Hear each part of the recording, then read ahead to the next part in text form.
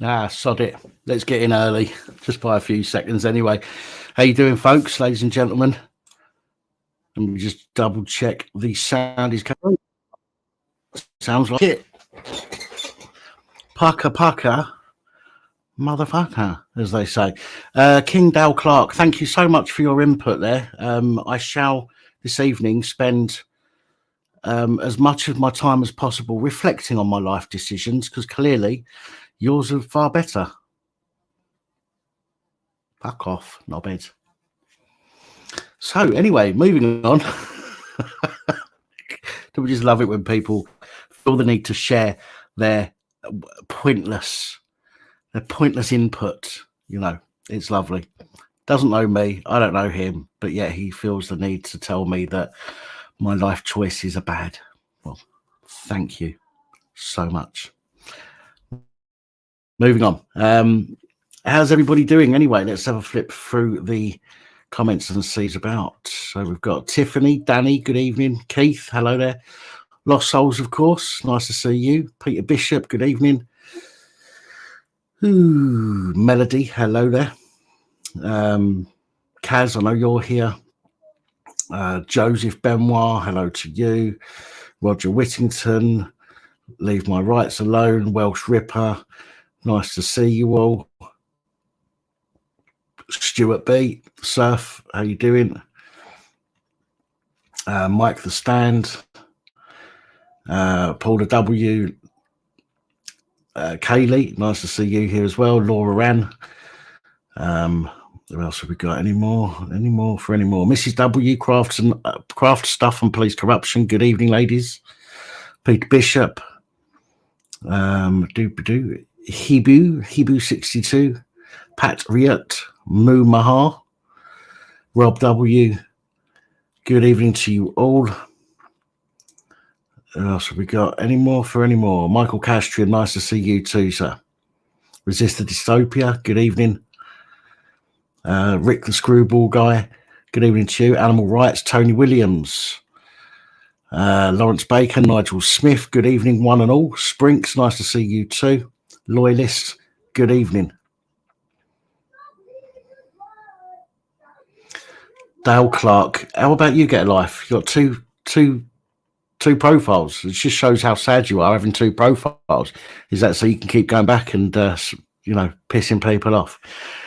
Because I tell you what, you can make as many profiles as you like tonight. You're not going to piss me off. So I don't really care what your opinion is. Bye bye now. Fiery Blaze, how you doing, Jack?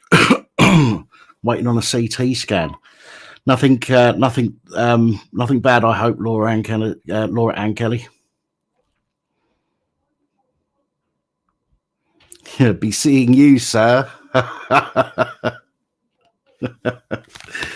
Oh dear.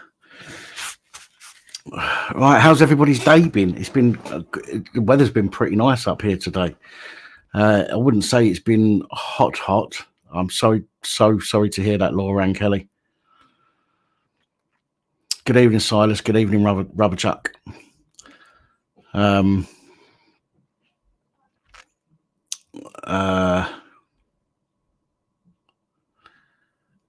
Yeah, remind me in a bit, Tiff.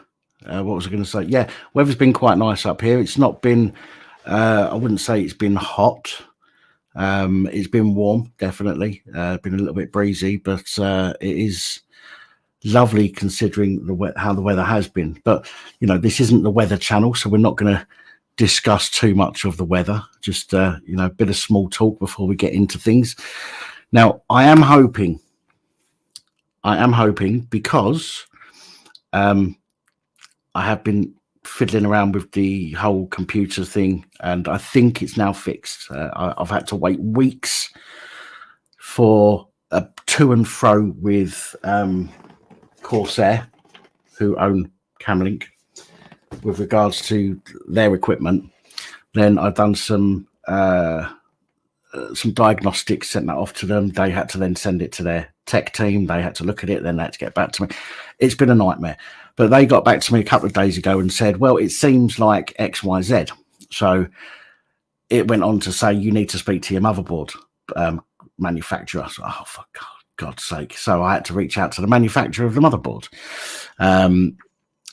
But I also had on standby, God bless the UK, who has been an absolute godsend trying to get this sorted out. He said to me, it could be this. After I'd received the feedback from Corsair, he said, well, it could be this. And then I received an email back from the motherboard manufacturers that said it could be this, and it was basically the same thing. So you're never going to guess what the problem was. And this is really, really embarrassing. Quite literally, I had to move, you know, in the back of your PC, you've got ports on the back of your PC, right? Well, each one of those is, each level is in a PCI slot on your motherboard. I had to swap over the top, the second from top one with the one at the bottom. And now it works. I mean, how embarrassing is that?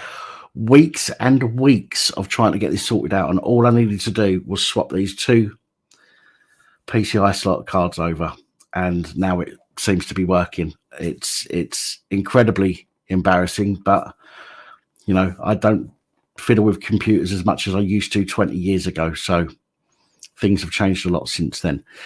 But yes, it's been an absolute pain in the arse.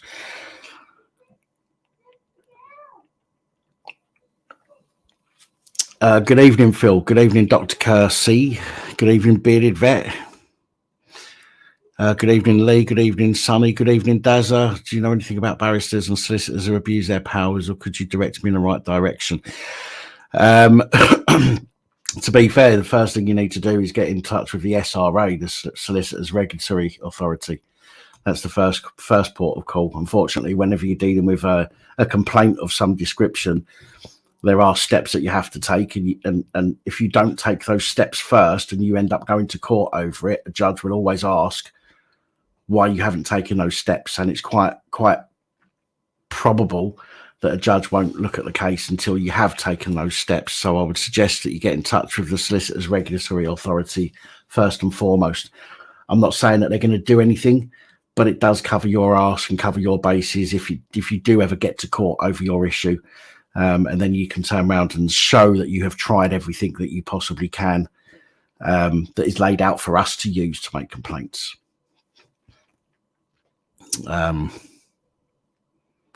The noise in the background, it could be the child upstairs.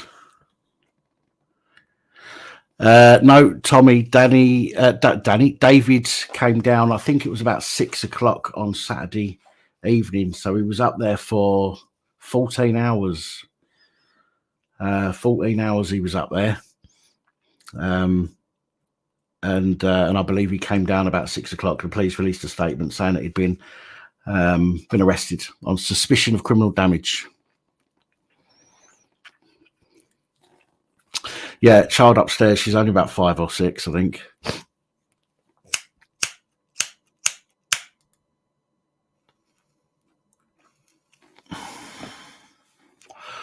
Parking Eye car park. I think Marty Blackburn has done a video on Parking Eye at some point in the past. Other than that, I've not heard of them. I don't think. I just vaguely remember that word associated with Marty Blackburn. So it might be an idea to give him a shout if you can.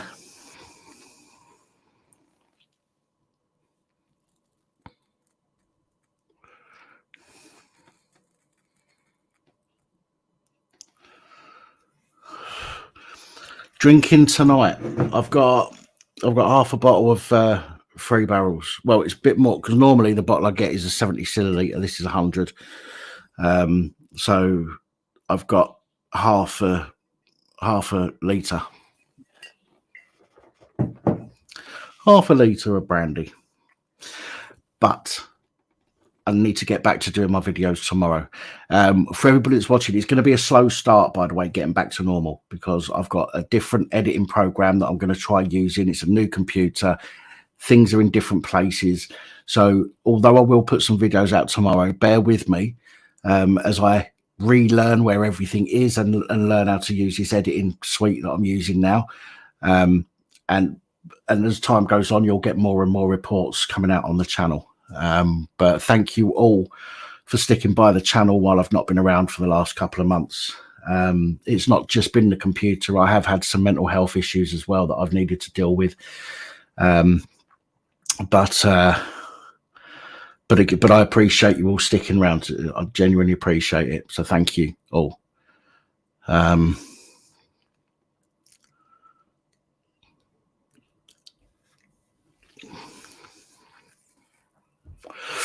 With that being said, I think I've managed to sort out the Skype. So I might hopefully be able to get the Skype calls on tonight as well. We will give that a crack very, very shortly. And we'll see whether that works, because I don't want to waste too much time and then go on to that to find out that it's not working. So we will give that a crack very shortly and see if we've got anybody that wants to phone in and discuss any topics. Bearing in mind, and I'm always honest, it could be a topic that I'm, completely oblivious to. However, feel free to call in. The comment section is there. People in the comments will respond if I'm not, up on that particular issue. And I can pass those comments on, and we can still have a discussion. Or a bit later on this evening when we do the panel, you can always come onto the panel and you can ask your questions there face to face. So we will take it as it goes. We'll see how things pan out tonight. Harry the Plane Spotter, good evening. Spectrum is green, good evening to you. V Thomas, hello. Sunny Sparkles, Dave Barron, Gary Shields, Loyalist 1407, Rogue Jester. A lot of new names tonight. Look, stop. Eblin Ni. I don't know how to pronounce that. I'm sorry. I don't want to pronounce it and bodge it up in case it's your real name, because that'll be a bit embarrassing of me. So forgive me.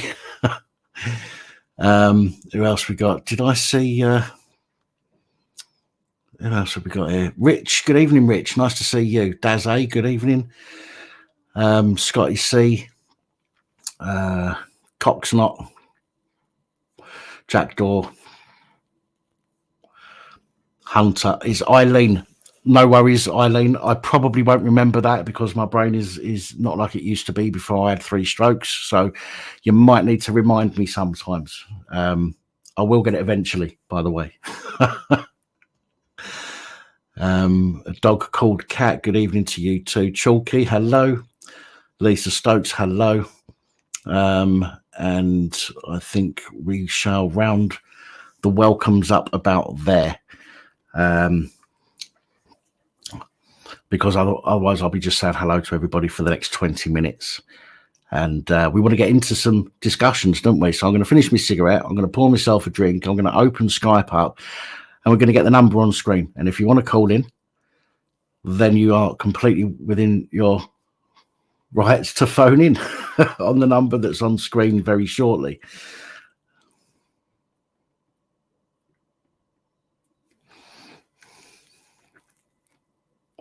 I didn't even notice that bearded vet, to be honest. Need a good woman, says Welsh Ripper.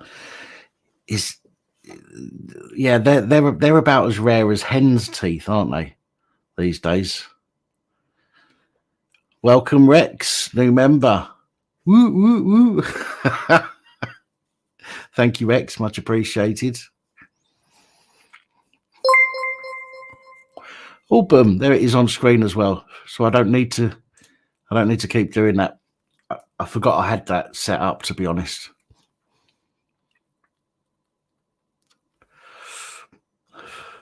Ricky 62, how the devil are you, my friend? Are we going to see you in June? It's my birthday again. Don't forget, 16th of June. We're meeting up same place as we did last year. If you fancy coming along, you're more than welcome. And I'm sure the others will agree with that as well.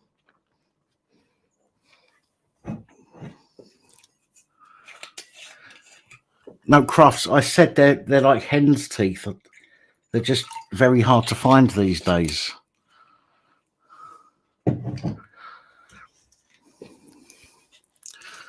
Right, let me get this drink poured, and then we're going to open up Skype and see if we've got anyone that wants to call in. Plenty of good women based in Eastern Europe. Well, I've heard the Russian women are pretty good. I've heard that they like to stay at home and do all the housework and stuff. I don't know how true that is. Mind you, it must be the same in a lot of these other countries, considering all the blokes are coming over here and the women and children are staying at home. Maybe the women just love tidying up so much that they want to tidy up, the destruction while the husband runs away. Who knows? But let's obviously be cautious on what we say on the channel because we don't want to be shut down. I'm on the brandy tonight, Cocksnot. Cocksnot. I've just realised what that says now. It took me a while. Sorry about that. No, the T-shirt tonight says it's not a bald spot. It's a solar panel for a sex machine. I thought after the live stream the other day and a lot of new subscribers, I thought I didn't want to upset people too soon, too early on wearing my "Hello You Cunts" T-shirt or, one of those T-shirts. But don't worry, we'll get around to that at some point. Right, let's get Skype open. No, that's not Skype. That's Discord. There it is. Right, there's Skype. Let's put that over there so I can see. Call-in number there. Settings.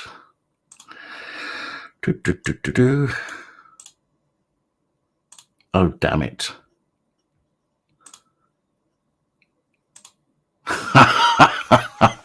Oops, right.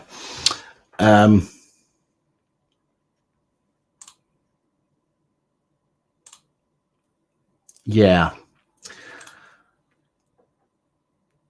That's not working. At least something was going to happen tonight. No, I think what it is, Tiff, is because I think I've opened it in the wrong steps. I think that's what I've done. If I have, then I'm going to ask Lost Souls Paranormal just to jump on the panel for me, jump up here while I close down and reopen again. Otherwise, it will end the stream. Oh, can you hear that, folks?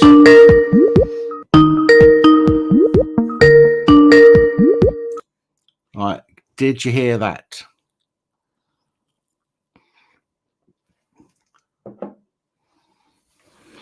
Yes, thank God for that. Let's just hope that sound from people's phone comes through. So it's not even that loud.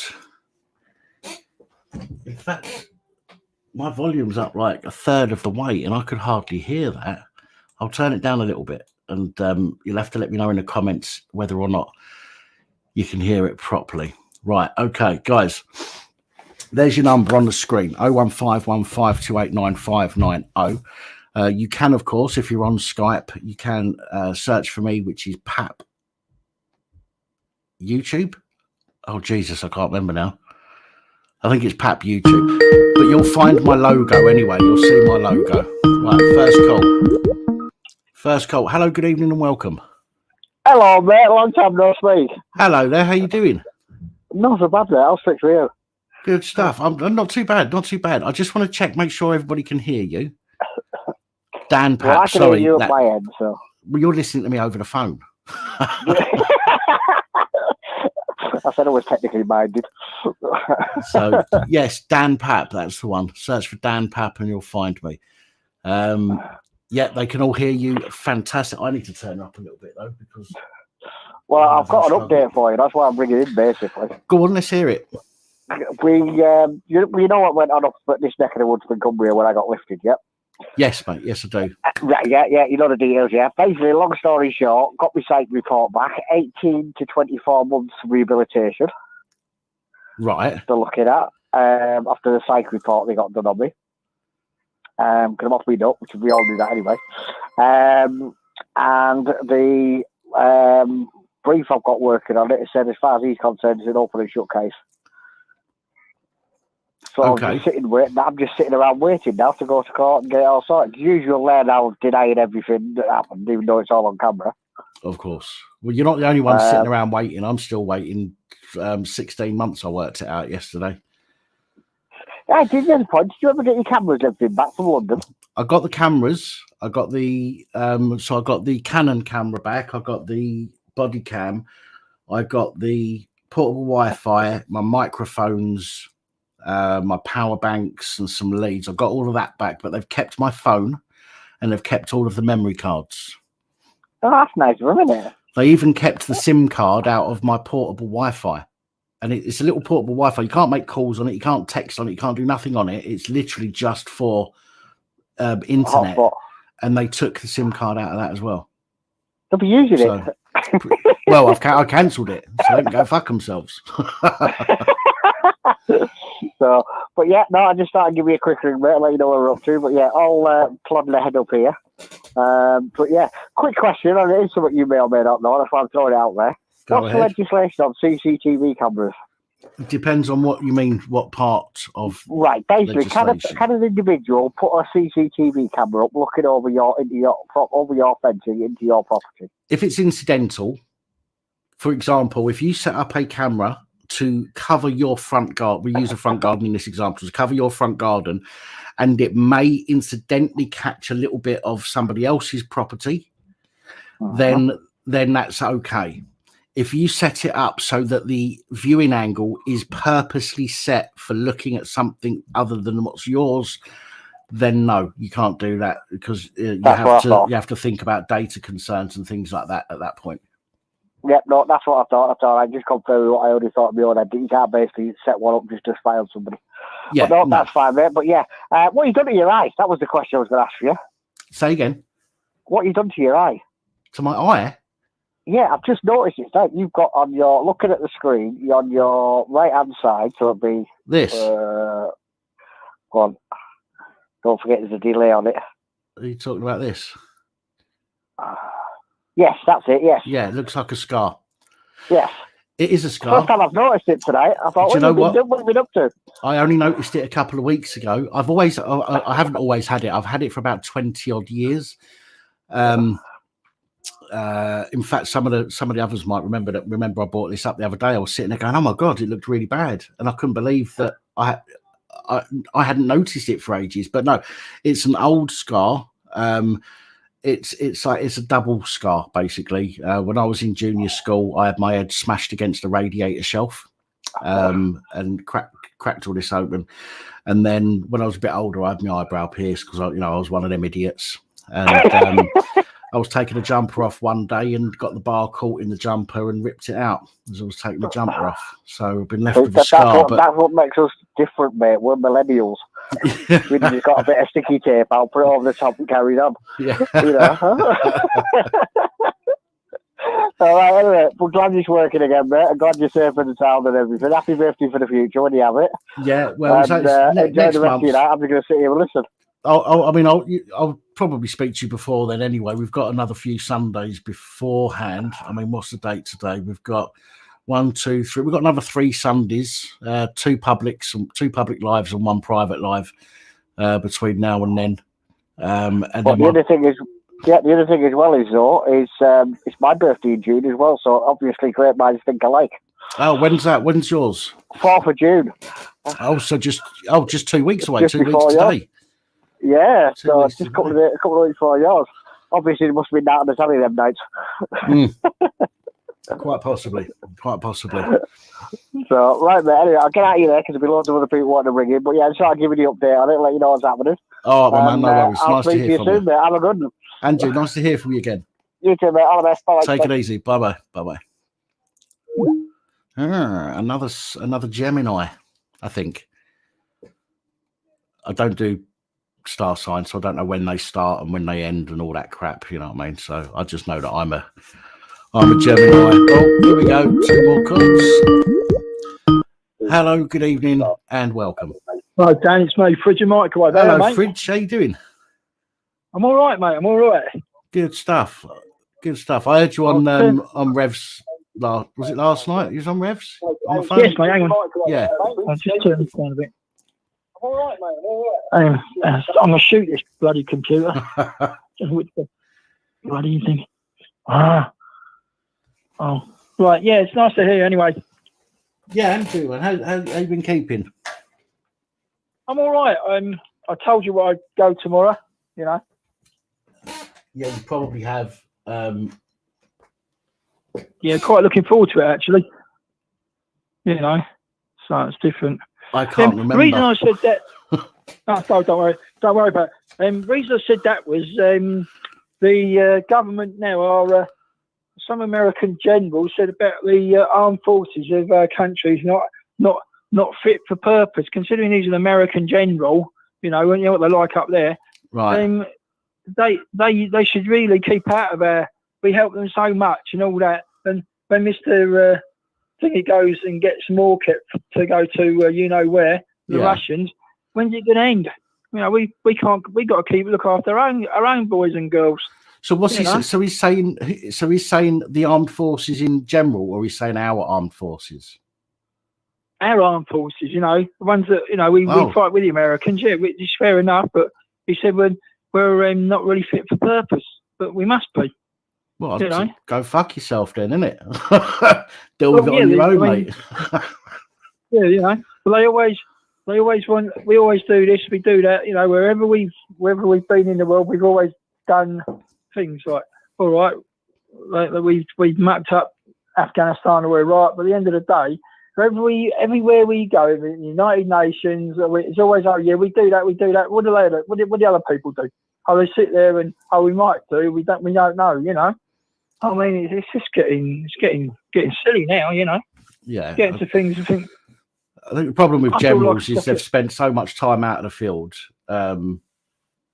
sitting on their arse on a nice wage, you know what I mean, or pension or whatever it is. Yeah. They spend so much time in that comfort zone, in that bubble. I think they forget what it's like on the front line. I mean, I don't know. Don't get me wrong. I'm not suggesting that I know for a moment, but then I don't tell other people what to do on the front line. You know what I mean? But I think that's the issue. It's the same with any job. When you get to a certain point and you're no longer on the floor, so to speak, on the ground, or in the field, if you like, and after a while, you do forget, you know, and it's no good for anybody. Yeah. But you know, I mean, I can't wait to go back to work tomorrow. But what amazes me is that when you come to get that type of license, you know, the doorman supervisor's license and all that, you've got the first aid. You go for other jobs and say, well, you know, you can't really be I don't think you're qualified enough. Well, when you've done what I've done, as you know, and Simon knows, Simon was very good last night. He was absolutely brilliant. You know, it was good, very good. You know, how are you getting anyway? I'm much better now because I can get back to doing what I do on the channel. It's been too long. It's been doing my nothing. I thought that was quite funny. To me, up one and move one down. I know where to start. Exactly. Well, this is the thing. Years ago, you didn't have to worry about that stuff, really. You could just plug whatever you want in anywhere you want, almost, provided it fit. But now it's like you have to put certain things in a certain order. And again, I've not touched components of a computer for 20 plus years, you know, so... I mean, Simon was on about something last night. You can't call them what the Americans do. They call them convicts and all that. It's, you know, blimey, it's just getting stupid. Should we call them freedomly challenged? Yes, yeah. Fuck, it's ridiculous, isn't it? Yeah, let's be careful. We might hurt the feelings of somebody who's murdered people. Yeah, righto. Well, when I worked for a certain company up in Leatherhead, they did the Fred West affair. Mm-hmm. You know, we were developing at the time. It's all right because it's all out now. We developed a thing called ground radar. Yeah. In our early days, and me and my mate Will, God rest his little soul, he's down in Cornwall now. Lovely guy. We drove up there, had this doctor in the back, doctor of science, forensic science. Oh yeah, went out, got there, done it all out, come back, and it made the company millions. You know, absolutely millions. So the Americans bought it off us, and she said, this chief inspector up that way. He said, "Where's the boss?" I said, "She's gone to have a breakfast." He marked them out. You had to dig it all out. There it is. You know, there's a printout. Go and do it. I just couldn't believe it. We're just like of the company. We did it. I did it out. Come back. She came back. She says, "How's it going?" So no, he just wants to see your boss. So he went to see him. Called so much. He said, "I don't." He said, "I don't want these security doing the job because that's what we pay you for." Yeah. He said, "No, that's not what you pay for. They pay. Like we pay them to look after our kit. And if you don't like it, we'll pack the whole lot up and we'll go back home. Yeah, you know, we'll go back down Surrey." So they looked at that. And another thing about the companies, you know, the old tankers that the Americans use. What the road tankers? No, the aircraft tankers. Right, yeah. Well, you've heard of, you know, Cobham in Surrey. Cobham, yeah. Well, Cobham PLC bought out Aero Technology, and now they own all the tankers from on the American Air Force. Oh, interesting. You know, and we made bits and pieces for them, for that and stuff like that. You know. Fridge, can you just bear with me one? Can you just bear with me 1 second? Brummy, that is fucking awesome. I'm really, really pleased for you. I know what it was like and I'll come to you in a minute properly, Brummy, when I finish on the phone, unless you want to come on the phone. I remember what I was like when I had to go from the age of 15 to about 5 years ago, so till I was 39, before I was diagnosed. And when you're just sitting there thinking to yourself, what is wrong with me every day, all day, it fucks you up. So I'm really, really glad that you've got a diagnosis, and I hope that now you can move forward and get some support some correct support with that. So yeah, I'm made up. Well done. Sorry, Fridge. Just wanted to say well done for that. Right, mate. Yeah, they do nothing for us servicemen. You know, we get put on the scrap heap. You know, like they do that. But yeah, I mean, we've got a lot of people coming from, you know, where Russia and what's his name of the plane. And what I spoke to a few servicemen, and they've been quite upfront about it. All they want is want. You know, there's people out there, there's married people out there. But hang on, if they're fighting what they're fighting, I got kids and wives. I can understand that. I can really understand that. But why aren't they fighting at home? It really does make you wonder what's going on. Yes, it does. Of course it does. I mean, I'm not the fittest of people. I struggle to walk to the shop. But I'll tell you one thing, if we was invaded and they was coming down my road, I'd go out there and I'd do what I needed to do. Do you know what I mean? Yeah. Well, just to, I'm not necessarily think where it was, but yeah, a young guy came in. He's 19 years old, and he's an electrician. And I've got ears like a cruise missile. He said, blah blah blah. Yeah, I come back and he said, "Oh, you resettled in, come back from where he come from, resettlement." He said, "Yeah, he come from there to come over." He's 19 years old and he's an electrician. So what do you do?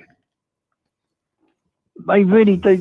They want, but they train, but they don't do anything. Oh, I don't know about that. Well, you're going to go and do it. It's like you want to go and shoot somebody in that type of job. Do it. If you don't do it, because you won't get people in this country now.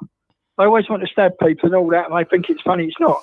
And when you think about it, well, at the end of the day, when I see policemen, I mean, not these, you know, some of them. If I ever saw a neighbourhood copper ever carry a gun, I'd say, well, no, time to jump on a plane and go to the Falkland Islands. Yeah, they're a joke. They're soft. When we were in, if you were doing that type of training in Leaden Hive in Kent, we used to have house bricks, not these wooden blocks. Yeah, proper house bricks, and you get hit by a house brick, mate, you know about it. Yeah, I said it the other day, and I think I say it in one of tomorrow's videos. The fact that police, their almost first port of call now is to get their CS gas, their baton, or their taser out, or their gun. Their skills, their close combat skills, which they should be taught, is non-existent. de-escalation skills again are pretty much non-existent. They just, it's just, go and do what you got to do. If you can talk them down, talk them down. If you can't, then shoot them. And that's ultimately what it seems to be going like. That is heading in that direction where the first thing that they grab for is not the skills that they've been taught, but the weapons that they carry. And it's disgusting. It's dangerous. Well, it's like we used to carry them when we were in the, where I worked, and you got on with it. And if you didn't do it in them days, I mean, there was a case in Northern Ireland, not Lidenhive. Where is it? Not Lidenhive. One of the training bases up there in Northern Ireland. The RUC, we didn't really trust them out there because you know what they're like. So we did it on a training thing at Musgrove Park up there. And they said they brought out the new riot gun. It's like a Duracell battery, but it was flat. So this RUC guy pulled up it. He went round it. The guy didn't have his body armour on. Picked it up. Yeah, I'll show you how it's done. So he's fired it, and he's fired it at his mate. And as it's hit the main chest, the ribs have gone in, and basically he's punctured his ribs. And about an hour later, he basically killed him. Jesus Christ. Pathetic, isn't it? And it's like they go down today, and as I used to do London Soldier.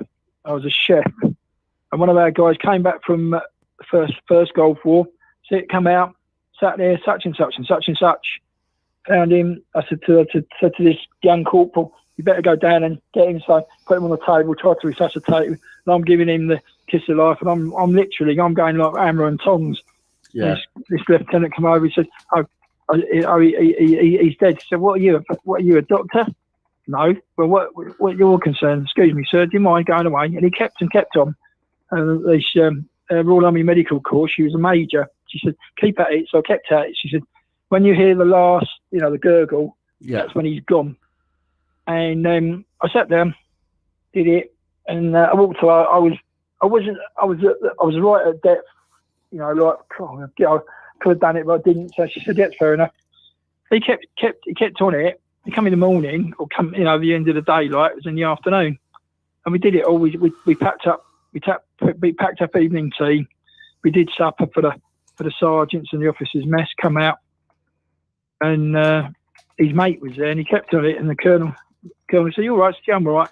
So he said, "Then if you Sergeant Major said, if you do have a pop at him, I won't charge you because you're just idiot." So he's come out of Sandhurst, you know what they like, all management, lower management. Come out. He just said something. I said, "Excuse me, sir, all due respect," but smack. I just turned around and I just dropped him there and then. Yeah. I literally dropped him there and then. And when at Chelsea Barracks, there's a big oak tree near the gatehouse, and every September the 1st, wherever we are, we always go up and put a little section of roses. Right. But some of these people today, it's not so much the case of some of these people that come over now. I don't even know what remembrances and when King did his thing on the parade in London and all that. But how many people actually sat there? All right, it's not my king. That doesn't bother me. But what really gets my goat is up. What do these people know about our country now? Absolutely nothing. Yeah. And I mean nothing. Well, it's not just, there's people from this country that know fuck all about this country these days. The generations after me, they're kind of being weaned off of, the real history of this country, and that's another dangerous thing to do. Okay, history is there for a reason. We need to learn from history. Yeah, of course it is. You start ignoring history and hiding it or twisting it or rewriting it, you're going to cause some serious issues down the line. Serious issues. Well, they have now. I mean, when I went to fill in all that form for that job where I'm going tomorrow, it was like a who's who. It was all done on computer, all done in the old lady Apple computers. I mean, I'm not the sharpest one in the toolbox, but I've got a rough idea, And I couldn't believe it. I thought, well, good grief! I even went in a pinstripe suit. I went in a suit, I was only going for a 3.5 ton little driving job. I said, "Did you drive a road sweep?" I said, "Yeah." So I put all my cards out. She couldn't believe it, It's like the other things. And I went to another job fair where they had the Weatherspoons and try there. No, sorry, it's because I think it says because the lady said because you're a customer, we can't employ you locally. I mean, how bad is that? That is it's unreal, isn't it? And I mean, unbelievable. And yet you ask some of the chefs that work at these places, ask them what a bouquet garni is. It's a bag of herbs. What's the bechamel roux, white sauce? You know, what's Monte Carlo, poached haddock and UHT milk? I don't even know that, and that's basics. Yeah. It's all out of a packet now, Dan. You know.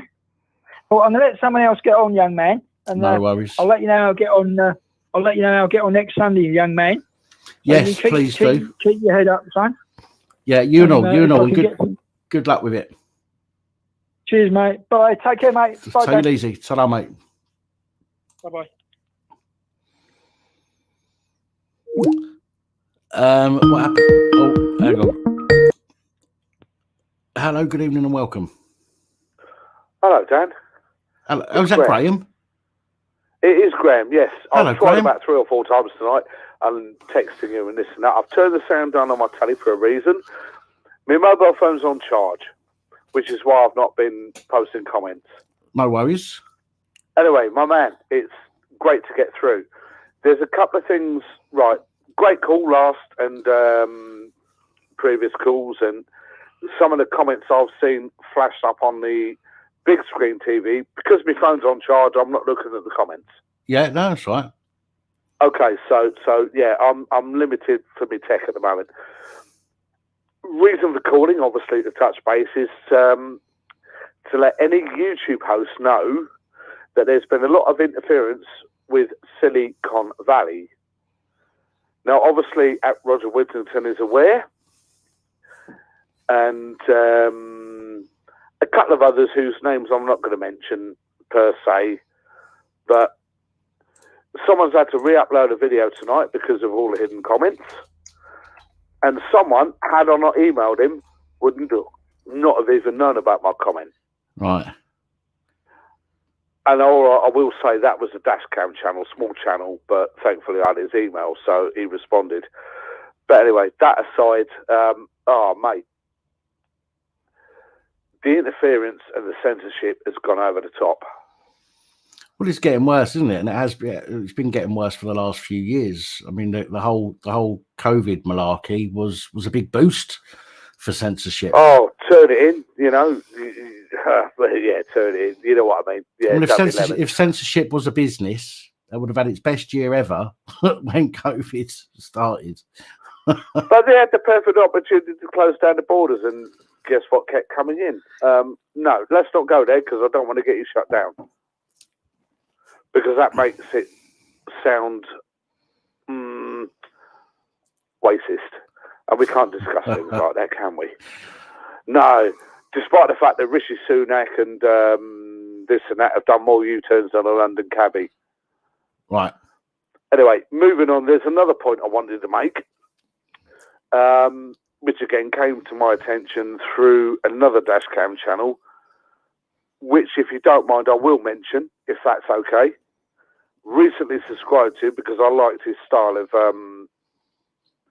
narration and dialogue and analysis, if you like. Yeah. It's someone called London Dashcam, and he drew attention about 3 or 4 days ago with a brilliant upload, albeit with a few expletives, to demonstrate how difficult it was for road traffic offences to be reported to the Met Police. Right. Okay. Now, for someone that's dyslexic, which he admits to, his rant was perfectly justified. Now, for someone like myself, also with hidden disability, which I don't mind admitting to, autistic, used to be called Asperger's, but we can't use that word anymore. So, yeah, ASD, autistic spectrum disorder.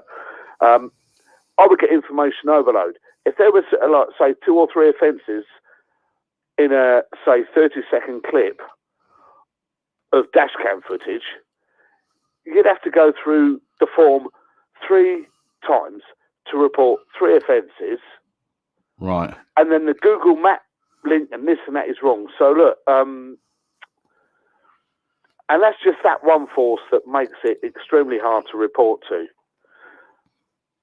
Now, it's not a case of being a grass, but dangerous road track offences are a little bit of a bugbear of mine, Right.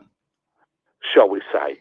And I always try and be squeaky clean with my actions on the road, whether it be as a pedestrian, cyclist, or car driver, whatever. But there's too much danger out there, and there seems to be a lack of enforcement or a lack of ability to report where you have to jump through hoops. What else do I need to say about that, Dan? Well, to make it hard, I could email you a link to the video if I could fucking, pardon my French, find it again. I can find it, I think.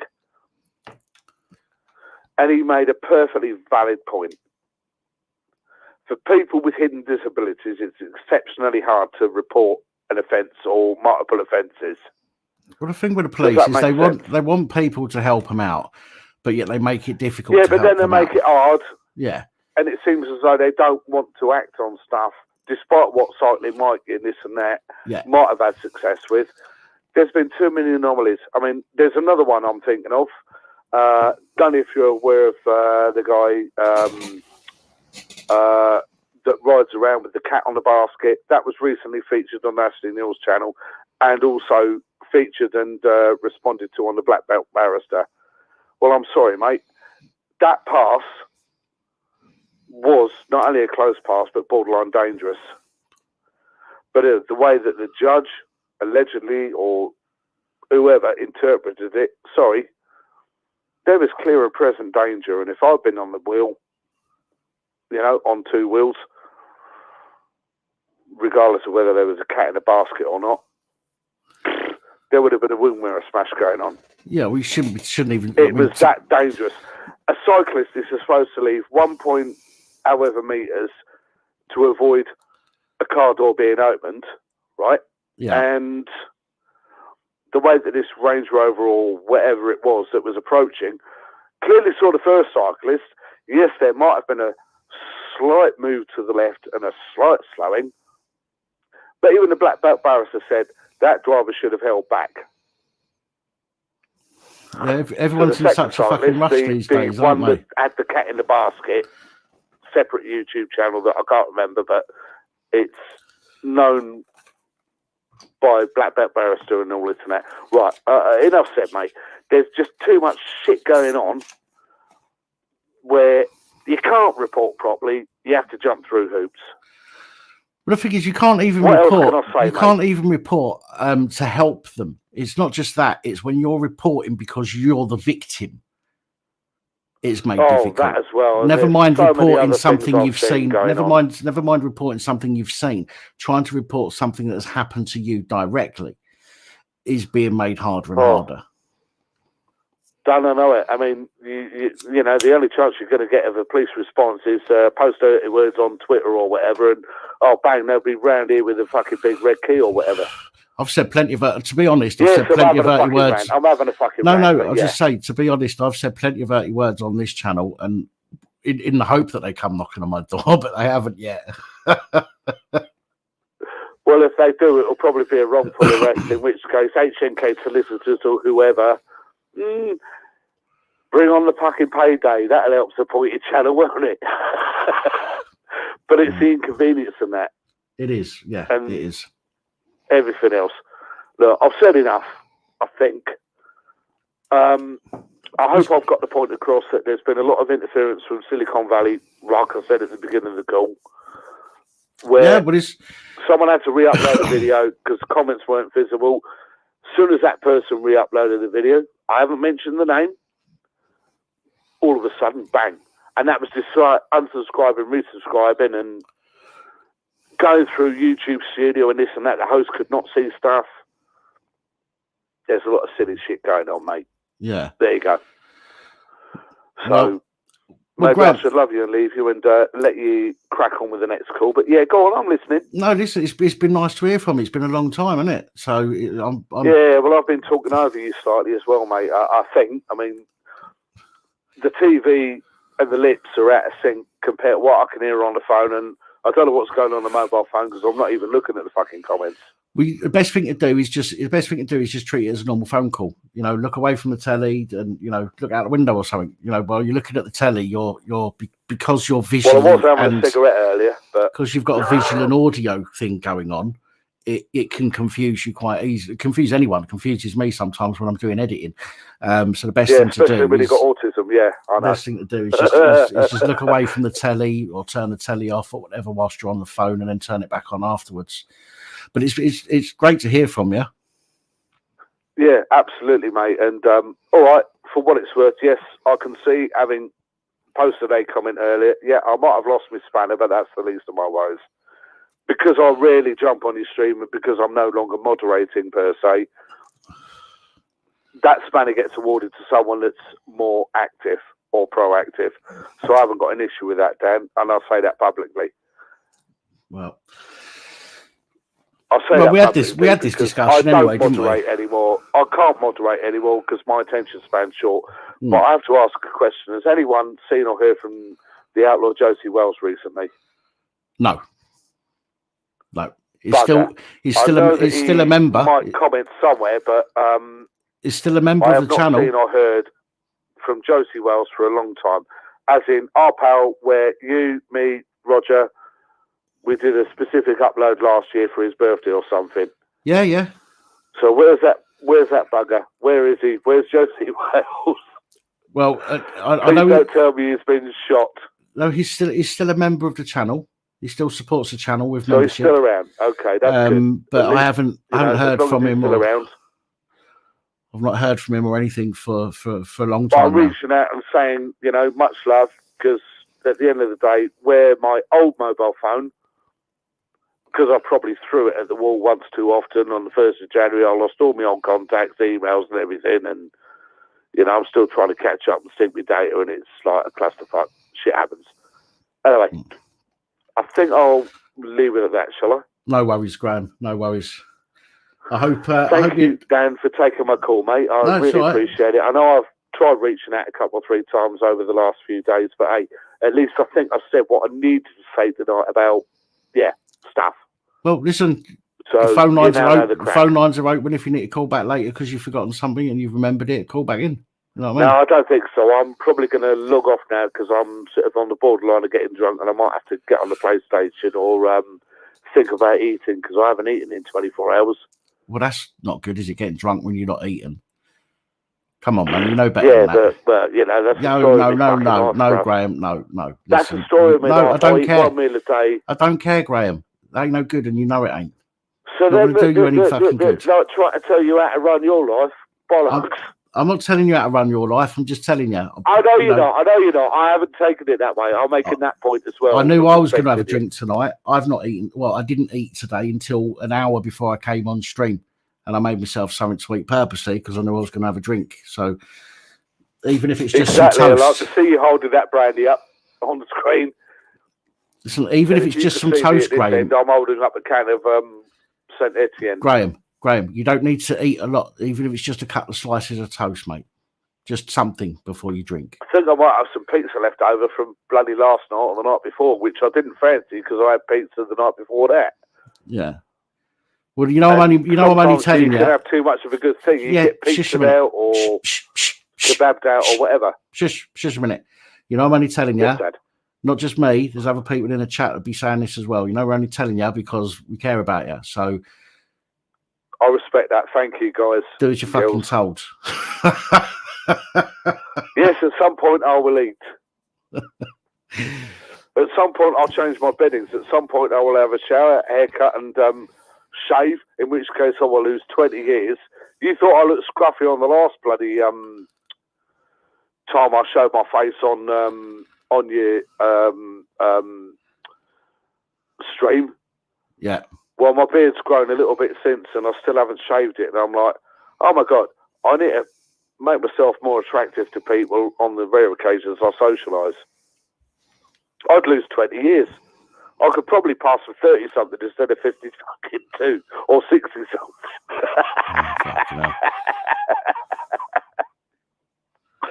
Right, I'll leave it there, shall I? No worries. Before I waffle too much. You look after Guys, yourself. Girls, ladies, gentlemen, boys, girls, innies, outies, in-betweeners, or however you identify. Thank you, Dan, for taking the call. And no worries. Yeah, max respect to everyone. All the best, yeah? No worries. You look after yourself, Take bro. it easy. Ta-ra, mate. Right, cheers. Take Bye-bye. care. Bye. Nice to hear from Graham. We haven't heard from Graham for a little while.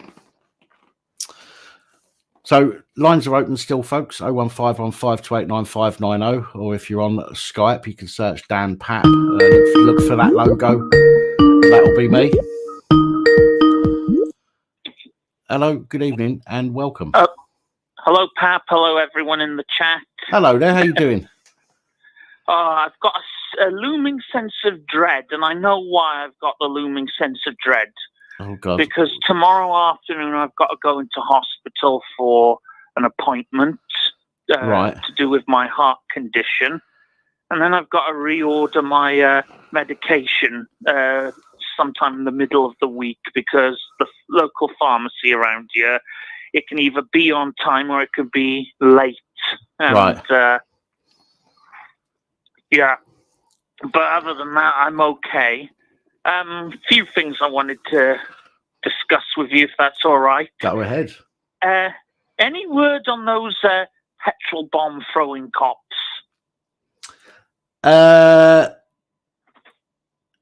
Not that I know of, actually. Nothing came up before I took my little sabbatical not for the last 2 months.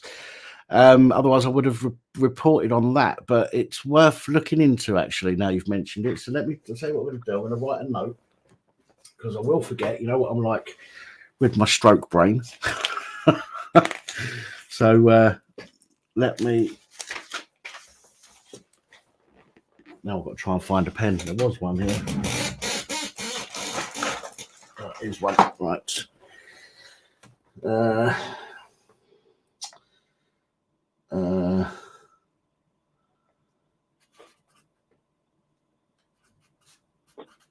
Riot training plod through Molotovs.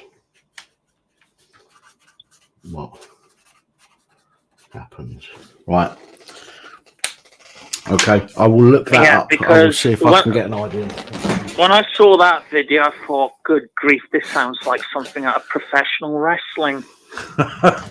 Or Dad's Army. Because the last time I heard of a police officer throwing bombs was Big Boss Man in All Japan in the 1990s. Right. It was crazy. It was an absolute. I remember the report as well. I think there was 3 or 4 of them. They was on training, and they decided to go out for a drink. And when they got back from having a drink, they went into the store cupboard, got some Molotov cocktails out, started throwing them sort of at each other, if you like. And what do they call it? A pool car that they used to get around the complex caught fire and burnt out. And then they were afraid. to.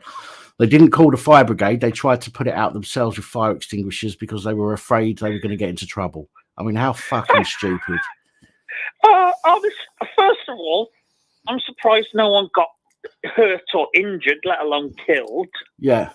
And, disappointed. They were Canadian cops on secondment there, weren't there? There was some Canadians there, yes. But I believe, as Stuart's just put it in the comment as well there, I believe that it was almost like when you do like a school swap. I think it was like a similar situation, but for the police. I think there was some British police over in Canada and some Canadian police over here at the time. But yeah, I mean, can you imagine going to another country and going, oh, this is supposed to be the finest police force in the world. Oh my God, they're trying to kill each other with Molotovs. Who's leading? Who astray there? The madness, isn't it? Absolute madness. Yeah, well, I live on the border of 2 police forces. One is supposedly the best police force in the country, and just a couple of meters away from me is the force belonging to the most corrupt service in Wales. Right. I've had run-ins with them, but the police around here, they haven't, over the years, haven't distinguished themselves by some of their conduct. No. There's a neighbour who's on the opposite side of the road. I could overhear him talking to a friend about how he got into some sort of dispute with the police, and then he reported the police, and then the police began a campaign of intimidation and harassment, pulling him over, stopping and searching him in the streets. And they said that they were doing it because he'd made a complaint. And they put so much pressure on him that he had to drop his complaints because they were relentless. Yeah, it's a shame that, I mean, to be fair, I don't blame people who don't follow through because of the amount of pressure that they can get and the damage that the police can do to one's life. So I don't blame I mean, people I almost lost a toe to these people. And there was a time, it was nearly 15 years ago, these youngsters had gathered outside the Chinese takeaway I was waiting for my order from, and there was something going on, and then the police come, and they go wading in, hitting all these teenagers with their metal batons. Yeah. Just no pretense, just going in, making the situation worse. I don't even remember how bad that it was, but the police just arrived out of nowhere and started beating 15 and 16-year-olds with metal batons. No warning, just whack, whack, whack. Yeah. But again, this unfortunately boils down to the fact that police use their, what's the word? Discretion. That's it. And the force will always back them up initially. Okay, they'll throw them under the bus eventually when it gets too hot for them to handle, but initially they'll always back them up. I mean, even that situation where the young lad outside the football ground, PC Sampson, came running down the road and hit that 15-year-old round the head with his crowd control baton, full pelt. It wasn't a tap, it wasn't a push. He ran with it behind him, and as he's got to the lad, he swung and cracked him, full force. And even then, the police, tried to back up the copper initially. And it's disgusting. You can't do that. You can't. I don't care what job you got. I don't care how desperate you are for staff. I used to run a business. I used to run a company doing sales. If one of my sales agents fiddled with, somebody whilst he was at their door trying to talk to them or whatever, I wouldn't go, fuck it, I'm low on, employees. I better keep him on. He'd be fucking gone. You can't, you cannot run, and the police are a business these days. Let's be honest. You can't run a business or any organisation where you overlook people's discretions or fuck ups, because you're running low on staff. You can't do it. I used to get my ass. Even running a business, I used to have to get my ass out in the field myself, to do sales and to make the company money. You know what I mean? And to show my staff who were working for me what I expected of them. But you get to the police, they get to a certain point and they're not interested. They're like, do what you need to do what you want, and we'll back you up if we can. But if the shit gets too hot, then we'll have to throw you under the bus. But don't worry, because you'll leave with a pension. Yeah. And then a few years after that incident I witnessed, my cousin got into a bit of trouble.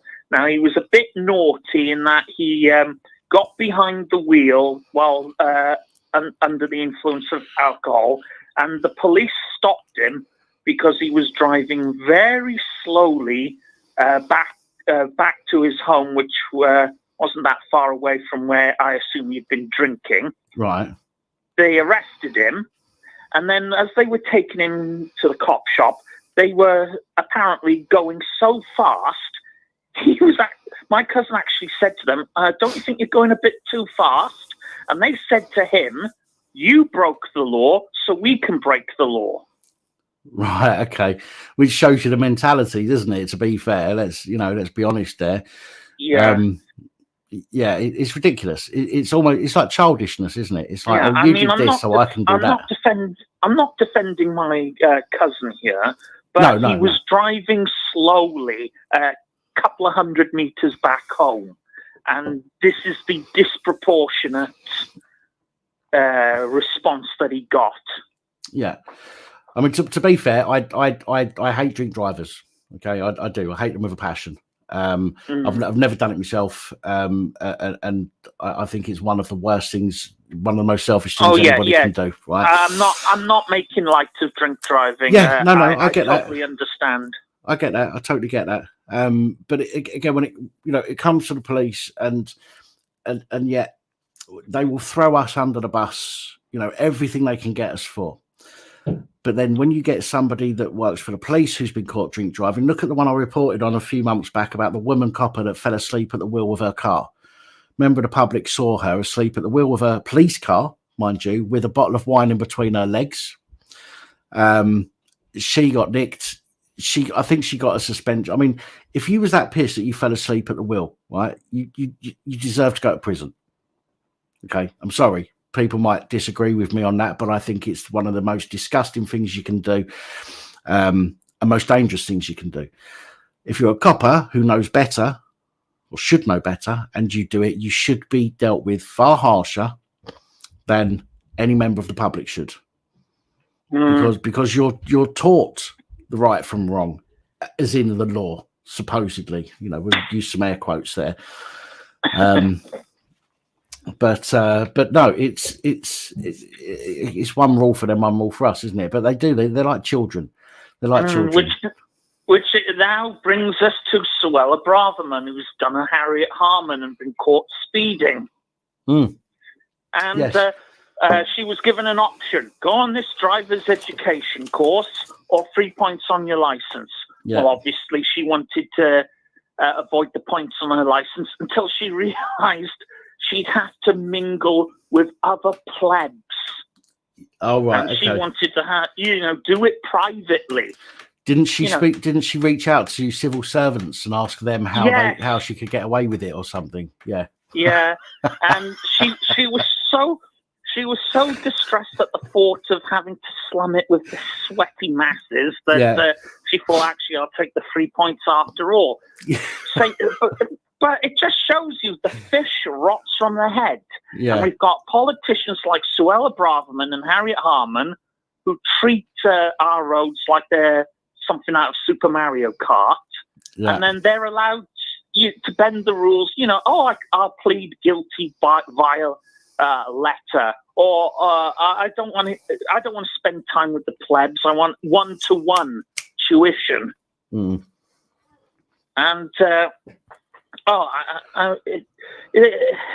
it's just I loathe and despise the people who lord it over us. I really do. Yeah. Again, we're all the same. Whether you're a politician, whether you're police, we're all the same. We all come from, or we should all come from the same place. Okay. And the fact that when it comes to politicians, the fact that they're bred to be politicians is wrong, because you're not getting people who understand what life is like for the general man or woman. You're not getting somebody who's ever had to decide, shall I feed the kids today or shall I put a couple of quid on the heating?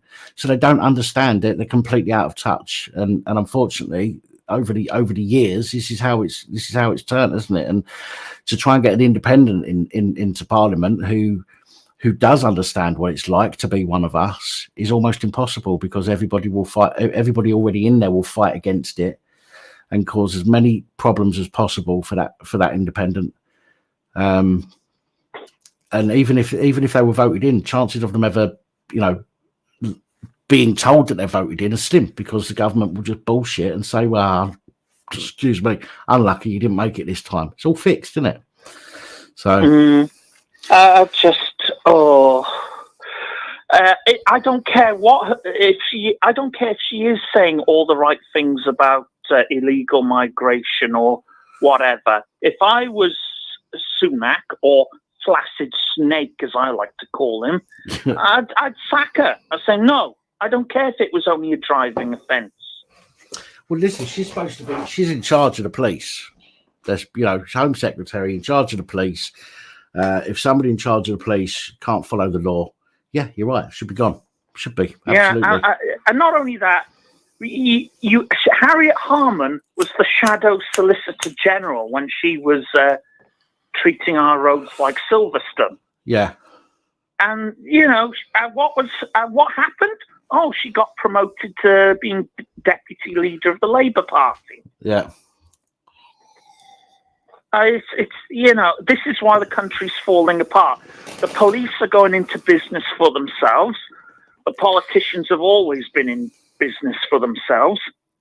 With the media paying kickbacks to the police and the politicians. Yeah. The politicians are doing what the media says because they're afraid that they're going to end up on the front page of the Sunday Times. Yeah.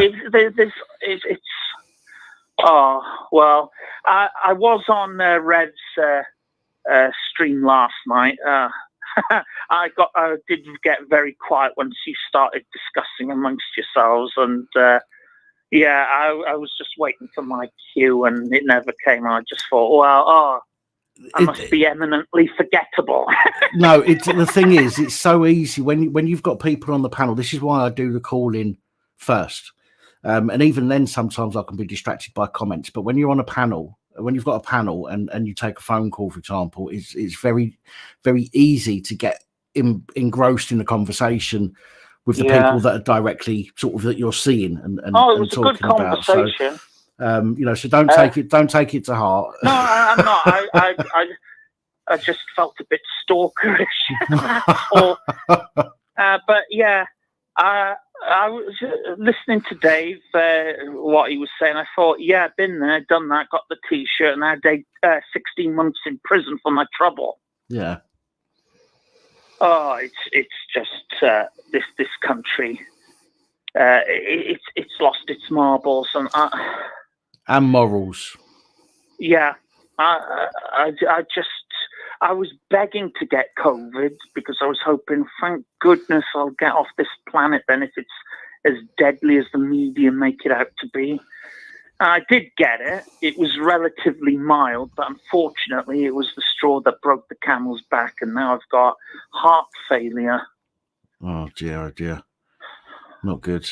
Sorry, one second. Mike, asking if all the other Muppets are coming on later. I don't know, mate. Are you going to come on the panel? So I don't know if you're going to come on a panel. It's all very well calling people Muppets, but I don't see you coming up on a panel to have a chat. So sorry. Yeah, I mean, my personal story is it's very long and convoluted to get into, and I was thoroughly slated as something I wasn't by the media, and the police were working hand in glove, providing misinformation to the media about me, and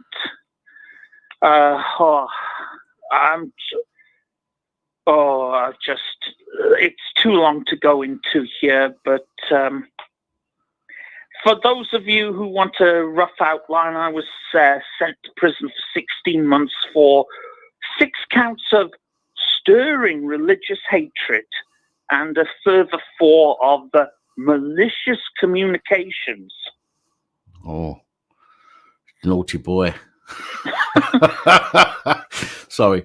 No, listen, I don't condone people breaking the law. It's one thing I don't do. But it was they essentially sent me down for telling the truth and for giving certain people who do not have our best interests in mind, Corbyn, a piece of my mind. Yeah. No, as I say, I listen. Just because somebody's been arrested, it doesn't mean they've broken the law. Just because somebody's gone to prison, it doesn't mean they've broken the law. I don't condone breaking the law when it's clearly breaking the law. But with all of this, this new era of hatred. So what? I fucking hate a lot of things. You're going to lock me up for it. I hate people leaving their dog shit on the path outside my house. You know what I mean? You're going to lock me up for telling people that they can't leave their dog shit outside my house anymore. It's ridiculous. Oh, do you know what I mean? And the whole thing's ridiculous. I keep remembering that Naysden police article in Private Eye back in 2006 where they satirised the police arresting a 6-year-old for calling Didier Drogba a cheat. Meanwhile, all the houses were broken into and burgled, but there was nobody on call, and the poor child died in police custody in mysterious circumstances. You've seen it yourself on this channel and others where 6 or 7 police turn up to somebody's house because they've said something on fucking Twitter. I mean, what? Send a cop around. A copper is all you need. You're sending them round to have a chat and to say to them, listen, we don't think you should be doing that. You don't need 6 or 7 coppers go into a house to tell somebody that they don't think that their comment was appropriate. Do you know what I mean? First of all, it gets people's backs up when there's that many coppers there. Yeah, it's like Millions and Marshall the dogs. All them people around shouting. Of course, the dogs are going to start barking. And it's the same as us. When you're surrounded by coppers at your front door telling you that what you've said is wrong, of course you're going to get your back up. But if there was one come knocking on your door and saying, listen, don't really want to be here, but I've been told I've got to come here, about a post that you put on social media, whether I agree or not is not the issue here, but there are people that don't agree. So I've been asked to come and tell you that you need to knock it on the head. You know what I mean? So if a copper come and knocked on my door and said it to me in that way, I would be more respectful to them. If a copper come on my door and said to me, right, I've posted a few things on Facebook. I'll tell the old Bill, I think they're a bunch of fucking knobheads. If I had the old Bill knock on my door and say to me, right, you posted something on on another force's page, calling them a knobhead, I'll go, and what? They are, and so are you. Now fuck off, and I'd close the door on them. Yeah. Excuse me. Make good content for the channel as well. Yeah. So, thanks for having me on, and thanks for putting up with me, everyone in the chat. No worries. Thank you for your call. Much appreciated. Thank you. Bye. All right, look after yourself. All right, I don't know if Rev's still watching. I know he said he was trying to call in a little while ago. So lines are now free, brother. If you want to call in, or if anybody else wants to call in before Rev.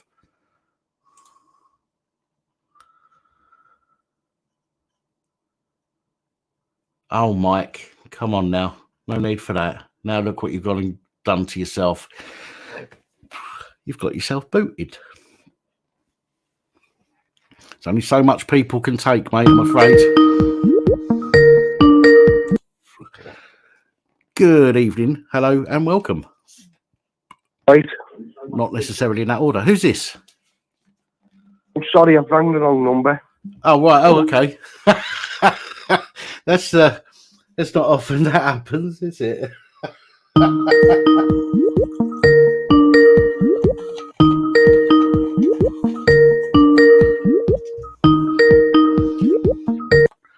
Hello, Chinese takeaway. Hello? Can I take an order? Hello, who's this? It's Ricky. Who? Ricky, how you doing, brother? Not too bad, mate. Listen, I will try and make this birthday party. All right, mate, no worries. If you can't, there's no issues. I just thought, 'cause you came last year, you know what I mean? You had a good time, and, I thought it'd be nice for you this year as well. Full intentions of turning up. What's name? Court case starts tomorrow. A trial. Oh, fucking hell. Right, okay. The busy that was, he's been cleared of all any wrongdoings. Okay. Person I told you about who actually died. Yeah. He's been cleared of all that, so the case can go ahead now. Right, okay. Okay, so that's clear. Apart from that, if everything goes well, mate, I'll be definitely there. Do you know what I mean? Regardless. Yeah, no, it'll be good to see you, man. It'll be good to see you, mate. It's right. What was it I was going to mention to you? There was something I was ringing up about as well. No idea. And I thought, well, I'll tell you now. Give me 2 seconds, mate. 2 seconds, and I'll tell you. It's about this little book that's going to be getting given out. Well, you can't. It's not given out. Sorry, you've got to get it off the internet. Little book. Do tell more. I'll tell you now. It's trial by jury. Right. Everybody who's put it up. You're breaking up a little. You broke up a little bit there, Ricky. What did you say? It's trial by jury. Actual book it's based on conducting your own trials legally. Just get it. I'm just trying to get it up now. Where to come on the telly? It's like yeah. It's actually called. 2 seconds. Wow.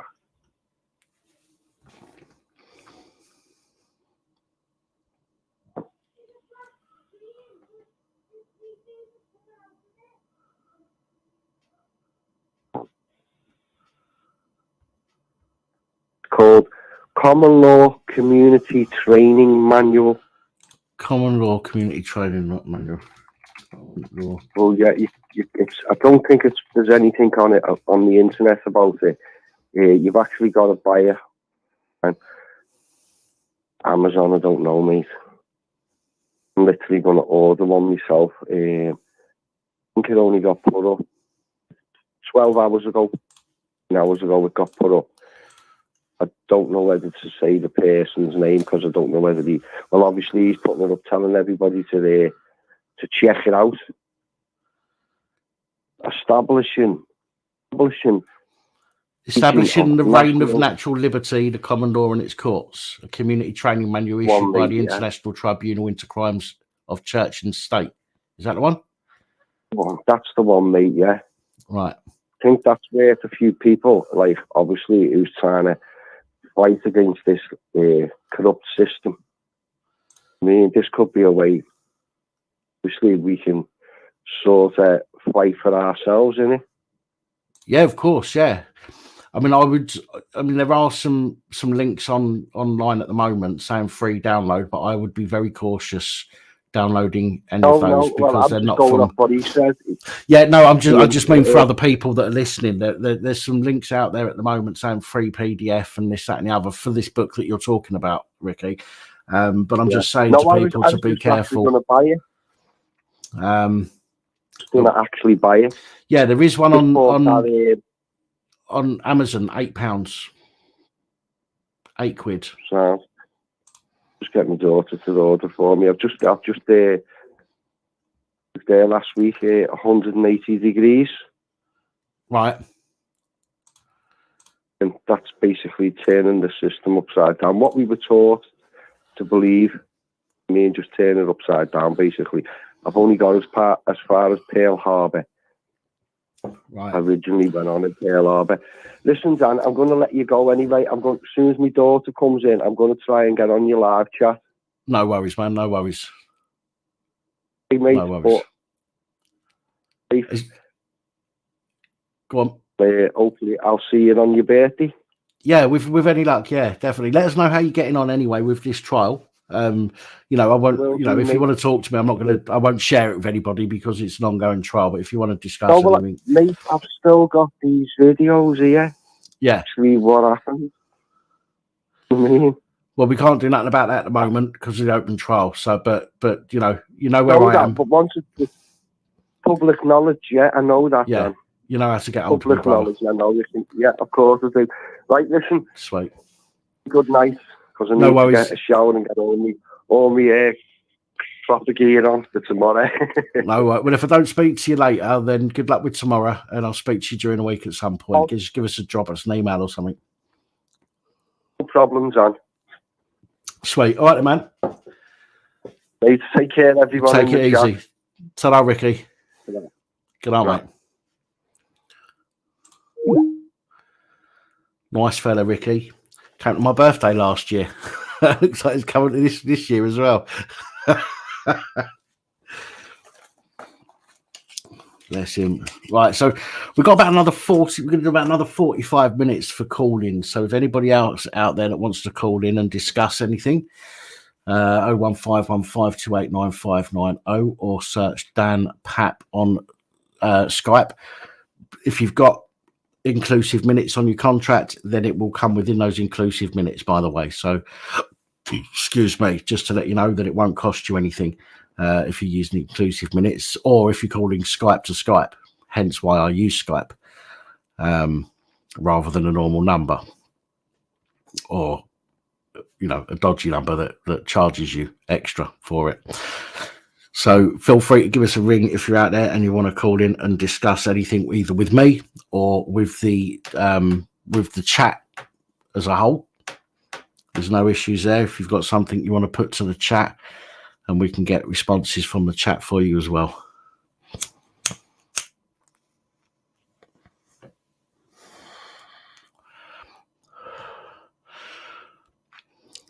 Although if nobody calls in the next 60 seconds to a minute, I'm going to have to go for a piss. So I'm going to have to put you all on hold anyway.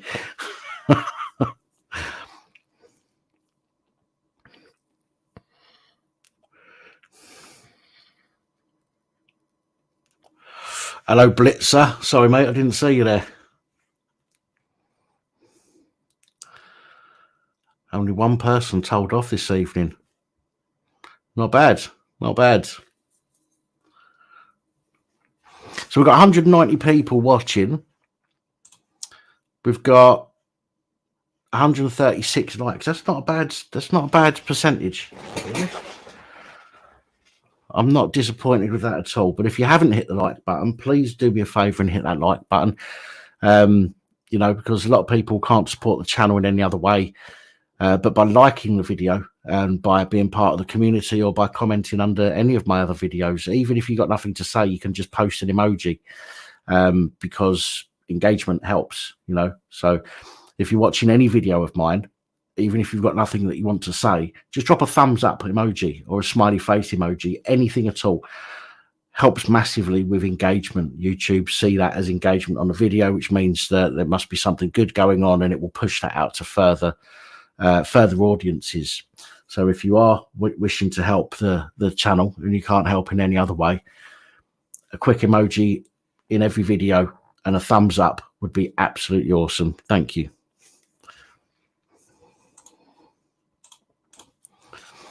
Yes, the 95-year-old who got tasered, Nicole. I did see that. We've seen it here, haven't we? Sorry, I'll come back to that in a minute, Nicole. Hello, good evening and welcome. How you doing, Daniel? So, hello, Scott. How are you, mate? Doing, my brother? I'm not so bad now, thank you. How are you? Well, good and bad things going on in my life at the minute. I went to court for what I've been on bail for incorrectly for 4.5 years, which was the mother of my son and the threats to kill. I didn't do. And well, you're phoning me at the moment. I'm presuming you're not phoning me from jail. Yeah. Yeah. Luckily, God, Dan, I was so anxious going because, of course, I've been wrongly found guilty in the past. I've been wrongly remanded, incorrectly. So I was really in a bad way on May the 5th, it was. Yeah. And much as I looked well, all my friends said how well I looked. And to be fair, I did look well. Even I was happy with how I looked. I felt terribly sick. Anyway, I got the verdict. The judge basically see right through the lies of everything that had been said. The CPS, this will make you laugh, everyone, brothers and sisters in the side chat and Dan. The CPS have had me on bail for 4.5 years. It has affected me.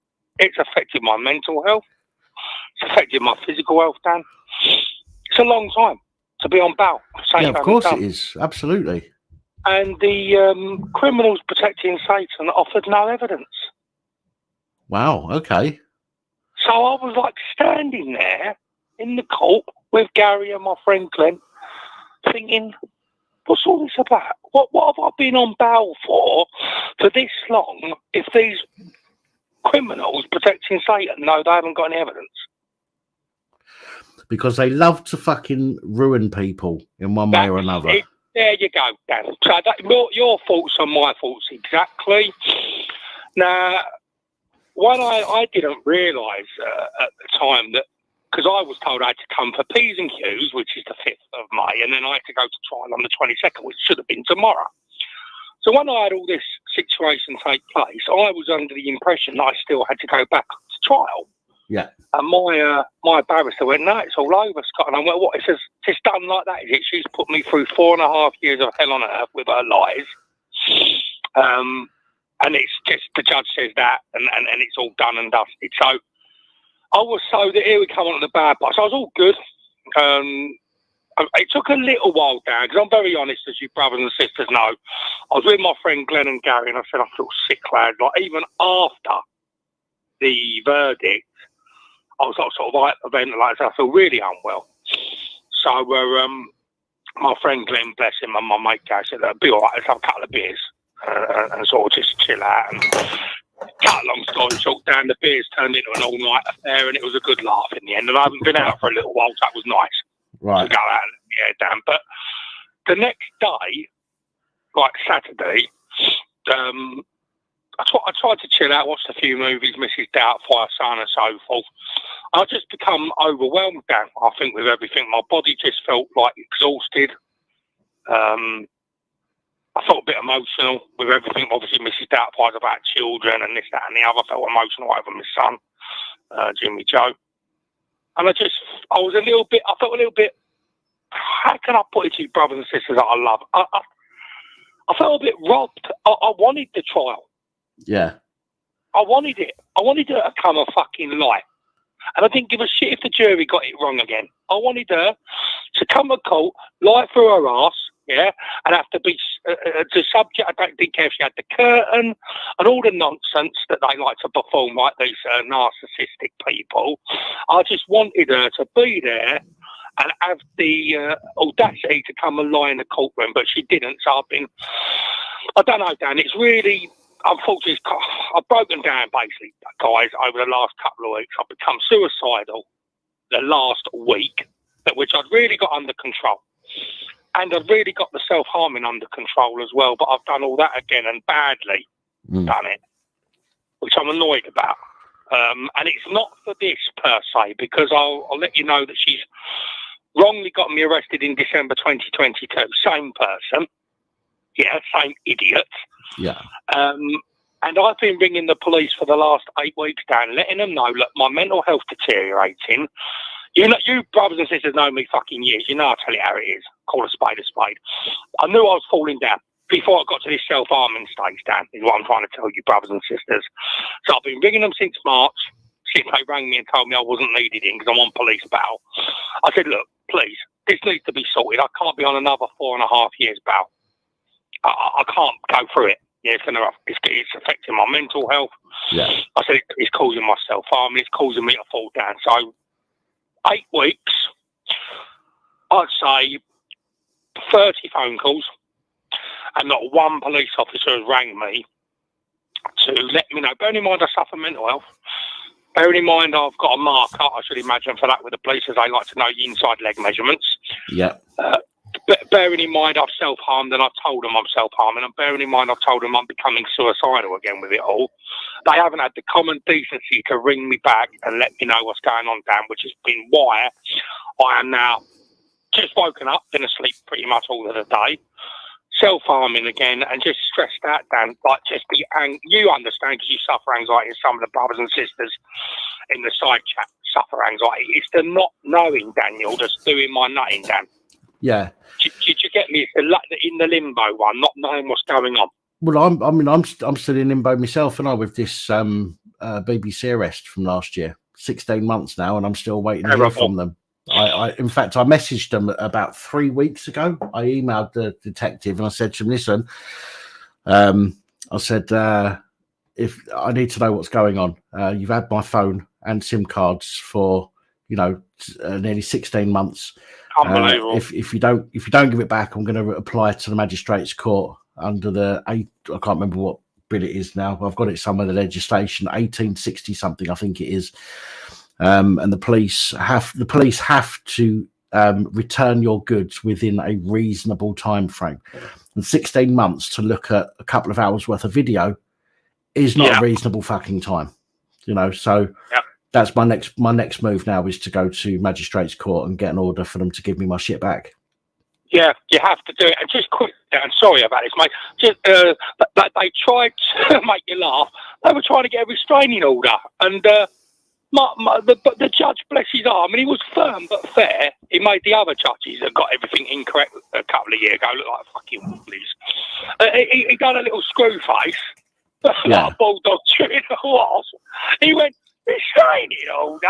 He went, Mr. Old hasn't contacted her in 4.5 years and wasn't contacting her. She was contacting him, wasn't she? He went, no, there'll be no restraining order. And I could have jumped up and given him a kiss. No, posting things and talking about something, even if you're naming somebody, is not contacting them. If they decide to see that and contact you over it, then that contact is on their shoulders, not yours. Well, this is what she's done in December, Dan, because this has all been obviously chucked out. She's not had the balls to come there and lie in front of the judge. So now she's done this hurty words Facebook one. So I've been saying to the police, as I've said to you brothers and sisters before, I'm sure I have, I said, are you that stupid police that you haven't got the moral compass to turn around and say, what, Lee, has he contacted you? No, I'm not on the phone. Right, has he contacted you on Facebook? No. Well, how has he got hold of you then? You've read his Facebook, have you? Then what you should be saying is, don't read his Facebook. Yeah. Block him. Block him and you won't see it. Simple. Don't read it. Don't look at me. Block my name. Do whatever you have to do. But don't go scrolling through my Facebook to look at things that you don't like, to then go run into the Metropolitan Police who are as thick as arseholes. Yeah? Because they're in enough trouble on their D-Day as it is. And, I don't think we've spoken of it. Have you seen that barbaric murder of them 2 dogs, Dan? I have. I mean... I have. This is something I'm going to mention tomorrow in a report. I'm not necessarily about that situation, because I think everybody knows about that situation already, although I do touch on that before I talk about 2 other things. But I do touch on that situation tomorrow, and I have seen it. It's absolutely fucking barbaric. It really is, Dan. I mean, even what's more barbaric is I've seen a video. How true this is, I do not know. From our good brother Gypsy Auditors that gets out there and does the audits, one of the auditor brothers. He's put a video up of the actual officer trying to justify this. We don't know if it's whether it's the officer or not at the moment. Now, granted, it probably is by the looks of the video. Okay, but we don't know for sure at the moment. So we've got to be careful on how we describe that video. I haven't yet reached out. I was going to reach out to the Metropolitan Police. I've not yet had a chance to, and ask them if they've seen the video and whether it is the officer involved, because I think that is going to go against professional standards. And I think it's going to affect the investigation with the IOPC are going through at the moment. So if it is him, then I think that he may have fucked himself a little bit. I might be wrong, but I did think it can't be him. Surely he would have been told by Metropolitan Police not to do any live feeds like that or videos protesting his innocence, especially when they're in they're on the old Michael Barryville's hotspot, in they top, middle, or bottom. Yeah, they're all on it. Every one of them are under the scrutiny now of God and Father Jesus. You won't believe the trouble they're in, bruv. And I assure you that. And I know some of you are not religious or have a faith and talk like me, but I promise you on my soul, you won't believe the trouble the police are in now. So I don't know if it's him, but whatever it is and whoever it is, whether it's been done to bring attention to the actual case in question, what I do know is his ego will make him watch that, the officer in question, and so his ego will allow him to watch that video and then thus for allow him to read everything that's going to be happening to him on his D-Day. So it's a win-win eventually, because he'll get to know what punishment's coming his way. But you can imagine if it isn't him, that's his mantra, that he believes that's the correct behaviour to kill two animals of God. And of course, we both know it's not. Well, and also we all know that the dogs weren't attacking Dan. No, I mean to be fair, I mean you say about killing animals of God. Now, granted, I'm with you on that, right? I'm a big animal lover. Yeah. You know that I had dogs, I had Smudge. You know, I was brought up with animals. I was brought up with animals since I was a baby, right? So I'm a big animal lover, and I'd never see an animal be hurt. You know, however, if an animal is at the material time, and that's important to remember, the material time, if that animal is attacking somebody, okay, then fine. You have to do what you have to do to protect the person that they're attacking or the other animal that they're attacking. Okay.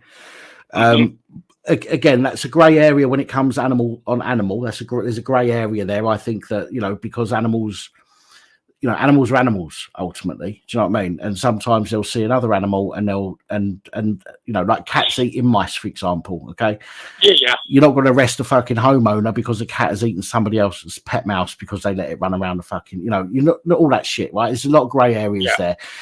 But when it comes to dogs, I think that if the animal is at the material time, and this is where police's discretion is supposed to come in, at the material time, if the animal is a clear and present danger at that particular moment, then fine, you have to do what you have to do. Those dogs were on a lead. They were being held back by the guy whose boat, he lived on a boat just a few yards up further than where the dogs were euthanized. Yeah. Murdered. Let me be honest. Murdered is the right word, Dan. So just a few yards up from where they were murdered, he had a boat that he was living in, and he was going to put the dogs in there and come out and speak to the police.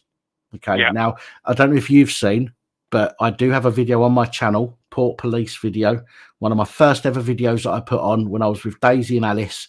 Copper come and approached me, and Daisy and Alice started barking and squealing. Okay. It was somebody new. It was dark. They didn't know who it was, and he approached me, you know, giving it all the big one, right? So my dogs did what I would expect my dogs to do. Yeah? Well, they're your family, and they're there to protect you, aren't they? Yeah. So, you know, I don't see anything wrong with what those dogs did whatsoever, and the fact that they were killed over that is heartbreaking. Well, the one that's even worse for me, Dan, as well, I mean, they're both barbaric and satanic and inhumane and totally unacceptable. There was no reason for that. I could have diffused that situation. You could have diffused that situation. Danny Austin, Ollie, Willabooby in the old side chat there. Every one of us could have diffused that situation, okay? Yeah. It needed a calming voice. It didn't need multiple 8, 9, 10 satanic monsters, soulless, screaming, shouting, inhumane serpents, bouncing around like Zeppeli from the Magic Roundabout, jumping around with guns pointed towards their earthly father. Them dogs were petrified, but their tails were wagging. If you look at the video, that tail wagging is a sign to everyone that there's no threat here. Not necessarily. Not necessarily. And I think Lost Souls will tell you this as well. From my point of view, a wagging tail is a dog trying to diffuse a situation. Generally it is. And I think Lost Souls will probably say the same thing, but there are different types of tail wagging that they can do. Okay, so if it's low down and they're wagging their tail, okay, they're very cautious. If it's up in the air, they're very excited. But either way, even if they're excited, that excitement could manifest into jumping up and grabbing somebody with their teeth. My next door neighbour's got a new puppy. Okay, I went out to put some washing on the line earlier, and it come out. It was jumping up at me. I put my hand down to stop it, and it grabbed hold of my hand with its teeth. Now, it didn't hurt. Don't get me wrong. But if I didn't know the dog and I was a stranger in the street and it put its teeth on me, I'd go, oh, fuck me. You know, has it just bit me? And that's exactly what I think happened in this case. You know, you know, the lady is supposed to have the lady had a dog herself. Okay. So she should know how dogs fucking act. Of course. Unfortunately, a lot of people will get a dog not for the right reasons, and they don't learn to understand that dog. They just use it as a bit of comfort or whatever it might be, and that's it. They don't give a fuck about anything else. Whereas lots of people will get a dog, they'll train it, they'll learn from it, and the dog will learn from them, and they'll know who's boss, and they'll know, you know, all of this kind of stuff. A lot of people don't do that. And then we end up with situations like this. And they would have been, sorry to cut across you, Dan. They would have been doing a damn sight more than what they do. I mean, I see one incident where the dogs run up with paws on the leg. They weren't jumping up their hind legs. Let me tell you now, pit bull dogs or crossbreeds of pit bulls or whatever those Marshall and Millions were, if they wanted to attack, they would have been doing a damn sight more than what they were doing. And they were just trying to diffuse the situation, believe it or not, and get those what they assume were human beings, but we all know are not human beings. They're just soulless people. Yeah. Get them to back off. Now, look, we're not creatures of God. We're human beings, but some of us are very connected to our animals, to our pets. And I can assure you now, if you've got a group of 10 dark clothing screaming behemoths, because the police always have to go over the top, don't they? They want everybody to know, look at us. It's like an episode of The Bill. It's like an episode of the shittest Starsky and Hutch movie. Here they come, dopey police, screaming, shouting, inflaming the situation. Why not send someone round there, one person, all right? Tell the gentleman, look, I'll walk you back. Let's get them dogs in the old boat, eh? Because we need a word. You're drinking in the street. We need a word. Let's get them dogs locked up. Where's the boat, fella? Just up the road there, yeah? Come on, I'll walk with you. Yeah. Make a fuss of the dogs. Yeah, wait, whack, pat them on the head, give them the old Swedensville one. Take them up the road and then let the other officers come round the corner. But no, they have to come round mob-handed. Quite frankly, they enticed the whole situation. They made an unnecessary situation that needed to take place. And if you've got the gall, now this is the thing that we all need to sit and think about. All right? No one was bit. Even then, I'd be as alarmed that someone popped someone through the head for a bite, okay? But let's just remember, no one was bitten. No one was clawed. No one was hacked to death, and one of those beautiful creatures of God tried to escape, petrified at watching his family member be blasted through the head. And that disgusting, soulless monster shot him through the back. Daisy used to bite me. I used to go like that to Daisy with my fist and go, "Oh, I'll get you," and she'd jump up and she'd grab my whole fist with her mouth, and I'd be like that with her teeth on my hand. But it wasn't a bite. Although it was a bite, it wasn't a bite. No, and there's a big difference. There's a big difference between a dog putting their, because dogs can't use their fucking paws. They can't go like that to you. So what do? They use their mouth. And a lot of people that don't understand dogs don't realise that is playing. In most cases, it's playing. But they'll go, "Oh, he bit me, he bit me, he bit me," and and it's fucking ridiculous. But you'll see tomorrow in one of my reports tomorrow. You'll see how very different that situation was dealt with from a couple of others, but I'm not going to go into that too much now because that's tomorrow's video. Cool. Well, Dan, police can't deal with human beings correctly, so how in God's name do we expect them to deal with God's creatures, our pets, our domestic animals? I mean, they are absolutely out of control. And even since the Casey report, bless Baroness Casey, you would think that these Metropolitan Police would have been spoken to in memos and emails and letters addressed to their homes, addressed to their emails, addressed to them at the station to tell them, listen, buck your fucking ideas up. We are falling out with the general public that we're supposed to protect and serve. Yeah. We are becoming hated worse than we have ever been hated. And we have got to make the general public right in some of the incidences. We are performing way below par. We are becoming narcissistic, we are becoming egotistical, and we are losing their respect. And they need to stop doing this, Dan, because I'm beginning to hate them.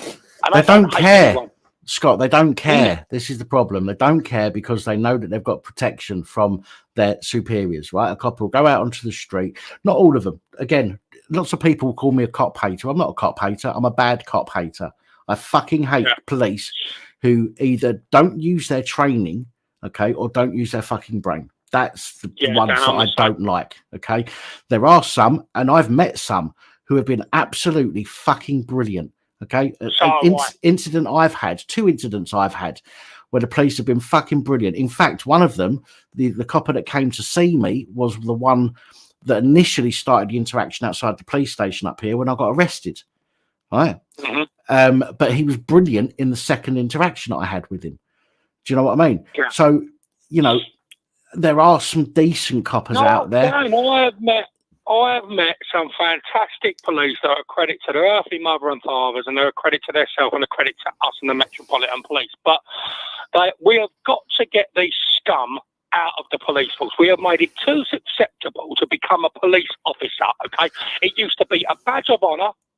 It used to be worn with pride. You had to do the Hendon course longer than 2 weeks. You had to do the Crichton Factor Assault course, and if you missed it by 1 second, you was not put through. You had to go back the following week and do the Crichton Factor Assault course again. We have let idiots and buffoons and soulless monsters that just want the pension fund become officers of the law. But hang on, it's not just people that want the pension fund. It's people that the police want to bring in to make them look more inclusive. So the police, we know that the police have lowered their standards for certain applicants and kept the standards at the same level for others. Okay, you cannot do that just because you want to look more fucking more inclusive. Listen, if somebody can't do the job, if they're black, who gives a fuck? If they can't do their job, they can't do their job. The same as if they're white and they can't do the job, then you don't get the fucking job. It's quite simple. I don't care, mate, if you're Homer Simpson, mate. As long as you can operate the police force uniform with the correct terminology it deserves to come across to us when they're wearing it, then I don't care if you're green, brown, yellow, blue, black, white, Caucasian, yellow, whatever. It doesn't matter. It doesn't matter what colour you are when you've got that uniform on. Be a good brother. Be a good sister, be a good human being. And if you can't be a good brother, and you can't be a good sister, and you can't be a good human being because you've lost your soul, then fuck off. Get out of the police force that represent this country and all of us that walk this earthly world, this earthly realm, because we don't want you in the police force. It's our police force.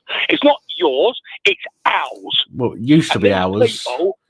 It used to be, Dan, and it needs to be got back to us because they're supposed to protect and serve us. It's not going to happen, though, Scott. This is the problem. Sorry to cut in there, brother. Listen, go on, mate. The police have now got this. You know, right? Anybody, no matter what position they're in, when they get given a little bit of power, they will fight tooth and nail, never to give it up again. Right? The police have now got this position where they've got backing from the government. They're protected. They've got extra protection than the rest of us. Okay, like under this emergency, assault emergency worker legislation and all that kind of stuff. So all they've got to do is break a nail, and you're fucked.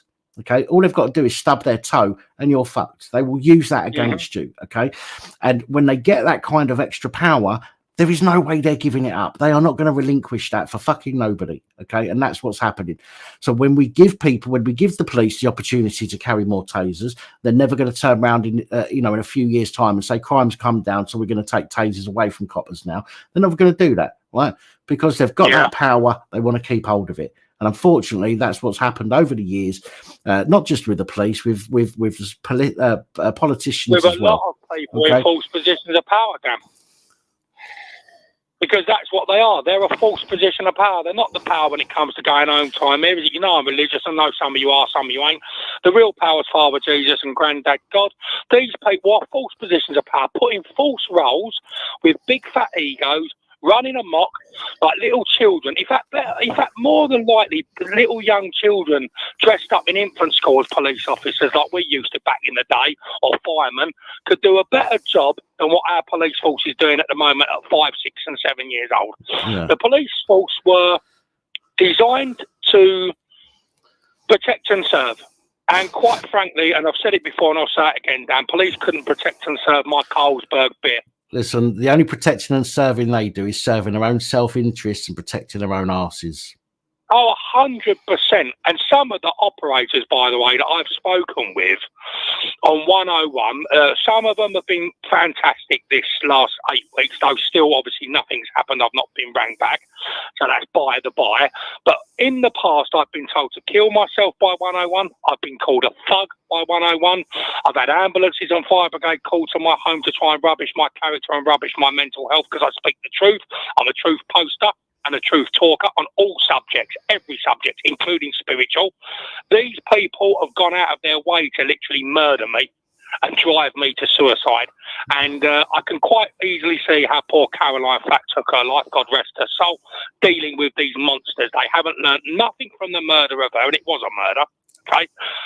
She was driven to murder, take her life. And like many other poor brothers and sisters that get caught up with the police force, shouldn't be fearing, oh my God, is this wrongful arrest going to cost me my life? Is this wrongful arrest going to cause my anxiety? Is this wrongful arrest going to cause my self-harming? Is this wrongful arrest going to be the end of me? The police are there. They should be putting an arm around you, shouldn't they? It should be the police questioning their arrests. Yes, it should be the police saying, is this arrest legal? Is it lawful? Yes. Should I be doing this, or am I acting on my own self-interests and my own hurty feelings? But they don't, obviously. Listen, Scott, I don't mean to be an arse, but I'm going to have to wrap it up because I literally, if I sit here any longer, I'm going to have to tie a knot in it. Yeah. And I don't want that, mate. I don't want that. I don't want you to self-combust on me with the old Mr. Wee Wee. No, I need to go for a squirt, and then I'm going to come back, and we're going to get the panel on anyway, brother. But listen, thank you for calling in. Interesting discussions. No, you're welcome. I'm glad that things went in your favour at court, man. That's really good to hear. Change. I'm glad to hear it, man. So am I, Dan. Pleasure to talk to you as always, and my love and respect to the side room, the side chat there, and good to see so many familiar faces. And I'll hopefully be on next week. Hopefully my mental health will improve over the week, I'm hoping. Scott, onwards and upwards, brother.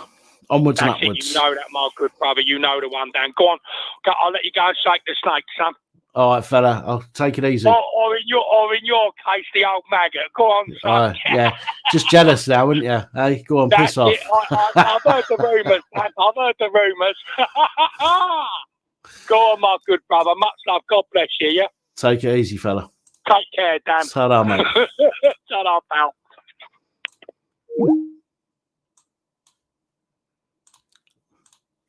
Right, with that call taken, I'm going to round that up with the phone-ins.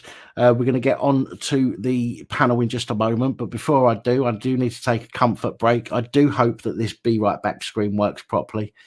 Again, been working on this for the last couple of weeks to try and make sure it all works properly, and so far we've had a fucking result. So far, apart from a little hiccup initially with the sound coming through from Skype, but that just took a Skype restart to fix. So I'm hoping that this works. If this works, then we're laughing, right? So I shall be back in just a few moments. Please don't go anywhere. Don't forget, if you haven't hit that like button already, please consider hitting that like button. If you're not a subscriber yet, please consider subscribing. We do this every Sunday. We have a phone in and a panel every Sunday. First Sunday of every month is a members only live stream. I've got to give something back to the members for supporting the channel. So we have a one-on-one within the members, live stream where we can have much better conversations with each other without millions of messages floating past and getting confused. So there is that if you want to help out as well. If not, don't forget in the comments, even if you've got nothing to say, drop an emoji. Drop an emoji, smiley face, thumbs up. Give me the birdie. I don't care. Drop an emoji, and it helps YouTube understand that there is stuff happening on the channel, and it pushes it out to other people. So I'm going for a piss. I'll be back in just a moment. Don't go anywhere. I've not set it up on there. Anyway, back in a moment. You are watching the Police Abusing Powers channel.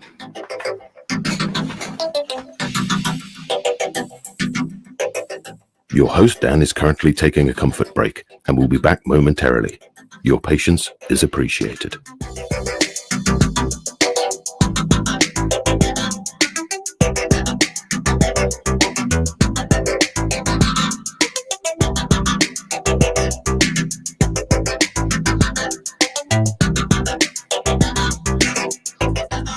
Please check the video description for channel social media links, where we share alternative content, not necessarily in video format.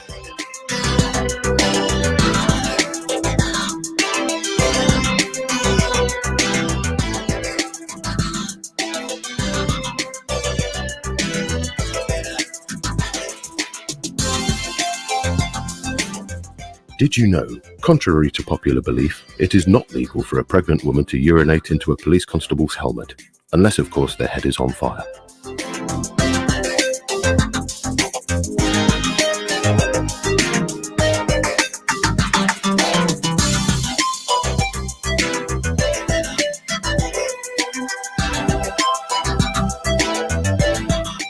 Due to the nature of the content and limits YouTube place on freedom of speech, your support is important. There are ways you can support the channel listed in the description.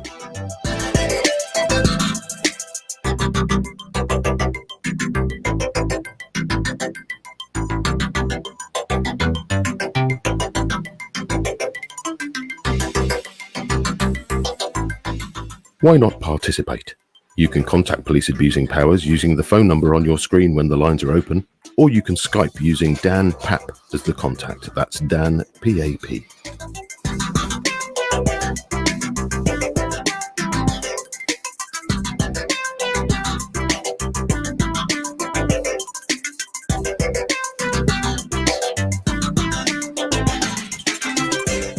Don't forget to hit the subscribe button and click the bell so you are notified when we upload new content.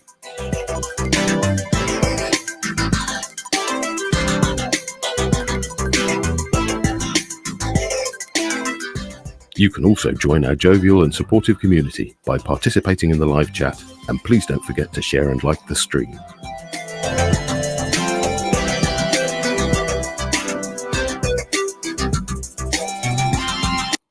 And we're back. Now, I'm going to ask you, did that work? I know the screen came up, but let me just hope, I just hope that the sound came through as well there. That was actually made by a subscriber called Danny, I believe his name was, or Daniel. Lovely bloke.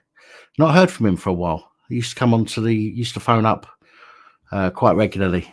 Lovely bloke who just made that off his own. You know, we told him that he had a voice for doing voiceovers. Thank you, Steve. Thank you for subscribing. We told him he had a voice for voiceovers, and he went and made that for me. One day I got an email saying, check this out. It's like, yeah, that's wicked. We'll use that. Hence why we use it. So yeah, brilliant. I'm glad that worked. I'm blurry. That must be something to do with you then. It's not blurry on my end. No, my end's not blurry. Ha ha! That was a bit rude, wasn't it? Who cares? Invite, copy. Right, so now we're going to open the StreamYard. Now, before I do open the StreamYard, I want to make it very, very clear. Now, if you're new to the channel and you want to come on the stream, unfortunately, due to police constables who watch this channel and people who don't like the subject matter of this channel, unfortunately, I have to take some security precautions. Now, I don't need to see your driving license or passport, so don't panic, okay? But I do need to see you on camera in the green room. So when you click the link I'm about to post, what happens is you go into basically a green room. I can see you, nobody else can. So I can see that you're waiting to come on. I will need to see you on camera in the back room. Even if you don't want to be on camera on screen, that's fine. I will give you that respect. But in the green room, I need to see you on camera. I will ask you to do something. It might be touch your nose. It might be wave your left hand. It might be rub your head with your right hand. Something like that I will ask you to do randomly just to prove that you're a real person waiting to come on and not somebody trying to destroy the channel by gore bombing or porn bombing the channel. So you'll have to forgive me for having to do that. But unfortunately, due to some of the dickheads on the internet, I've literally got no choice. But if you don't want to be on camera, that is absolutely fine. When I see you in the back room, I will ask you to do something. Then I will give you a few seconds to turn your camera off. I'll say to you, I'm going to bring you up now if you want to turn your camera off. And that'll give you a chance to turn your camera off if you don't want to be seen by everybody else. Because I want you to feel comfortable coming onto the panel. Okay, and some people don't feel comfortable showing their faces to everybody that's watching. And I get that. I understand it. So as long as we understand each other in that respect, I think we'll get along just great. So there's the link. I'm going to pin it now. Replace pinned message. There we go. That's the link if you want to come on the panel. It would be nice to see some new faces on the panel, especially considering Sonic is going to come up, and I've fucking had enough of that fucking Scottish bastard. So new faces would be great. Mr. Whittington, I know that's you without a doubt because I've checked the name of your authenticated by, so I can bring you up, Mister. How you doing? Good evening, mate. Good evening, chap. Not that I still don't trust you to do something rude. You've never trusted me. Come on, be honest. DJ Sal, fucking hell. Right, hang on. Let's just skip him for a minute. Jack the Blaze hello, Jack the Blaze. How you doing, mate? I'm doing all right. You didn't even need to do any security checks then. No, because I know you're authenticated by, you see. So I know you're authenticated by YouTube. DJ Sonic's in the background. I think I'll just leave him there for a bit. Maybe he might get bored. He might get bored and piss off. Who knows? Hello, Sonic. How you doing, brother? Yeah, have a look at this fucking cunt stick then. I'll see. Got to do it, isn't he? Oh, right. So, do you know what? I've gone most of tonight without swearing. You come on, and the first thing out of your mouth is cunt. Typical. If the channel was if the video was monetized, it ain't now. But we do have Brummies in the back here. I'm going to bring Brummy on. They did say they were going to come on if they can. So hello, let's Brummy. welcome Brummy. Hello, Brummy. How you doing? Brummy. Good evening. Hey, buddy. Yeah, right. I have took my medicine, so I'm going to be quite quick about because I need. That's absolutely fine. Listen, I made up that you got a diagnosis, man. Genuinely made up. Mate, it's a massive relief. It's literally like this week a whole weight has just been lifted off my shoulders, and now I can sort of focus on knowing that it wasn't me being an attention seeker, which I've been accused of. It was actually that. Listen, the thing is, people that haven't been through mental health issues themselves, who haven't needed to be diagnosed with something, wouldn't get it. Okay, they don't understand it in most cases.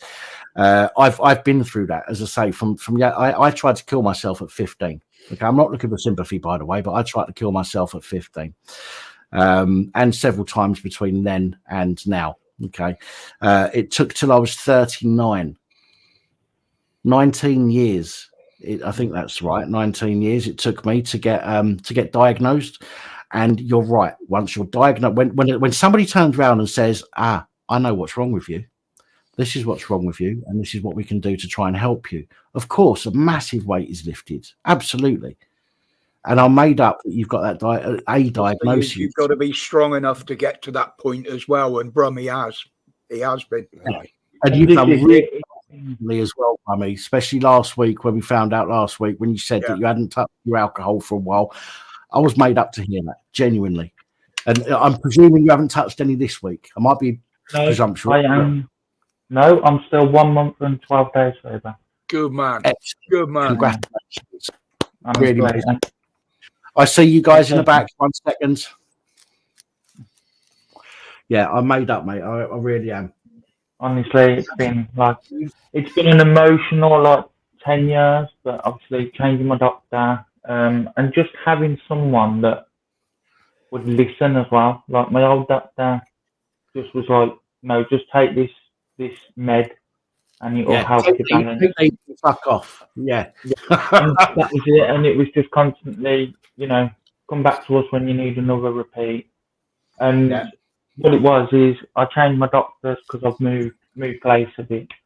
And the new doctor, I can't fault them. Honestly, they have been amazing. Brilliant. And not just as in amazing as, just what they should be doing. Just amazing that I've been able to explain, and then they've put their points in and gone, okay, this would make sense. This would make sense. Yeah. I'll tell you the worst thing for me, Brummy, is having to explain myself multiple times to multiple fucking doctors, because you never see the same one twice these days. And every time you go in, they go, "Oh, we've got your notes, but tell me what's wrong." And you're like, "But I've told fucking 500 people already." You know, every time I explain it, I have to relive the fucking thing. You know what I mean? Just read the bastard notes, or let me see the doctor that I saw last week. Yeah. You know, but they don't, unfortunately. But I'm glad progress, man. I really am. I used to get that a lot of mum as well. Sorry, Jack. 1 second. So go ahead, Brummy. So with my doctor as well, like people in the side chat, I hope you're all sitting down, because I've had 3 phone calls this week from my doctor. 3? 3 phone calls this week from my doctor. No. So I had a phone call this week from my doctor, just saying to me, "What's wrong?" I went, "What?" He goes, "What's wrong? I've been asked to call you." I went, "I don't know what you're talking about, mate. I ain't called you." And he went, "Oh, hang on a minute. Let me read your notes." I was like, "Well, fucking read the notes first, you prick." You know what I mean? Read them first before you make the phone call. What the fuck? But it turns out, well, basically, what my issue is, sorry to interrupt you, Brummy. My thing was, I wasn't allowed to have any more than a week's worth of medication at a time, because I have been known to, you know, take too many in the past.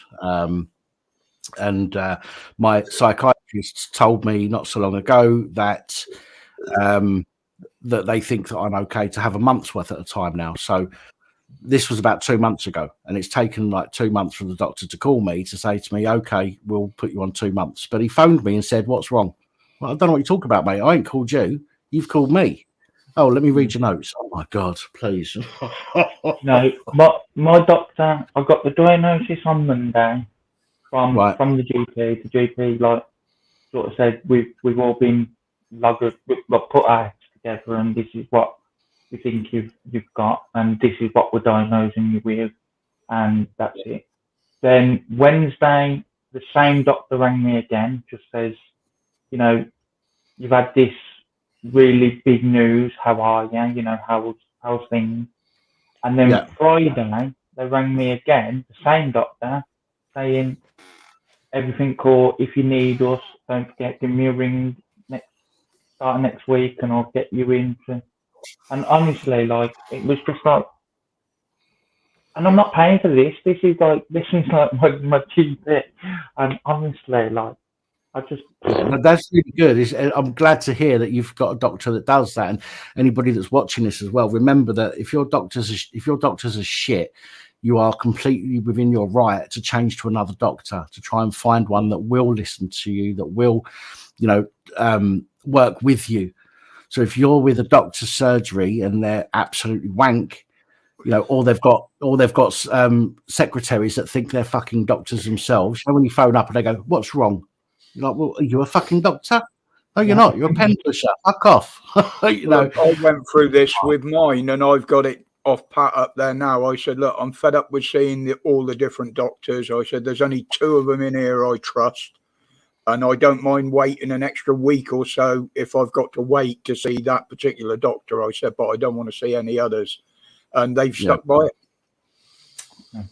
Honestly, like. Well, it's really good news, bro. I'm made up for it.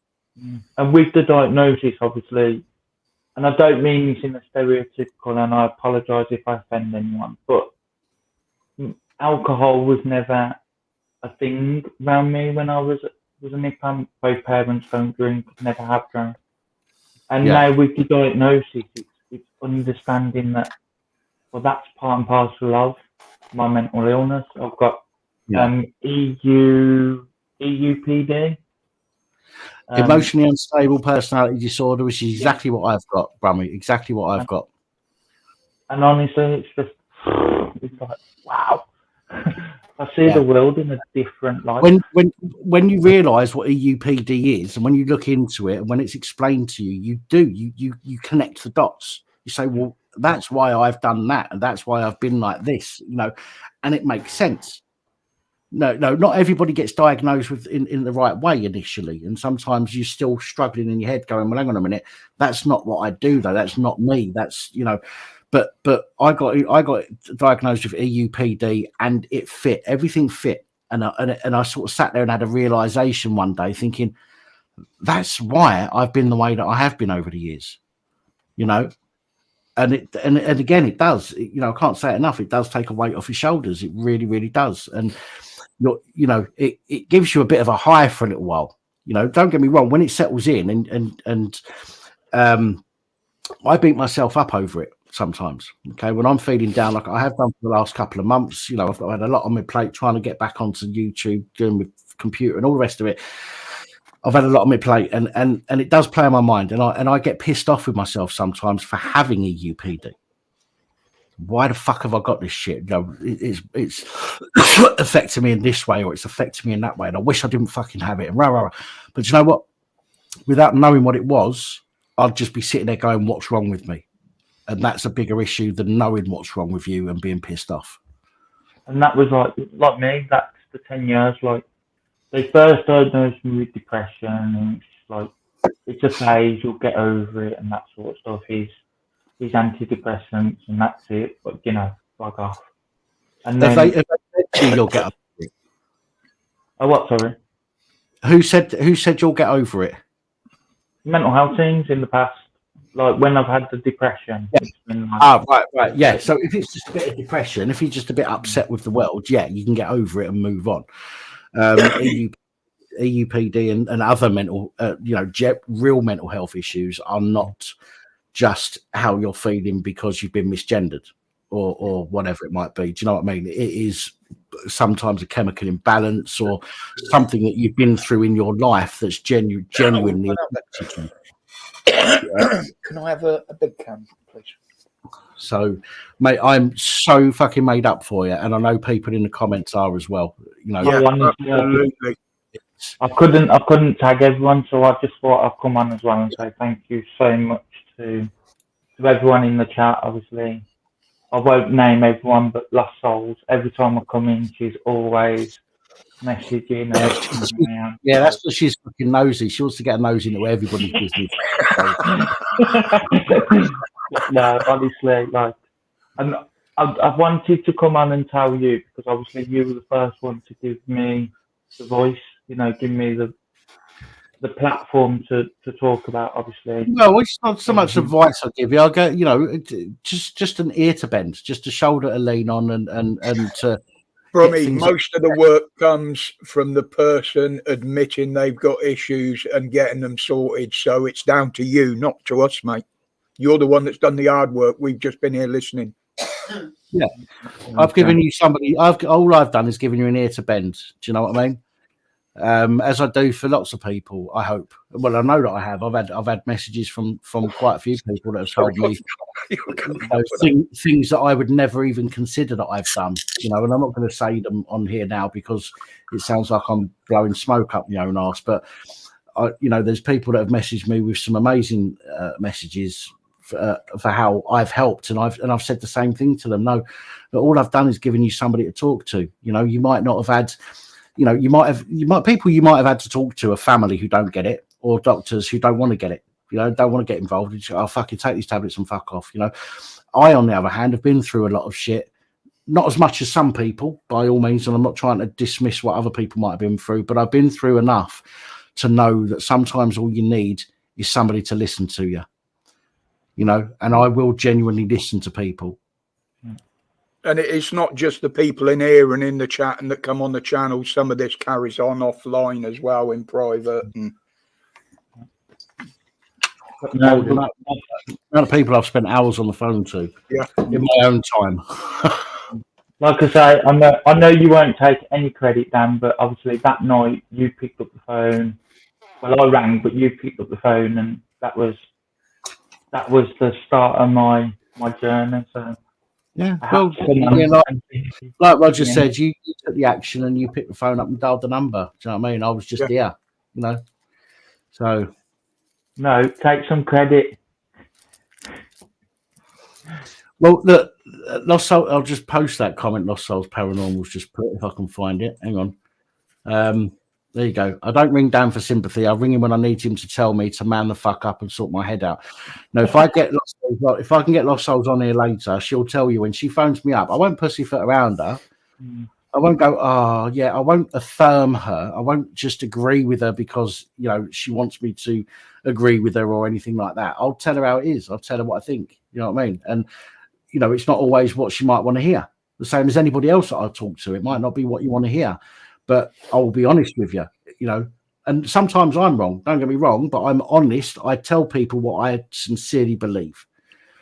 And yes, sometimes that's wrong. I'll apologize and I'll, you know, do what I can to retract that or to rectify it. But I won't lie to people. And you know, if I say to you, I'm fucking made up with you, and I'm proud of you for you know, pushing on this long and for not drinking and the rest of it, then I mean it. You know what I mean? And when I say to you, I don't give a fuck what you say about me being there on the end of the phone. All I was somebody. I was just there at the right place and the right time. You're the one that made the decision to call in. So all the praise should go to you, not anybody else. Simple. So I've got Steve in the background. I'm going to bring Steve up. Sorry, Steve, for sitting there for a moment. I know it's you because you're reacting to me talking. So I don't need to ask you to do anything silly. NACAB or Glenn. Greg, sorry, but it says device is not connected. I need to see you in the back, mate. If you haven't got a camera, unfortunately, I can't let you on. Not because you need to be on camera on screen, because Brummy's not on screen, but I need to see you in the back there in order for me to prove that you are a person. Right, can you do me a favour, Greg? Can you just touch your nose with your right hand for me, please? Thank you very much. Right, I'm going to bring you up now, Greg. So, right. Okay. Right, so first of all, hello to Steve. Hello, mate. How are you? What a great afternoon. I'm not so bad, mate. I'm not so bad. Steve. I hope you are. And hello to Greg as well. How you doing, Greg? I'm presuming you're new to the channel by the sounds of things, or by the looks of. Yeah, I guess so. I was the guy that was commenting about the dog situation in yesterday's stream. Right. Okay. Yeah. No. Oh, yes. I said come and speak to us, didn't I? Yeah, I've seen your videos yes, before. That's right. Yes. Yeah. No, that's absolutely fine. Listen, and that wasn't to mock or ridicule or to argue. It was it was just for a discussion because I think if I remember rightly, you had a slightly different view. Yeah, that's one way to put it. Situation for me. So no, listen, man, I'm more than happy to listen to you and hear you out. I'm not going to fall out with you if we've got different opinions, but we will. You know, I will be, as you probably will be as well. You'll be firm in your conviction about what you believe. So I'm more than happy to have this discussion. So let me hear you. Let me hear what you got to say about that situation. I don't really know where to start. Just before NCAB does, I'm just going to say God bless, and I'm going to put you back on the big screen while you're not out of it. All right, Brummy, no worries. Listen, man, if I could give you a hug and pat you on the back, I would do. Genuinely made up and proud of you for achieving what you've achieved so far, and I'm glad you've got that diagnosis. Appreciate it. Thank you very much, guys. Speak to you soon. All the best, Brummy, mate. Stay strong. Okay, brother. Take it easy, mate. Sorry, Greg. Go ahead, mate. Sorry, I don't really know where to start. To be honest, I guess if I just start talking and then jump in at whatever point. Yeah, go ahead. Yeah, just say what you need to say. Say what you want to say. I just think it was obviously a really awful situation for pretty much everyone involved in it. I just feel like there's responsibility that's not necessarily been talked about that lies with the owner specifically. You know, can you explain those responsibilities? And again, when I respond to you and ask you questions, I'm not trying to corner you or ridicule or pick on you or anything like that. I genuinely want to expand on the discussion. That's all. Yeah, no, I fully understand. I just think the main thing was that I get that he was saying that he was trying to put the dogs back into the boat and then speak to the police, but I just feel like you know, it already got to a point where there was a confrontation going on with the police, their tasers, their guns. It's a bit kind of like, effectively what I'm trying to get at is that he let go of the lead. And I think it got to a point in terms of the back and forth confrontation between him and the police that he basically, I've made some notes beforehand, but he said, 1 second. Yeah, so he says it's essentially fucking do me then, go on. So kind of like egging the police on in terms of what they were saying to him. And it's at that point he let go of the lead. So I kind of believe it was intentional. Okay. I won't disagree with the fact that he could have dealt with that slightly differently. I'm not going to disagree with that. Okay. Yeah. I think in my video tomorrow, I mentioned how, you know, he did disobey the orders that the police were giving. Okay. Granted, he did. And I can't take that away from the facts. That's true. That's factual. The fact he said he was going to his boat to put the dogs in again, let's face it, if the police think you've got a knife on you and you say, and you've got kids with you, for example, and you say you're taking your kids indoors before you come out and talk, they're not going to let you go indoors for the reason that you might dispose of anything that you've got on you. I know this is slightly different in this case, but they need to deal with that situation there and then. However, I think that the fact that they shot the dogs and the dogs at the material time were not a threat to anybody, even though they were barking. Granted, they were barking, okay, but let's look at the police dogs. Police dogs are trained to do exactly what his dog's done naturally. I think. Again, your point, please.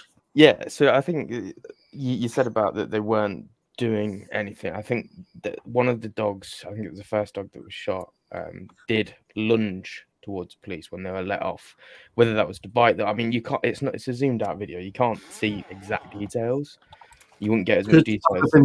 Could the dog have been pulling on the lead and then the lead got let go of? Yeah. And therefore the dog went pulling? I think that's the potential. Sorry, I was muted then when I said that. Sorry. No, it's right.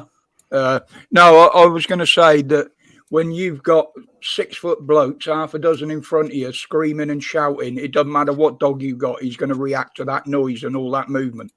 It's going to frighten them. My two did it with one copper when I got stopped outside the port up here.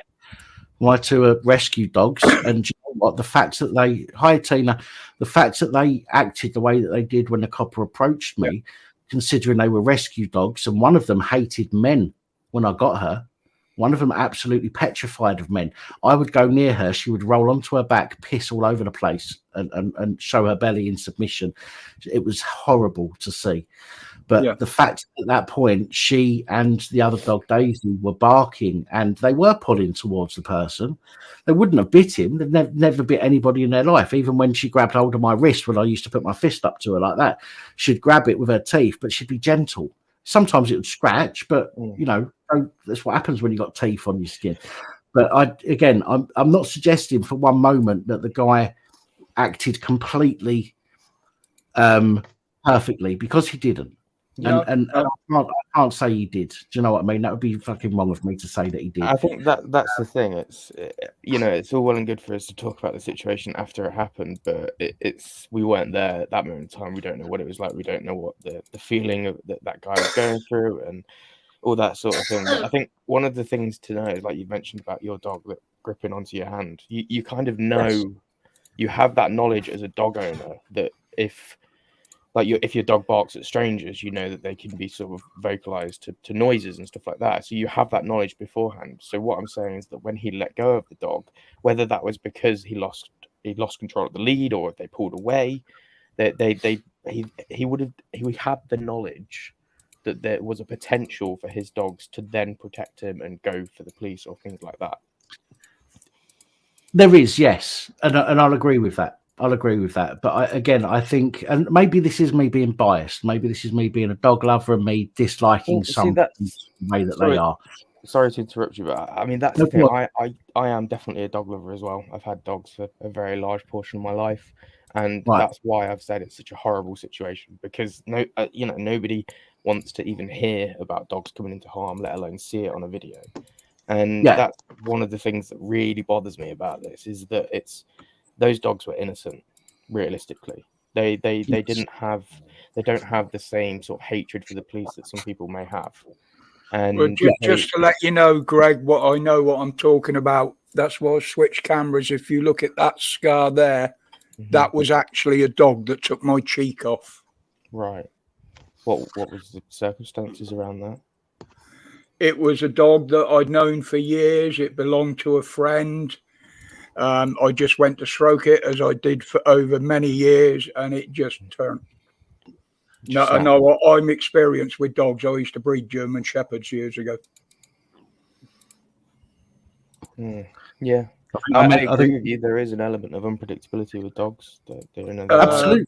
Of course, wild animals. I know no matter how well a dog is trained, if it's faced with a wall of people in front of them waving what effectively are sticks around and screaming and shouting, the dog's going to react.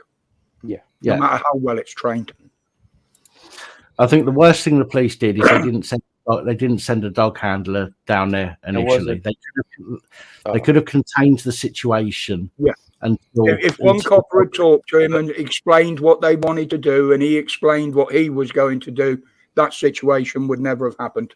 But there was a dog handler there, the one with the catcher pole. And he let the second one go so it could be shot. If you watch the video, I disagree with the fact that he let it go. He wouldn't do that on purpose. I think he did it.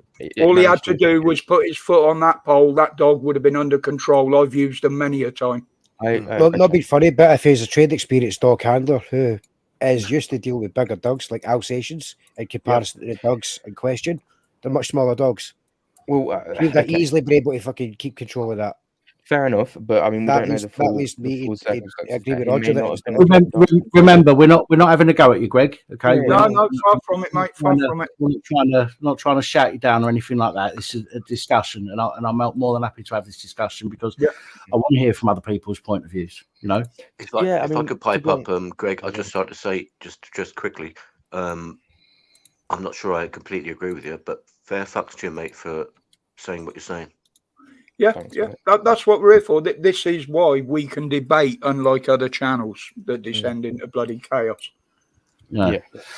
But I think, as I've said previously, and as I'm going to say in my video tomorrow where I touch on this subject, it's about what's happening at the material time. Now, if somebody, even in America where they've all got guns, okay, even if somebody killed somebody an hour before, when the police arrive, if the person is unarmed, for example, then there should be no reason to use lethal force on them. Agreed. Yeah. And I think it's a similar situation here. I think, yes, the woman apparently complained that the dog bit her. From what I've seen, and I'll show this in tomorrow's video, from what I've seen, it doesn't appear that she was bit. But then I don't know if the video that I've seen is actually of the situation in question. And I'll explain why in the video tomorrow. Again, I want to be careful not to give too much away, because it will stop people watching the video tomorrow. Spoiler alert. Spoiler alert. But there are some inconsistencies that I question in my video tomorrow about the situation. But I do think that yes, if you've got a dog barking and you don't know that dog, anybody knows. You don't go towards a dog that you don't know in a threatening way.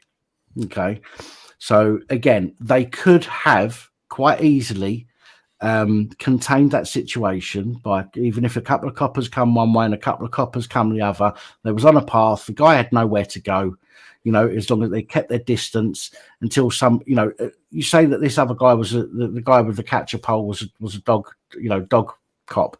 Well, I don't know. Well, potentially because he had the pole. Yeah, we'll say that potentially because he had the pole, and it's unlikely that normal police are going to have that in their car. I think that firearms units do carry them, Dan. Oh, do they? They do. Yes, you're right. They do. Absolutely. I forgot about that. Yeah. So there was potential. I mean, it doesn't really. Potentially, it was a dog cop. Yeah. Potentially, it was a firearms cop. We're not going to know at the moment anyway until more information comes out. But I think that it could have been dealt with completely differently. I think that it's such a shame that dogs had to be killed. Yeah, I agree that the guy walking away as he did was probably not the best move to make. And to be honest, I do advocate that if people are dealing with the police, you should do what the police ask you to do, even if it's an unlawful order. Okay, providing it's being recorded, which is more and more the case recently, then you've got a claim afterwards. But at least you're not going to have to make the claim whilst in a wheelchair, or better still, your family having to make the claim because you're not there anymore. Mm-hmm. I think you make really good points, and I just think it's the reason of what the actions that led up to what happened. And I mean, I've done a little bit of. I mean, all we know is the videos that have been posted online. And well, the thing is, Greg, it's like everything that Dan reports on. We can only go on what videos are there, and none of the videos show the absolute full context of the situation. Well, I have found a video. I have found a video that shows the lead up to that shooting. The video that you see where the dogs get shot. I've seen a video of the guy being followed, probably about 60 or 70 meters before that incident happens. Right. So I do have that video, and I will show that video tomorrow. Okay. On my video. Interesting. I haven't seen that one. Yeah, because there was the video of the High Street. Sorry, Steve. I think you're trying to get some words in there, but it was that video, the first encounter. He's been drinking. His chair just naturally leans towards the camera now and again. If I could just touch on that, so if I could just touch on a point I made in the side chat, that regardless of the owner's actions, that's what we need to look on is the reactions or actions of the dogs. And from what I've seen, they dogs, Tina, there's no way in hell they dogs deserve to get shot. I mean, there was one that was lying. It looked as if it was dead at the point. It was still attached to the one. It was on its four legs. It was stood barking at the officers, and the dog was barking and it was backing off. And then it eventually, when it turned, the dog was actually running away. At one point, dragging the body of the other dog. That dog was running away. So the officers followed the dog and they were shooting at the dog a good few times. I think it was with a pistol. That obviously never worked. And then the copper went up right behind it with a shotgun and blasted it. There was no need for that. I've rewatched the video quite a few times as I was going through it, and that second shooting, I'm less of the opinion that it was justified as the first one, in the sense that the dog wasn't actively endangering someone's life, it wasn't attacking somebody, it wasn't lunging at somebody, but it was running towards where its owner was, where there were multiple police officers. And if you think about what that dog would have potentially have done if it got to where the owner was with the police officers.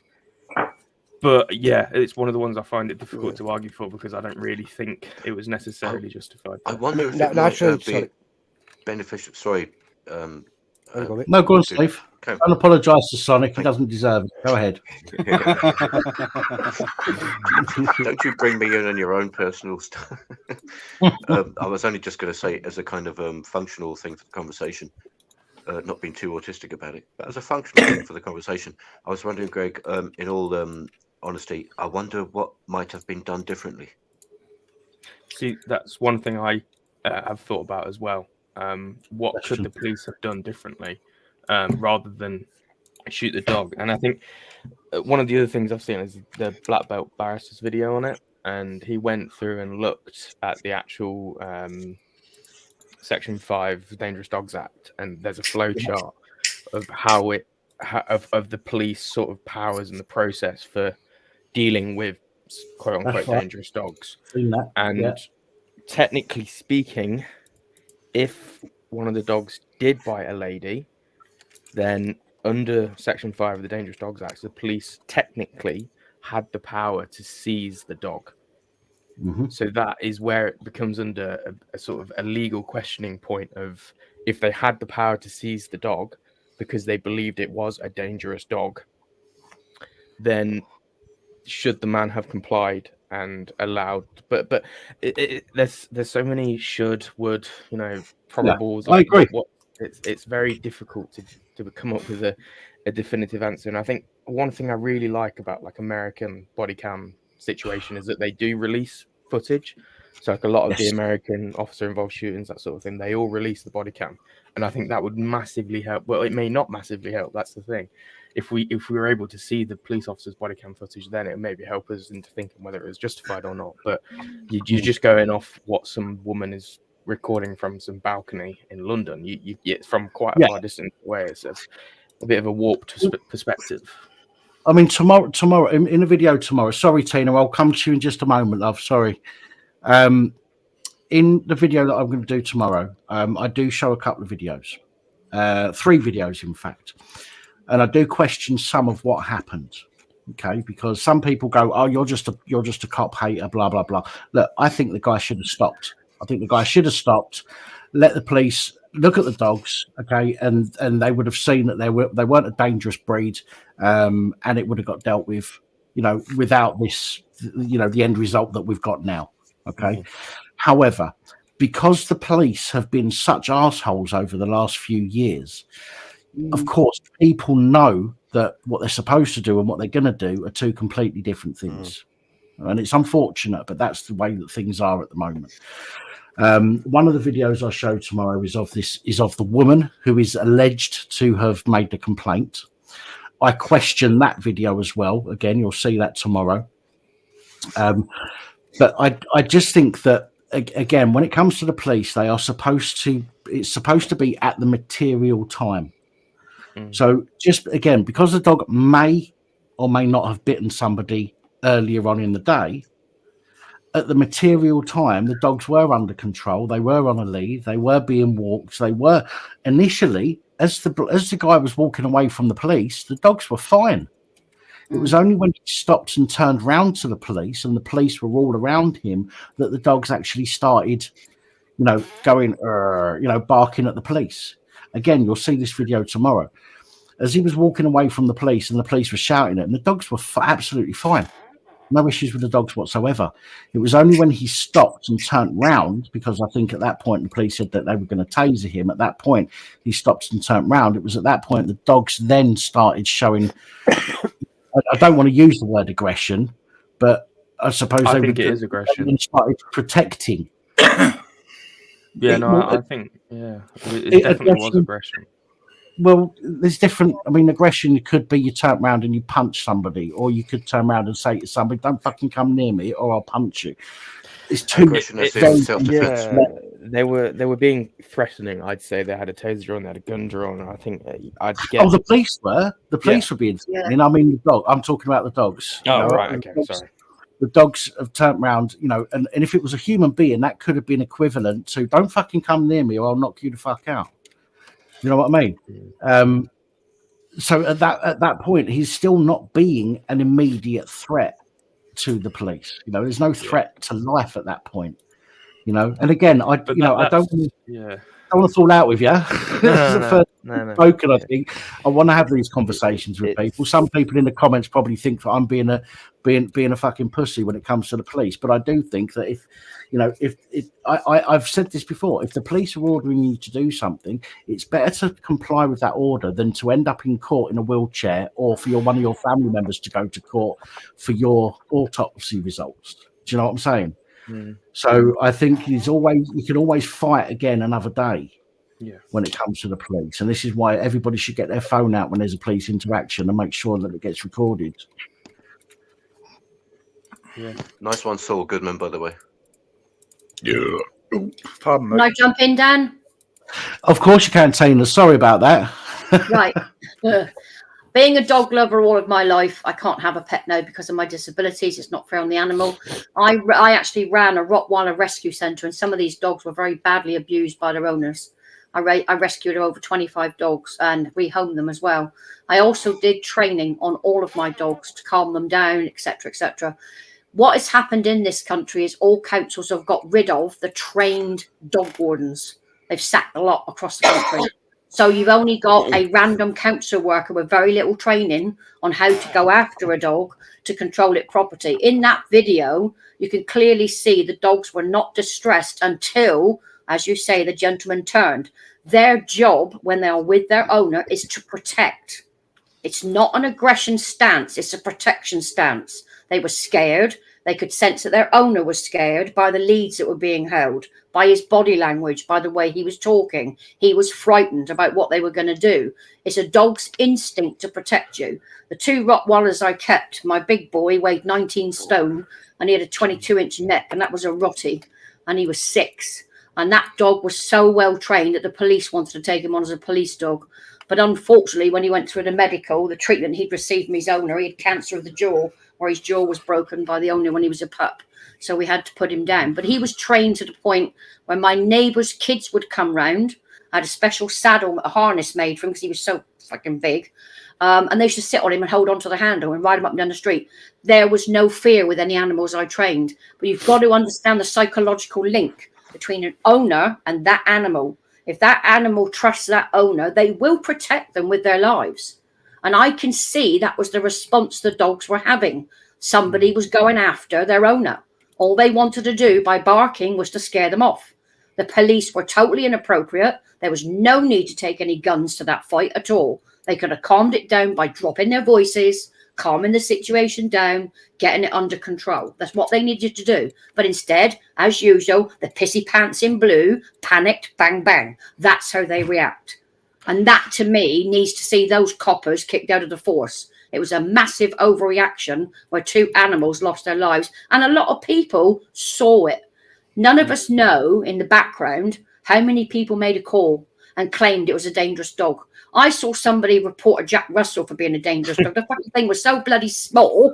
And I'm like, that's a dangerous dog. I said, but he's barking at me. Oh, it's off. Yeah. So, you know, that's my I'd be attitude. more scared of a Jack Russell than I ever would have been of my Alsatians. I just want to say something to somebody in the side comments. Where the fuck did it go? His name? Yeah, I've done dog training for years. You're going to respond to someone, at least know where they're coming. No, the fucking chat's moving. Martin Bitchell, we asked, I believe it was aimed at Dan, saying, are you a cop hater? Judging by the following comments regarding dogs, can I just pose a question to you? Are you a dog hater? I think he's a bit of a Because troll. some of your comments are just fucking wrong, man. If you raise a dog from any age, it will protect you. And from what I can see from that video, it's trying to protect. They are trying to protect their owner with all the shouting, all the screaming that heightened it all up. Yeah, Sonny Sparkles bought a dog license in 1983 for 37.5 pence. Oh, I remember that one. Yeah, I do remember that one. Sorry, Greg. Go on, mate. You were saying something then. Yeah, I was just saying that I don't disagree with the fact they were trying to protect their owner. I get that that's their natural instinct, but I think it's just again it's the bigger picture here, and it's the events that led up to it, the decisions that were made by the owner. Oh, it's a beauty. Yeah, lovely dogs. Yeah, beautiful. Well, Tina, what happened to the other 90%, by the way? Well, I'm 90% perfect. I'm an angel. I'm 10% bitch. Yeah. That's the dark side of my world, with the yin and yang. So you can always meet the 90% nice person. Well, I'll help you. I'll bend over backwards for people. But you go past that and you get to that 10%, fucking watch out. Careful, I just thought for a minute there it was DJ Sonic bends over forwards for people. Not as much as you, though. That's the difference between you and us, the Kit Kat dad. You only get 4 figures, the fucking Kit Kat. I want to show a very short clip, if I may. I want to show a very short clip, if I can. I'm hoping the sound comes through. Please let me know if it does or doesn't. Let me just... can you still hear me? Yeah. Yeah, so if I open this up, tell me if you can hear the sound.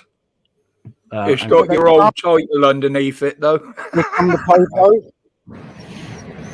Yeah, got the sound. Yeah, I can hear. You can hear that, yeah? Let me just take off the branding display name. Right.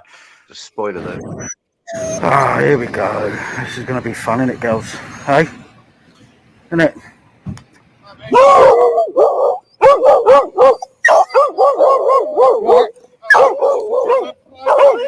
Hey. Hey. Right. That is my 2 girls, or was my 2 girls. Okay. A strange person approached us. They were fine up until he approached. They were sitting there. They were absolutely well behaved. A stranger approached, dressed in black, and they started barking. Now that could be taken as being aggressive. Yes. I think it definitely could. But I think the point to make. Sorry to interrupt you, but the point to make here is go on, Greg. The point to make is that you very quickly said shush. You sort of like said calm down, and the dogs then reacted to that and immediately did stop barking. What I saw there, Dan, was two dogs protecting the leader of their pack. Yes, that's right. They were told to do anything different. That's what they do. They will protect you. Do you mean, Greg, that in that case the dogs are under control? I mean, can I just ask? Yes. Control of the dogs, yes. Dan, can I just ask? Is in the video? I don't know if you remember. If it's not, did they have their hands hidden? Like, see the way some of them stand with their hands tucked in. I can't remember. Because I'm just thinking that might be the case. Maybe the dog's never seen the hands or the way. An animal will sense fear and trouble long before you do, and their hackles will go up. They will always sense there's something wrong. If a dog is growling at somebody that's approaching you, take the dog's idea, that person's not good, because they can sense it. Cats can do the same. If a cat hisses at somebody and gets really nasty, they know there's something wrong with that person. They have an instinct built into them to protect you. I know there's something wrong with my cat. The thing with these two, the thing with Daisy and Alice, is that they were both rescue dogs. Okay, so I don't know what happened before them, nor do the rescue centre. All they know is what they're told. Okay, Daisy is supposed to have got a hit over the head, which paralysed her inner eyelid, and Alice was completely afraid of men, absolutely fucking petrified of them. And it took me. It was a lot of hard work to get her to be okay again. A lot of hard work. 7 years that took me, and even then she wasn't completely okay. When I used to go out, if they saw another dog, they would go scatty, and I mean they would lose their shit. Specifically, if they're on a lead, because they know that they can't run away or they can't protect themselves because they're on a lead. So when a dog is on a lead, in some cases, and again, Losol's Paranormal, she's trained dogs. She might be able to correct me or disprove this. But when dogs are on a lead, when they know they're on a lead, they know that they're restricted. You know, so what can a dog do? A dog can't turn around and say, "Get the fuck away from me, man, or I'll bite you." All they can do is bark and try and frighten the other person or the other animal, not coming close to them. You know, and I think that's exactly what I've just showed in the case. That's the intent. Yes. And yes, they're telling you to back off. They did do as they was told in that situation, but I'd been in plenty of situations where there was another dog, and Alice, the all black one, she had gone that scatty that she'd walked backwards out of her harness, got herself free, apart from just the lead, right? And I've had to scramble to try and hold on to Daisy and then grab Alice by her back legs to stop her going anywhere. You know, but neither of them would actually hurt anybody else or another dog. They wouldn't. But the noise they used to make sounded like they wanted to rip other dogs apart. And because of that, the people with other dogs would pick their dog up and go, "Oh, those dogs are dangerous," but that's they're not. That's the worst thing you can do. So that's the worst thing you can do, because that sets the dog off. And again, you say you're a dog owner and you've got a dog well, you've got a wolf picture there, which is the ancestor of a dog. And I'm not obviously not trying to fall out with you or call you out or anything like that. I've listened to your point of view, and I agree with some of it. Absolutely. I just think that in that particular situation, I think that the police reacted too quickly. It's far too easy for the police to pull out. That's a nice jacket there, Roger. It's far too easy these days for the police to grab a weapon than it is to try and calm a situation down. And I know it's slightly different when it's a dog, because you can't talk a dog down. But a dog will react when an owner as well is tense and in fear. So I know you can't really talk a dog down, but it's more about like body language and how you respond with your actions and stuff when it comes to dogs like that. I've had like fucking plenty of dogs that don't know me, that I'm strange to, and they've been like barking at me and stuff. So what I've learned is I try not to make direct eye contact with a dog, because a lot of dogs can see that as a sign of aggression. So you look slightly away to them. You have me like a friendly tone, hiya, stuff. If they're still barking, I then lower myself. I'm the expert, but that's just what I've learned. I then lower my body down to their level. If they're still being a bit kind of aggressive with barking and stuff like that, I tend to actually sit down. So I'm right down low, sit down, and I have my back pretty much facing the dog. So that gives them, so I'm showing them my horns and stuff like that. I sit away from them, let them come up behind me and have a wee sniff at their own pace, you know what I mean? Yeah. And to show them that way I'm not a threat or a danger to them, let them come up, approach me in their time, have a sniff and suss me and stuff like that. And then slowly put a wee hand out like that, show the back of my hand to them, let them sniff that, sniff my hands, and then they come up, and then generally after that, they're all right. Sniff your hands? I think Yeah, wash them. Get your scent. What is can I ask? I'll ask the panel and those in the chat a question with your permission, Dan. By all means. What is the first breed you think of with the highest attacks in the UK? Jack Russell. I'd probably say Terriers. No, it's probably a small. It's probably a smaller. Terriers. They're quite nappy. Right. So we have what dog is used by the Guide Dog Society? Labs. Labrador. That's the highest attack dog in the UK and has been for a long time. They can turn in an instant, and we literally train those to be guide dogs for the blind or partially sighted. And sometimes they're used as service dogs, but they've done the most attacks. Can I just ask? Do you know what the labs were originally bred for, Tina? Gun dogs, weren't they? Nope, catching fish. Fish? Catching fish, salmon and trout from streams. That's what they were originally used for. They're great swimmers. They love the water. Greg, you wanted to say something there, mate? I'm going to interrupt there, Sonic, because Greg's new on the panel, so I want to give him as best chance as possible to say. Going to ask what the source for that was. I thought it was Jack Russell. No, the Jack Russell can be, but they're not as bad as Labradors. For some reason, the Labrador breed has a very bad habit of turning for no reason, and it will attack its owners as well. But according to the statistics, they were the highest dog breed to cause injury and attack for no reason. Jack Russells have got small dog syndrome. They do. Most of them are all mouth and less. The worst ones for that small dog syndrome and turns into a psychopath is the Chihuahua. I hate that breed. Freaking Chihuahua's a demon in a skin. That bloody thing. Ugh. So, according to Wikipedia, there's been about 20 fatal dog attacks in the UK this year. There's not many, actually, Greg. 2020, not this year. This is there's not many, Greg. It looks like there is more than there actually is because mainstream media have picked up on it, same as they did with the police corruption, and they're all reporting now every dog attack. There was a fatal one a month or so ago, which again I speak about in tomorrow's report as well. Yeah, there was a young kid the other day as well. That was an American Bully XL, 19th of May, 2023, Greater Manchester. It's not that many for the amount of dogs that are in the UK, to be honest. It's not a lot. But you do have a lot of animal haters out there that will make false. I got bitten by a dog. I've got a big scar down my finger here. You probably can't see it; it's faded. But that was my two dogs, two Jack Russells, and they were fighting in the front room. I didn't have my glasses on at the time, and I put my hand down, and one of them, they literally crushed the nerve in the top of my finger, and it blew up like a balloon. I thought, oh, that's not looking good. All I was worried about was getting blood on the carpet, just hanging on to it. So get to the hospital. First thing the police said, well, we need to get the address so we can take the dogs away and put them down. Fuck off, that's my dogs. It was an accident.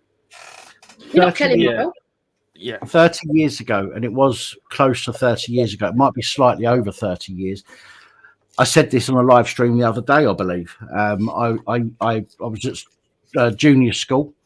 One of the girls I was at junior school with, we were practicing for a Christmas play. And we went to the pub. Her parents owned the pub.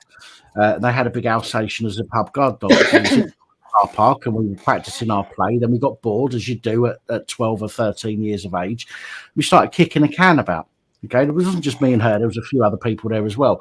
We're kicking a can about. Then one of the lads kicked the can. It went up in the air. I've jumped up to grab the can. This Alsatian had got out of the gate, managed to push its way out of the gate, and it jumped up and it grabbed me round the shoulder. Okay, teeth on top and under, and armpit and on top of my shoulder. and it dragged me around the car park. And the reason it dragged me is because I was screaming, obviously. I was like 13 years of age. It was a big fucking hairy dog attached to me. So my arse fell out. So I'm screaming. The dog's panicking. So the dog's like, what do I do? Didn't let me go straight away. Now, it took a while for my parents to convince me that it wasn't the dog's fault. It was my fault for jumping up to get the cat. It was all of our fault for playing kick the can while there was a dog about. Should have been more aware of what was going on. We should have been practicing for the fucking play, not playing kick the can. It was my fault for jumping up to the can, and the dog just thought it was a game. And then when the dog grabbed me, it panicked because I screamed and dragged me around the car park. And I did have a fear of Alsatians for a while. Yeah. Not other dogs, but Alsatians I had a fear of for a while. But, I've learned to get over that and understand that it was my fault partly, not the dog's fault. They're stupid. I mean, dogs are clever. They're very clever, but they're also very stupid. You throw something for a dog, and instead of a dog going, "Oh fuck, I'm not running all the way after that, you prick. If I just leave it, you'll go and get it for me."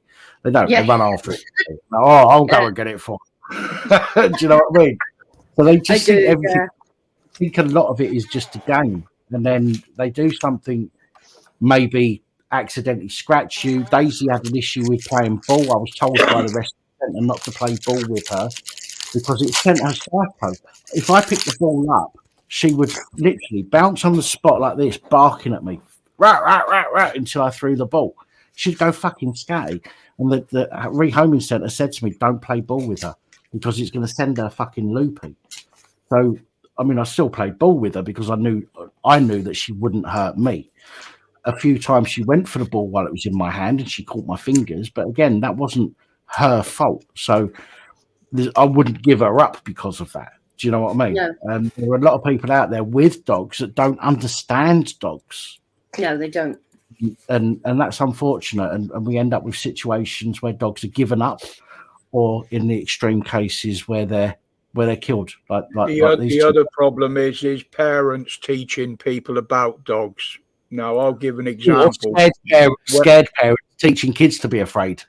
When I had mine, I only ever walked them 2 at a time. I never used to let them off the lead in the field. I'd go right out in the middle of nowhere. Although they were safe around people, there wasn't an issue. But up the field, when I was walking across one day, this couple of young kids, probably 10, 12, started throwing stones at the dogs. So I gave them a bollocking. The father come over and said, "What do you think you're doing, giving my kids a bollocking?" I said, "Are you the arsehole that taught them to throw stones at dogs?" He said, "Yeah." I said, "Well, you're the arsehole that's going to have to cope with them being fucking bitten for teaching them that." And I made the dogs sit and I let the kids come up. I said, "Look, you can approach them now." And they stroked them and played with them. The dogs were great. And the father just stood there all in a huff. I said, "Well, you can fuck off, mate." Yeah, there are some people like that, though, Roger. There are a lot of people like that. Yeah, you handle it better than I would, Roger, because if somebody had come up to me and said that about one of my two, I'd probably be in a nick for fucking assault. The same as, and again, you're going to hear this phrase tomorrow, or you're going to hear this sentence tomorrow. If a copper had fucking had done anything to my dogs when they barked at them in that video that I've just shown you, I'd have got locked up for assault emergency worker, guaranteed. Yeah. Well, I couldn't do nothing about it because I had my hand full of 2 dogs. I weren't going to just drop them and smack him one because it would have sent the dogs loopy.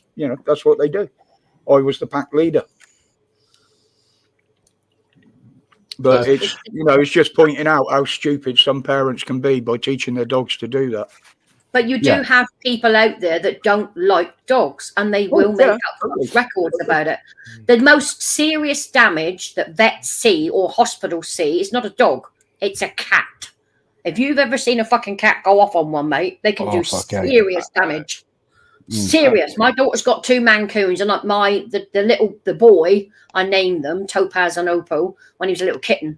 He tried to get feisty with me one day, and he snarled at me, so I just got my finger out and flicked his nose. I went, "No." And every time I go in there, "No, Grandma's there," and he fucks off. So he gets out of the way. Got the scars where mine had a go at me the other week. They can be very nasty, and because they carry a lot more bugs as well, because of their cleaning habits, you have a very serious risk of harm to your body from cat scratches and bites. So if you ever get that, get to an hospital and get it treated. Give me a second. My thumb was all swollen. Just a second, Ricky, and I'll let you up, mate. Sorry, Roger.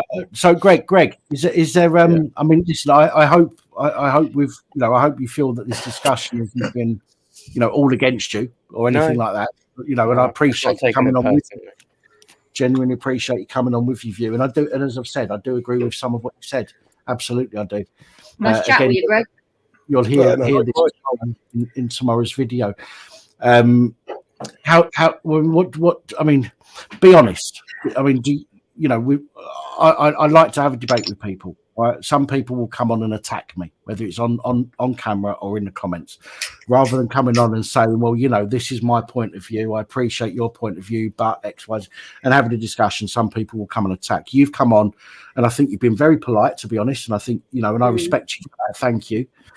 What do you think after hearing other people's views on this? I think that pretty much everyone in this call that's made the sort of contributions and talks about it are genuine dog lovers, and I think everybody here are people that would never be in a position that those dogs were in or that owner was in, because I have, Greg. I come from a farming community. I've loved pets and dogs.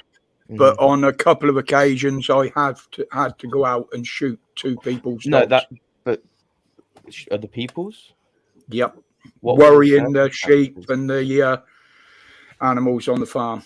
They wouldn't do anything about them. The police wouldn't do anything about them. The police knew we had guns on the farm. They just said, deal with it yourself. This is back in the 70s. I think that's quite an important specific law. But there is specific law, and Black Belt Barrister brought this up on his video. I know the video you're talking about, and he mentioned the specific law when it comes to worrying livestock and things like that. They can shoot them. Yeah, but you legally can. If the animals are at risk, if the dog's just running around the field barking, you can't do a thing. But if it's actually physically attacked an animal, then you do have a legal right to protect your animal and shoot it. Okay. And you can also sue the owner, can't you, for damages? Roger, yes, I think. Yes, you can claim compensation on the animals it's injured or killed. Okay. Thank you, Michael. But Thank you, Michael. Hang on, Greg was trying to reply there. Go on, mate. So using that logic where you've had to, we'll use the term destroy, because I think it's just an easier way to talk about something that's so horrible, perhaps. But so those animals, those dogs were actively attacking your livestock or whatever that happened. Yes, there. They were. And you then shot those dogs. So if, say for example, I know this is reaching, I know it wasn't what happened, but if the police didn't shoot that dog that originally lunged at them, we won't argue about whether they did or not, but that's what it looked like happened. Would that dog then, probably would have bitten a police officer? So would you not then be justified in shooting it using the same logic? We had to wait until it actually physically harmed an animal. You couldn't just walk up and shoot it because it was there. Okay, but so if that dog had bitten a police officer, would it then have been a justified shooting? If it had bitten, then yes. Honestly, I would say yes, it would be a justified. Would. Yeah, definitely. So is there ever a case for preventative measures? Is that what you mean? No. So what I'm trying to say that if morally, forget the legal system, forget what all that sort of thing. You were morally right in your own mind to shoot that dog after it had attacked your livestock. Yeah. But the police officers were not morally right to shoot that dog whilst they were in the position of belief. That not in the situation that they created there, no. Can I say, sorry, Greg. All they had was an allegation. Yes. But regardless of the allegation, it's the whole situation. Regardless of whether or not they had the right to seize the dog or anything like that, it was the situation at hand. Regardless of whether they'd bitten somebody beforehand, they'd bitten a dog, whatever happened beforehand, they were trying to investigate the situation to understand the full. That's the thing, they weren't investigating. they went in mob-handed, shouting and yelling as they usually do, and they created that situation. One of the coppers actually said, "There's only one way this ends." Yeah, and you'll hear that's what it he in says. tomorrow's videos. You'll hear that in tomorrow's video. Didn't he say? I heard that actually. It was you're leaving us no choice. I think it was the the wording. No, before that. This is the point. Right. This is a separate video before the video of the dog being. They were going to be destroyed regardless. That was their intention. How do you know that? The problem is said. The problem is it's an allegation. It's an allegation. If somebody said to you, if somebody told the police that you, Greg, for example, had threatened to shoot them, okay, and the police come to your house and went, "Oh my God, he threatened to shoot somebody, so he must have a gun. We've got to kill him." But that's not what happened. No, but that's the way they operate, mate. Okay, but they turned up. They turned up. Previous they situations. turned up. They had an allegation that the dog attacked somebody. Their immediate thoughts were the dog had attacked somebody. Yeah. They hadn't investigated because it. that was the report that was made. That's all the information they had at the time. But they the literally police said to the owner, you know, we want to check the dogs over. We want to make sure there's no injuries. Yeah, on the you're dog. right. That's You're what right. they said, and they made it very right. clear to the owner what they wanted to do. But the Right. owner was being extremely aggressive back to them, constantly swearing at them, telling them to fuck off. Well, all he that was sort of stuff. scared. He was Fair enough. But Listen, if I played the rest of that video of my two dogs barking, you'll hear me swearing at the cop. I will say there that the woman that picked up her fluffy dog that allegedly got attacked screamed louder and was way, way off her head more than that bloke was. Okay. Well, again, there's questions about that video, Roger. I discussed Yeah. those in tomorrow's video, in tomorrow's report. There Yeah, are so questions. somebody said it was from a different incident, but you know, Rather than using the weapons they did, if they'd taken out their baton and used that as a defense against the animals, that would have worked. That would have been way too close, and they would have definitely got bitten. No. Police wear very good uniform. There's ways of turning yourself away from a potential bite. You don't put your arms out. You literally put your vest on. You turn around. I've seen police officers be attacked by dogs, and they've hooked onto their belt they wear, the waistcoat they wear. No bites. Right, guys, can I just... Sorry, let me just interrupt. I'm going to bring Ricky on. He's been sat in the background now. I've been waiting for this conversation to end before I bring him on, but I'm going to bring him on. I need to go for a wee. Roger, you're in charge. But I'm going to bring Ricky up, and I'm going to go for a wee, and then I'll be back in just a second. So please, no falling out with anybody. Can I just address one of the Hi, Ricky. Hi, Ricky. Come on, Greg. Can you hear me? I've just seen... yeah, we can hear you, mate. So just seen I wasn't sure. First time, mate. I've had to get my kids to do this for me. You're freezing there, mate. You're freezing. I don't know whether you got a bad connection or what, Ricky. You're frozen. Down. Sorry, Greg. Rick is a long-standing member of the channel, as you can probably gather from the chat earlier. May I give my input, as I've been quiet for quite a while? Yeah, go ahead, Jack. Yeah, go on, Jack. So, obviously, I mean, I know we're talking about the whole dog incident and whatnot. I mean, just as anyone that saw it, I mean, it was upsetting for most, if not all, that's seen it. I mean, being dog owners and that, or even if you've never owned a dog or you've never had an animal before, it was upsetting. There were things that were said in the video, not by the person recording it, but by the officers. You could hear them because they were shouting. I think it was by one of them, either with the shotgun or one of them with the, I don't know whatever pokey stick they've got that has that little ring that you put around the dog's neck to kind of control them. I don't know. Yeah, it's a catcher pole. Yeah, either one of them had said what Dan had said not long ago about there's only one way this ends, right? Now, to me, that sounds like it's more than just a threat. It's a promise. It's intent. It's a guarantee. Yeah. Yeah, exactly. They went there with the intent to take out those two dogs. Yeah. They were And the hyped thing up by the time they got there. Because I agree with you, Jack. If you think about the call they must have got, somebody's been bitten, woman's been injured, da da da da da. It's urgent, urgent, urgent. They've turned up already in a heightened state, and they only want to deal with it one way. So, funny enough, right?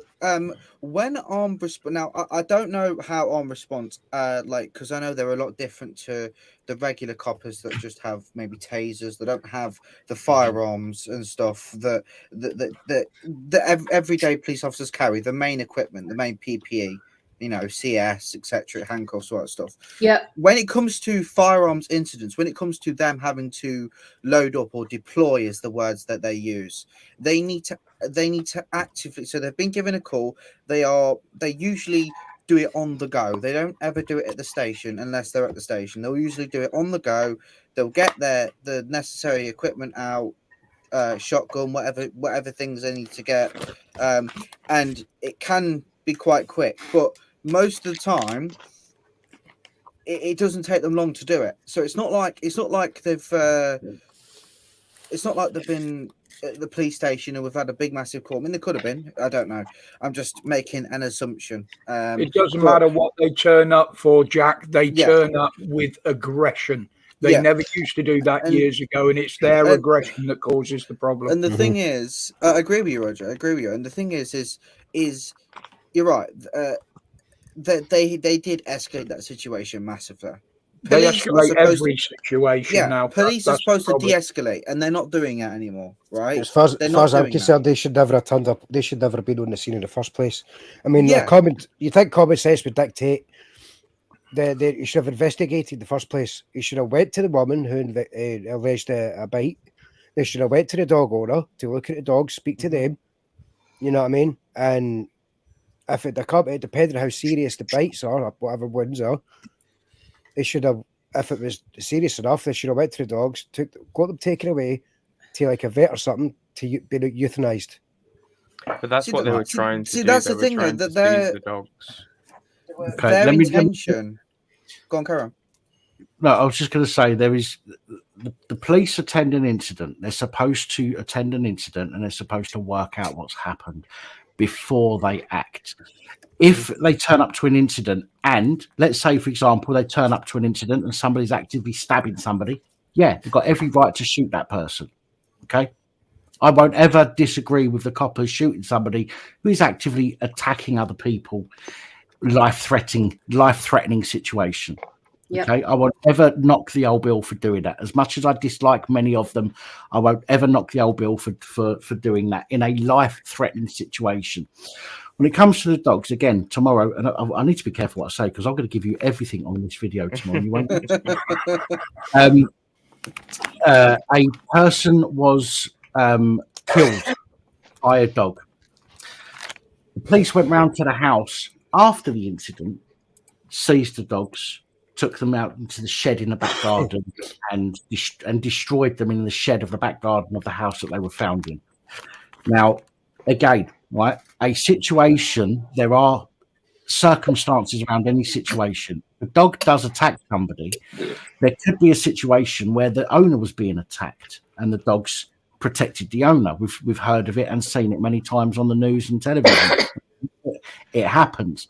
That isn't the dog being aggressive, that's the dog being protective. Yeah. So the old Bill, when they turn up to an incident, they are supposed to turn up and say what happens. This is why any other incident, one copper will talk to you and another copper will talk to the other person away from you. And then they'll go and have a discussion and say, well, that person said this, you've said that, what sounds the most plausible? And then they'll act on that. They've turned up to a situation, again, in my opinion, they've turned up to a situation not knowing the full extent of what has happened. Yes, they do have to be careful, but the dogs were under control. They were on a lead. Whether they were lunging or not, they were on a lead at the time that the police turned up and threatened the guy. And they had their guns out and, all the rest of it. Of course, anybody is going to be scared. And that frightened sensation is going to transfer onto the dogs. They do. It does. Again, I don't want to fall out with anybody. I know there's going to be people that are in the chat. I've not looked at the chat, so forgive me. I know there's going to be people that don't agree with me on that. But I have to say, I think that initially the guy should have stopped. Okay, I think that he should have stopped for the police when they said stop. Yeah. I think he made a mistake by walking, but I also think the police have overreacted. Yeah. They could have let him. They could have followed the guy back to his boat. He was on a footpath on a canal. There was nobody else around. Okay, that I know of.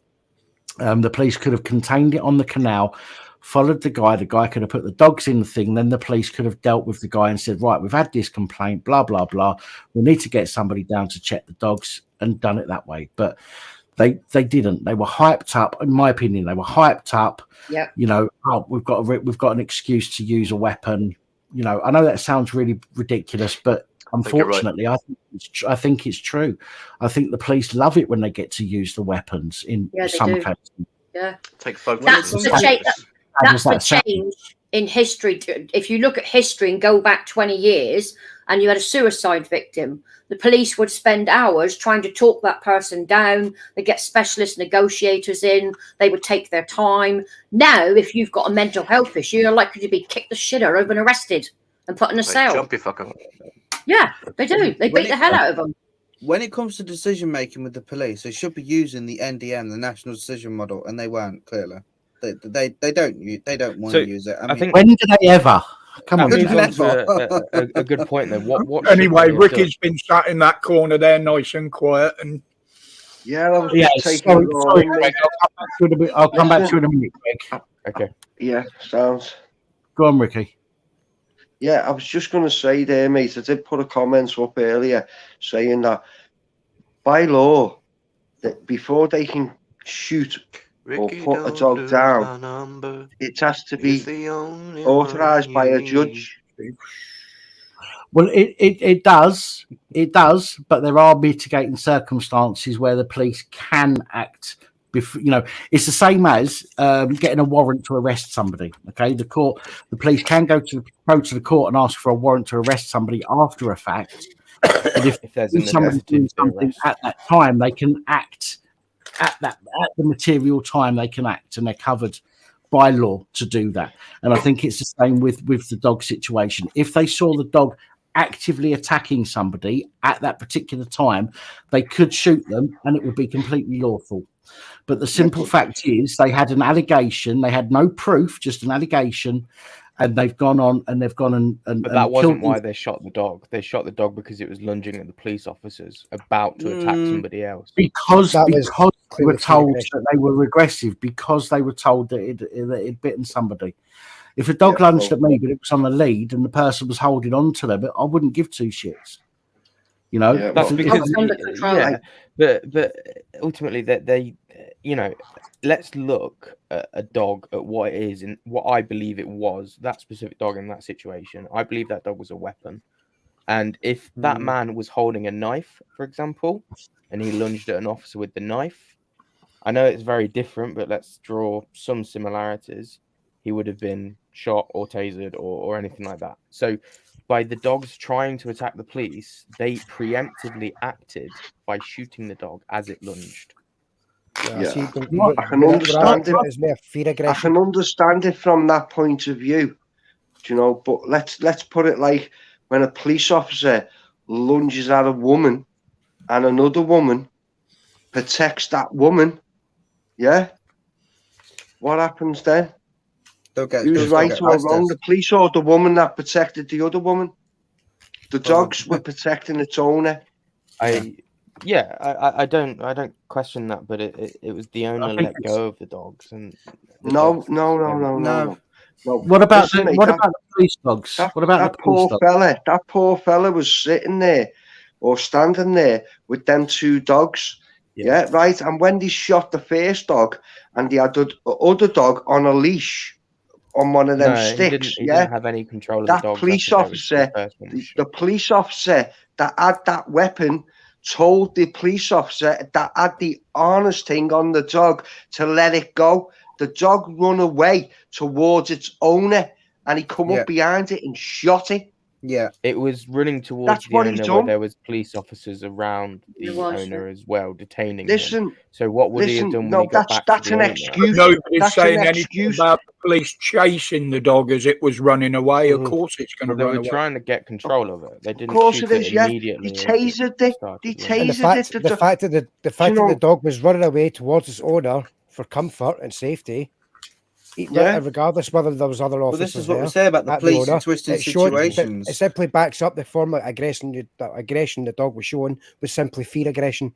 The The dog was police in fearing. twisting still aggression. situations as they deem so, as they seem The fit. dog ran away for protection from the owner and to protect the owner. How It would was trying to get away. would have attacked? I think this is this is a situation. This is a situation that is highly emotional for a lot of people. Yeah. And I I think so. understand that there Yeah, are I agree. people with different points of view, because It's it's an disgusting. emotional incident. Because it's an emotional incident, people are likely to get very, very defensive of their opinions. Now, I want to be fair here. I think everybody on the panel so far has been really respectful. Okay. Yeah. And Greg, I appreciate you coming on and sticking by your conviction. I do genuinely appreciate that. It's a bit difficult when everyone's got an opposing opinion. I'm not going to Well, lie. I hope you don't. I hope you don't think you're being attacked. That's the thing. I don't want you to feel like you're being attacked. I understand where you're coming from, and I agree with some of what you've said. Totally agree with it. I can't disagree with it. Okay, with some of what you've said, but there are some things again emotionally, and I am emotionally, probably reacting under emotion rather than complete unbiasedness. Okay, so I have to be fair with that. I am a massive dog lover. I had to give my 2 girls up because I had 3 strokes 2 years ago, and I couldn't walk them, and it wasn't fair on them to be stuck in all day long. They were big dogs; they needed walking.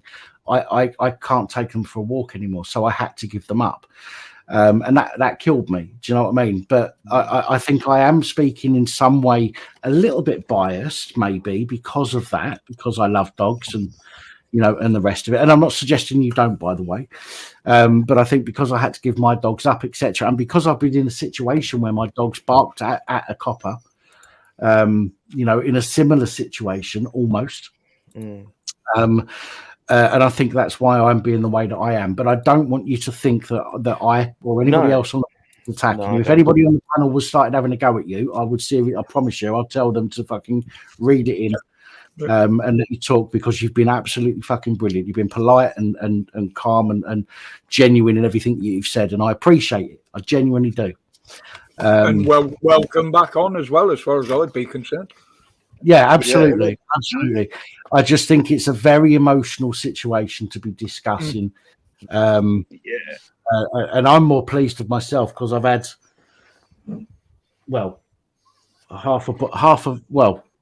quite a bit of brandy. And sometimes with quite a bit of brandy, I lose my shit a little bit. So, but I think I'm doing quite well tonight, and remaining calm, and not that you've said anything that's upset me, because you haven't. But again, I honestly 100% appreciate you coming on and being as candid as you have been, in the face of so many people that may disagree with quite a bit of what you've said. Okay, so a debate is a good debate when everybody is good with what everybody says. Exactly. It's a good debate when you can literally. When we can leave this live stream tonight and go, do you know what? They might not have agreed with me, but nobody called me a fucking arsehole. Nobody, I haven't fallen out with anyone, so that was a reasonable night. You haven't given Sonic the chance yet. See, that's what debate should be about. Whereas other people like to cause arguments, not here, but other people like to cause arguments and stuff like that where it's not needed. And, in fact, everyone kind of gets an understanding of each other's opinions, not just your own, but each other's as well. You understand from what? Yeah, sorry, mate. It's nice to hear other people's opinions in it and see where we all are in it. Yeah. But it's even nicer for other people to put their opinion across in a fucking reasonable manner. Yeah, of course. Yeah. Oh, here we go again. Thank you, Brian. Brian PC, very kind of you. He's just gifted 5 people membership to the channel. Wow. Let's see. Well done, Brian. Michael Castria. There you go. You're a member. It means you get to come on to the first Sunday's Beardy, live. Michael Castrian. Who else? Joe Black, Wade Stewart, Harv. That's only 4, isn't it? Harv, Wade, John Black, Michael. Oh, and Bearded Vet. Bearded Vet. There you go. You get to come on to on a members live stream on the first Sunday of the month. Thank you so much, Brian. Much appreciated. Okay, then I've got a follow-up question to this topic, so to speak. Do you think the police will be reprimanded for their actions? As much as I see it, I fucking will now. They're more likely to say they got things slightly wrong and they apologise. End of. Yeah, that's what it'll be, Jack. It'll be a statement from the chief constable who will apologise. Mistakes were made, and they'll review it, and they'll take them back to training and all the usual. We'll learn from our mistakes. I think they have to. That petition's got over a million signatures, and you know what? I don't disagree with that, but yeah, I've put a petition up about somebody who used to abuse children, had an incestuous relationship with his sister, and shagged the family dog, and yet I've only got 500 fucking signatures on that.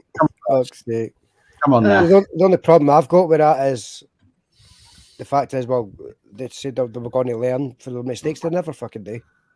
No, it's just it's a press statement, Stuart. It's all bullshit. It's just a press statement. It's read from a script, innit? When they make their statements at the bottom of their page, that have 2 piles of poo cartoons in the corner. This is the crap we're going to put out. I think every chief constable gets 101 ways to blag the press. The Dummies Guide. Do you know the books, the Dummies Guides? Yeah, I do. Yeah. Yeah, I think they get the Dummies Guide to placating your fucking your behaviour. What's the usual spiel on it, Dan? We've investigated thoroughly. We've made a thorough investigation. They did no wrong. They did their duty. They protected the public. But we will learn from our mistakes. Yeah, of course. Okay, I've got a question that. Just like what you do, Dan. I've got a question, and if it was okay with all of you guys, I'd like you to give your own. Just ask. Give me a chance. Give me a chance. Hold up the moment. To ask to give your own ideology of it. When the copy said, what was it? There's only one way this ends, right? What do you think? What do you think he meant by that? So we'll go. By what? When did he actually say that? I've not seen it. So during when the owner and the 2 dogs were facing the coppers when they were talking to him, either the copper with a shotgun or the copper with the pokey stick, grabby stick, whatever it's called. Either that or the guy with a shotgun. When they was talking to him, and they said, "There's only one way this ends." I'll have to find it again. That's what he said. I've not actually heard that. I've not seen that clip, so I don't actually know if that's what was said or not. But I know they did say you're leaving us no choice. That's the second video, the video of where the dogs were shot. I'm not going to show that. And I don't show that for anybody that's watching. I do not show that in tomorrow's video either. Okay, so tomorrow's video is safe to watch without a trigger warning. Let me be very clear about that. But they do say prior to that as well. There's only one way that this is going to end. Okay. Again, we weren't in that situation. Okay, we didn't have the call saying that the dog had just bit somebody and we had to go and attend that situation. But I do believe that police should be trained, okay, to the point where they can attend any incident and de-escalate and say, right, what's going on, or look at the situation and make an informed decision. I think the problem with the UK police at the moment is that they will turn up to a position with a preconceived idea of what's going on. Not interested in finding out who's right and who's wrong. In majority of cases, and we've seen this many times, we've seen this. They turn up and they are on the side of the complainant immediately. They don't want to know what else has gone on. Yeah. They will turn up, they will arrest the person who's been accused of something and deal with it later, rather than trying to figure out what's gone on. And in some cases, they could deal with shit there and then. They don't have to arrest people. They don't have to take people back to the police station. They don't have to do all that paperwork. They could deal with some situations there and then. But unfortunately, they don't. They want to turn up. They want to make the arrest. They want to go back to the police station, I believe, in an attempt to have to sit off for the next couple of hours doing their fucking paperwork. And I know some people will say to me, well, but they have to do overtime to do their paperwork. Well, good. We've all had to do fucking overtime at some point or other in our lives. Yep. Right. And when you take a job that you know, it, like the police, you know what being the police involves. You go through the training, you study the police before you even attempt to join the police. You know, so you know what's involved in that kind of stuff. So therefore, when it happens, you shouldn't be bitching about it. Right. So you deal with a situation as it's evolving. You're supposed to be able to think on your feet. It's one of the first questions they ask you in a police interview or a police paper. Can you think on your feet? Give us an example of where you've had to think on your feet or de-escalate a situation or whatever it might be. Do these people just make this shit up and fill the forms in with bullshit? Of course they do. Of course they do. What they need to do is they need to find out. They need to test it. They need to say, okay, you was in a situation where you de-escalated. Show me how you de-escalated that situation. No, well, of course not, because that's too much fucking hassle. Can I respond as well to a part of that, Dan, if I may? Of course you can. Basically, one of the things that's changed the way the police work is the call centres, the 101, where you have to report crimes, etc., incidents, blah, blah, blah. The reason I'm saying that is there's been a lot of surveys done on the effectiveness of the link between the call centres and the police. So what seems to be coming out of that over the past 15 years is that they start blaming call centre staff for sending miscommunication. Now, when you go on to a call centre 101, if you do the online one, you're typing in what the incident is that you're reporting. The call centre person then relays that to the police officer who's attending, but they do it verbally and they're not reading correctly what the person's put down. So they're giving a different script to the police officer. And that's the excuse they use. Sometimes in incidents like this, there was a miscommunication with the call centre staff. Oh, I'm sorry about the binging going on, guys. Brian PC has just gifted another five memberships. Greg, you've just been gifted a membership, mate. Thanks. So you can join us on the first Sunday of the month for our members only live stream if you want to. Fortified Grizzly, Rotham Haverman, and Copwatch UK, and Reza Malin. You've all been issued with memberships by thanks to Brian PC. Brian PC, you're a star, mate. Brian. He's an absolute star. Legend. But if you look at the call centres, Dan, that is an issue where the call centre has to relay those details to the police. They're doing it by radio chat. They're not taking it from what that person has literally gone in, either written down or given verbally, because they're not taking very quick notes. Yeah. Well, this is one of the issues as well. I've mentioned on the channel before. In America, the police, somebody will phone the police and say, "Somebody, I've seen this." Ricky, you're on live, by the way, mate. Oh yeah, sorry, I'm talking to me No, daughter. no, that's fine. I was just letting you know, just in case you said something you didn't want everyone to hear. That was all. Oh yeah, no, it's all right. I've got nothing to hide. I've said before, in America, so I've heard some phone calls. People have requested phone calls that they've made to the police, or that other people have made to the police about them, and I've seen people standing outside schools or wherever it might be with a sign, you know, that some people don't agree with. So they phone the police, and the police on the phone, the call handler will say, "I'm sorry, that's not something that we can deal with. That comes under free speech." Right? For example, I'm just using that as an example. Here, however, in the UK, please get a phone call. They don't say, "I'm sorry, it's not something we can deal with." They will rush as many fucking coppers as they can to the scene with somebody that's saying something that somebody else might not agree with. Unless someone's broken into your house or stolen your car or anything that you really want a police response for. Yes, exactly. You know, you get robbed and it takes 2 weeks before forensics come round. You know, for example. Yeah.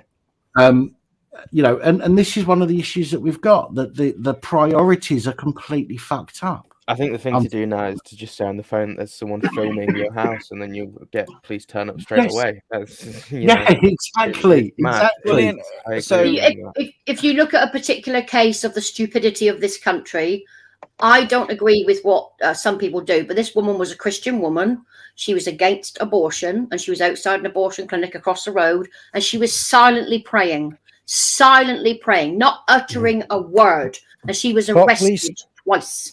I don't think that's the full story there. It is the full story. Did she have one of those injunctions out? So she's not supposed to be in that area. I'm not agreeing, but why? That's the thing. But she was stood. It's not like she was like right in the middle of them all. No, she wasn't interfering. She wasn't talking. She was just stood there, well away from them. Wasn't she legally supposed to not go near the area? But why could they ban her? Why can you ban someone for being in an area when you're not causing antisocial behaviour? She's just stood there, praying in her head. That's free speech in this country. That's the freedom. Let Greg finish what you're saying. Sorry, guys. I just want to give people a chance to say what they need to say, and it's new one. So. Yeah, I think it's just the context matters. I mean, I don't want to disagree with you on every single point, which I think we might be doing, but it's just, you know, that I don't think she was arrested purely for just sitting there. There must have been some other reason. I mean, the police aren't that bad. They do make up stuff. What do you think the reason is, Greg? I don't know. I have no idea. Watch the video. Watch the video online. Find about it. The thing with the video, that what shows on that video is the police going up asking her what she's doing. Okay, she says that she's praying, and they said that you can't pray here because there's a public space protection or whatever it might be that's in place, and therefore if you don't leave, then we're going to have to arrest you. And she said, well, I'm not leaving because I'm praying, and they arrest her. I'm you know, that's not word for word what was said, but I'm kind of condensing it as, you know, somewhat. You know, the police didn't say that there was anything else that was going on. It was solely in that video that I saw, if we're talking about the same one, Tina. The video that I saw, they approached her, they asked her what she was doing. She said she was praying. And thank you, Matthew, much appreciated for subscribing. And it turned out that they arrested her literally for praying in an area where praying was disallowed. So it sounds like there was a public spaces protection order, so a censorship shown. Yes, called it. I kind of find it highly ironic, though. Like they don't say anything about these ones that are out there. It's just say a certain group like to go into, was it Hyde Park or something like that? But they stand there and they fucking preach when it's in the park's rules. Correct me if I'm wrong. Not to fucking preach in the park. It's in the rules. Well, but the thing is, there might be rules in that park, but there's no PSPO that I know of, you know, in that situation. The police will, or the council rather, not the police, it's the council, and we need to make sure that we understand the difference there. It's not the police that put in place a PSPO, which is a public space protection order. It's the councils. But when the council, obviously the council and the police work hand in hand. So if the council turn around and say, we don't want this particular behaviour happening, then the police will obviously go along with it without questioning whether it's lawful or not. And again, that is another issue. The police will act on people, on councils or government's authority without actually considering whether it's lawful or not. But the police are supposed to be independent of the of the government and the council. Yeah. But yet they will do their bidding for them as and when it suits them. And that, unfortunately, causes a massive issue when it comes to, you know, the public and the police. That's because you've got a unified governmental area. Having worked in government, the police and the council work together all the time, and they disobey rules. They will go after people. If you've got a tenant misbehaving, the council will use the police to send in a threat to these people that could lose their... Then that's not right. That's not their job. Their job is to serve and protect, not to intimidate or bully people into behaving in a certain way. And that's what I've witnessed in my work with local councils. They are horrendous, and they should not be doing that. It's not their role. You can't get You can't get a policeman to come if you've got a burglar and you dial 101 because they come in, they buggered off because you scared them. We'll come to see you in 2 weeks. Well, don't bother then. That's been my answer. Don't turn up, please. Don't. Wasn't it one of the recent politicians, one of the high up politicians, who's had a recent spate of not liking the way people are tweeting about him, must have hurt his fifis, and then sending the cops around? A very recent thing. Oh, I think I remember something about that. Yes, that's happened a lot over the last couple of years, to be honest. Again, since COVID started, that was like a massive boost for revenue for a lot of places, including the place. And jumping all over hurty feelings makes good headlines. Number one, okay, it pushes the propaganda, okay, and it gives the police another tick mark on their fucking, tally that they have to send to the Home Office each month. It's exactly the reason they created this fucking COVID shit in the first place. It's just to control the population. You fucking conspiracy theorist. Piss off. No, I'm not a conspiracy theorist. I'm a spoiler alertist. What? Spoiler alertist. We'll give it 3 weeks and we'll see what happens and we'll know the result then. Hey, TJ, I'm with you, guy. Do you know what I mean? People don't you start as well, lads. Fucking hell, lad. No, I'll go and get my tinfoil hat, will I? In COVID in 1990, the vaccine that they were given to people, they knew it didn't work back then in 1990, and they still rolled it out, mate. And it's a fact. It's there in the summit, the COVID summit meeting that they've just had.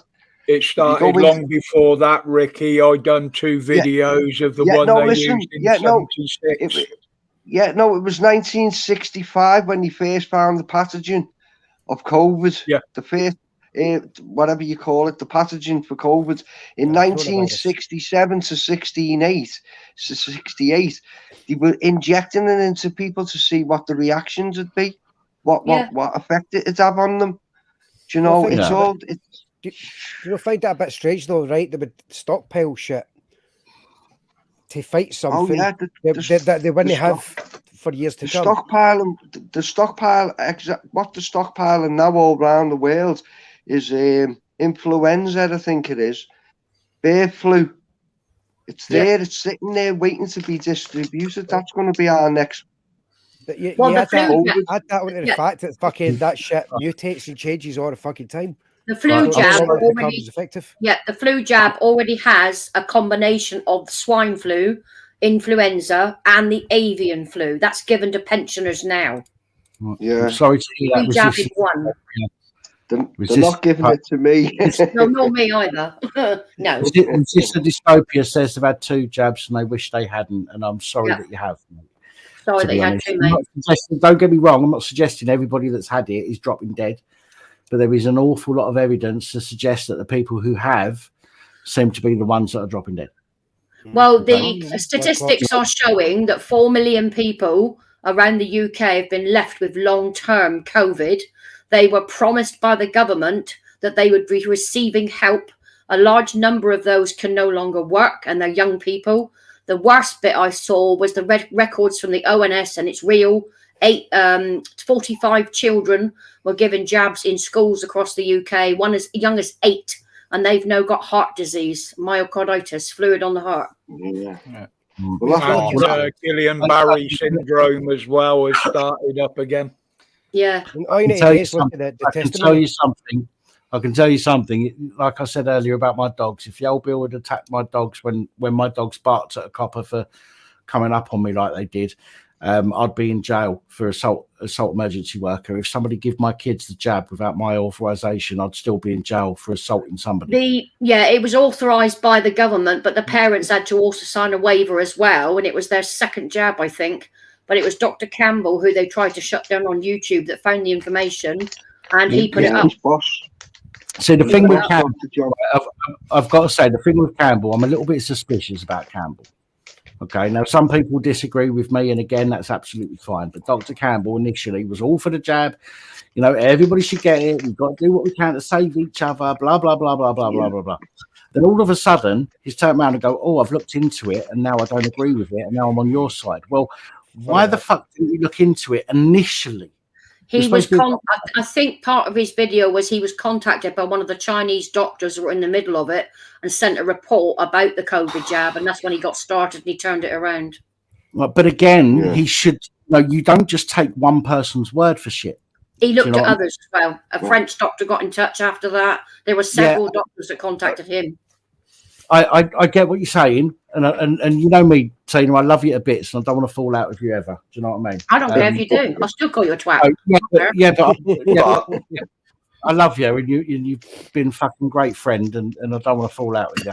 But my point is that if somebody said to me, "This is the situation," right, and you've got to believe it, I couldn't. I have to look at, if Roger came to me and said Jack had called me a slag, right, number one, I'd be like, how does he know? Fight your own fucking battles.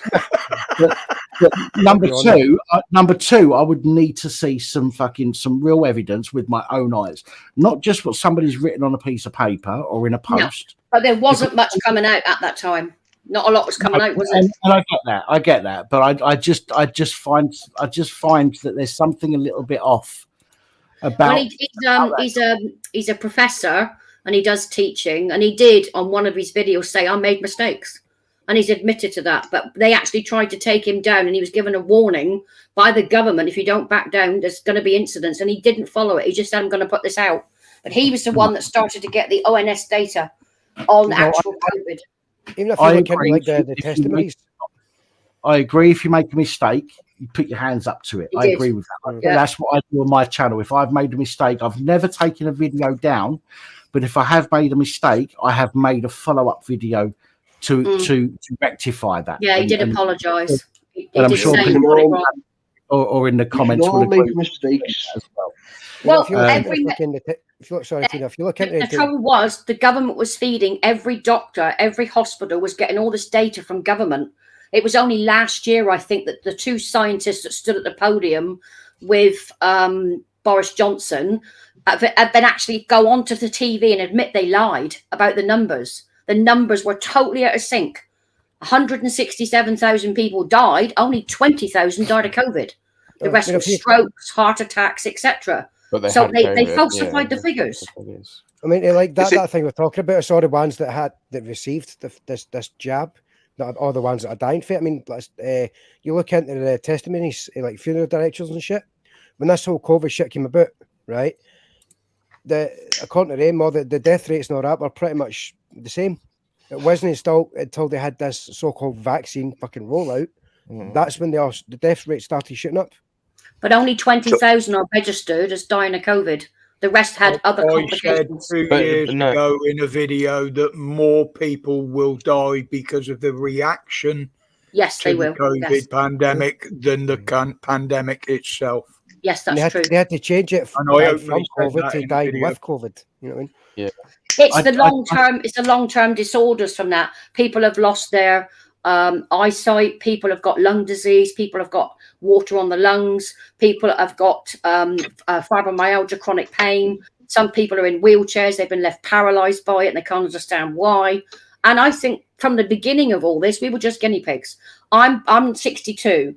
So I checked my health record many years ago when we first went system online. I looked at my vaccination record from the date of 4 months old to 4 years old. My government gave me over 100 jabs of different drugs like hepatitis, typhoid, polio, you name it, they did it. 400 jabs from 4 months to 4 years old. And they wonder why, when we get older, we get fucking sick.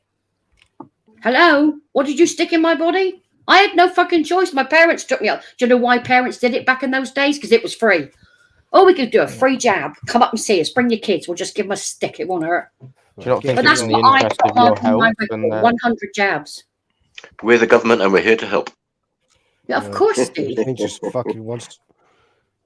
But if you look at your own records, if you go back and you've got system online with your doctors, which is on online service, you need a password and your name and stuff, you check your vaccination record and you will be surprised what was given to you as a kid.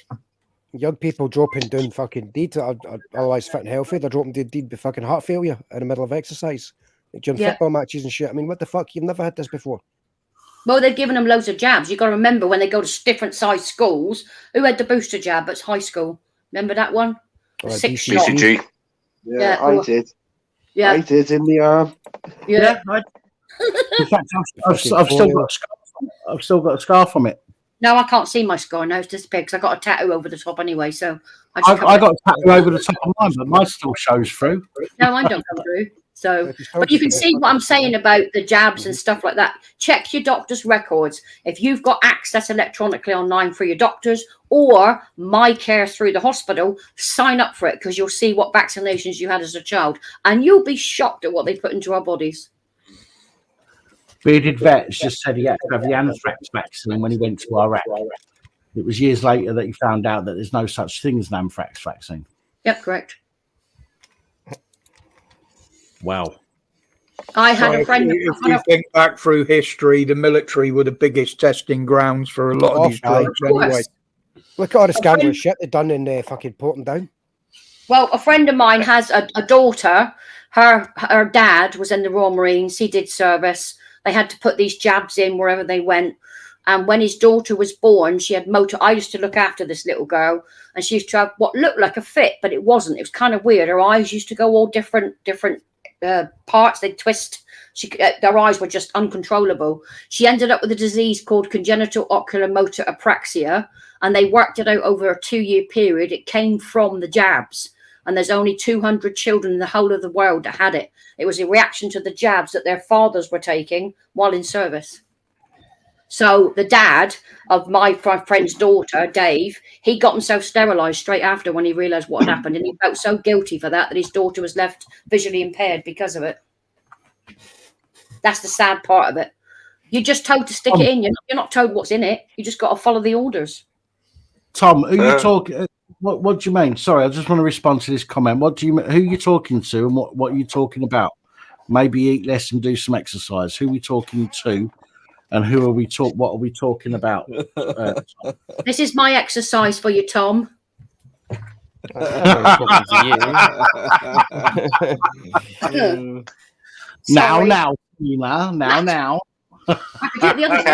Calm down. Yeah. Hey, calm fuck down, mate. See? Now you see like what it for that, happens London. when you let animals off the lead. Fucking hell, lads. Tina, get them teeth in her, go. I was going to say something earlier about, do you know how... Oh, no. Oh, no. Well, do you know, like, how the police, like, so there'll be times where it'll be a genuine emergency and you need them, but yet they'll come up with some bullshit excuse that they haven't got any available units or it's not an emergency or etc., right? That has happened in the past. Go on. It's not bullshit because they genuinely don't have people to deal with real crimes because they're too busy dealing with fucking hurty bird crimes. Okay, fair enough. And auditors, yes, Greg, thank you. Good point. Yeah, Even though the top brass have told them to stop policing the wokeness. Can I ask about that, Dan? How many auditors are Hang still on, active? hang on, Tina. Sorry, I just want to let Jack finish his question first. I'll come straight to it. And I remembered hearing Dad telling me a story many years ago about how someone had rang the police. It was a genuine emergency. He was actively being burgled into his house, and he rang 999 and asked for police, and they said that they didn't have any units available. That's what they said. Didn't have any available units, right? Now, again, it can be. Oh, look at the bottom part. Oh my God. Yeah, so and that's what happens to your eyes when you get too much of it. Basically, I mean, agree to disagree. He had weapons in his house that he didn't have like with him, like he didn't have it in his hand, you know, before they even came in or whatever. Well, his penis. But what? What is penis? No, just I was resisting that. Any weapons he could get a hold of in his house. So, I don't know, You can put it in the hands of your attorney, but it won't stand up in court.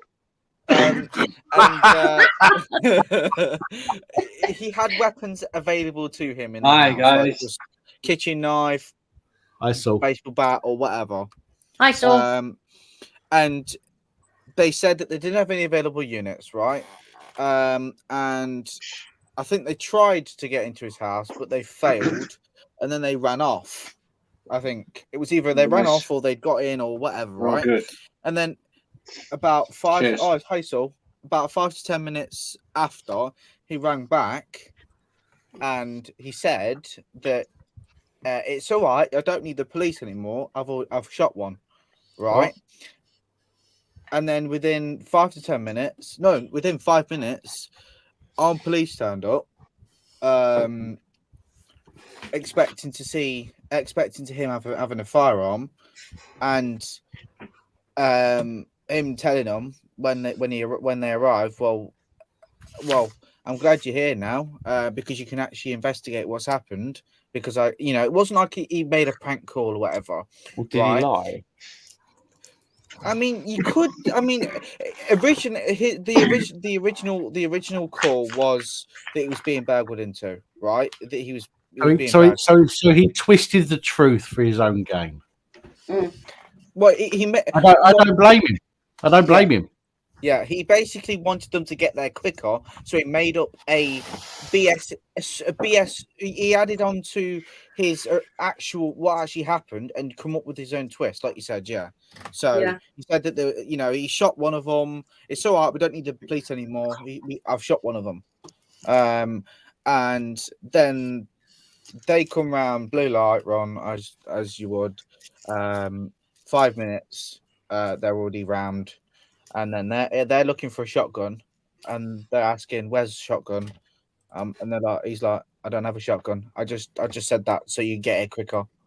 Did he get done for wasting police time? That sounds like that. That sounds like the joke where bloke's in prison, and he writes to his son, and he says to his lad's in prison.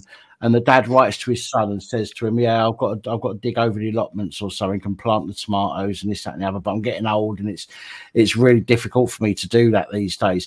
So the lad turns around in a letter and writes back to his dad and says, "Yeah, do me a favour, don't dig up the allotment because you'll find the bodies that I buried in there."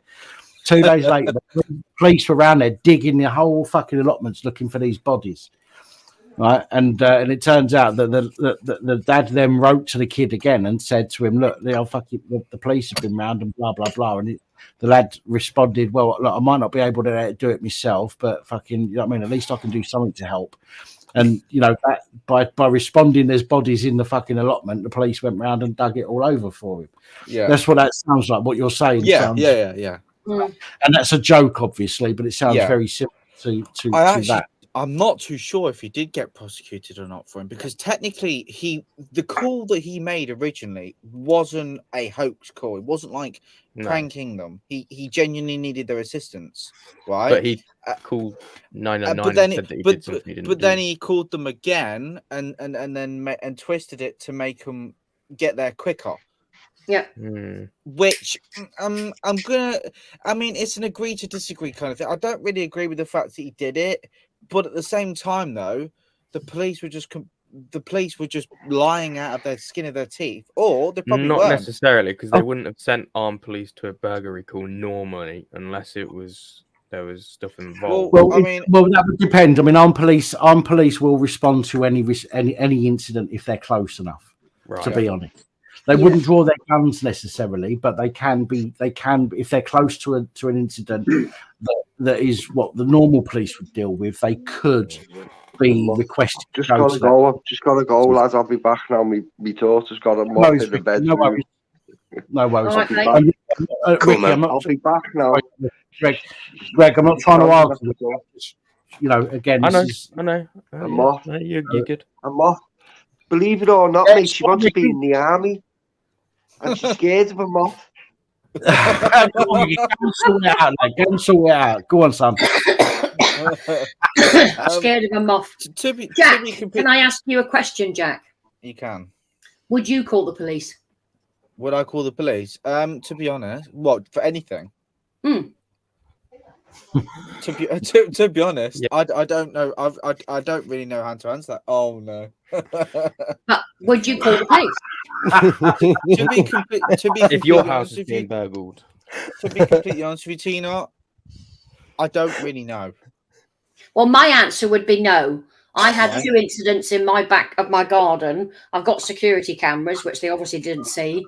So I had one lad come in at 6:30 in the morning, off his head with drugs, behind the back door. I've leaned out the window, said, "You've got 10 seconds to leave or I'm going to stick someone up your ass. Get over that wall." And he jumped out of the way. And all I could hear was, "Ow." The second one was 9:30 in the morning. I'd have touched my toes and said, "Go on then." But the second one was 9:30 in the morning. Again, I've just had a shower. I'm dressed. I opened the window. Said, "What the hell are you doing in my garden?" "Oh, just so and so live here. You got 30 seconds to get over that wall, shit face."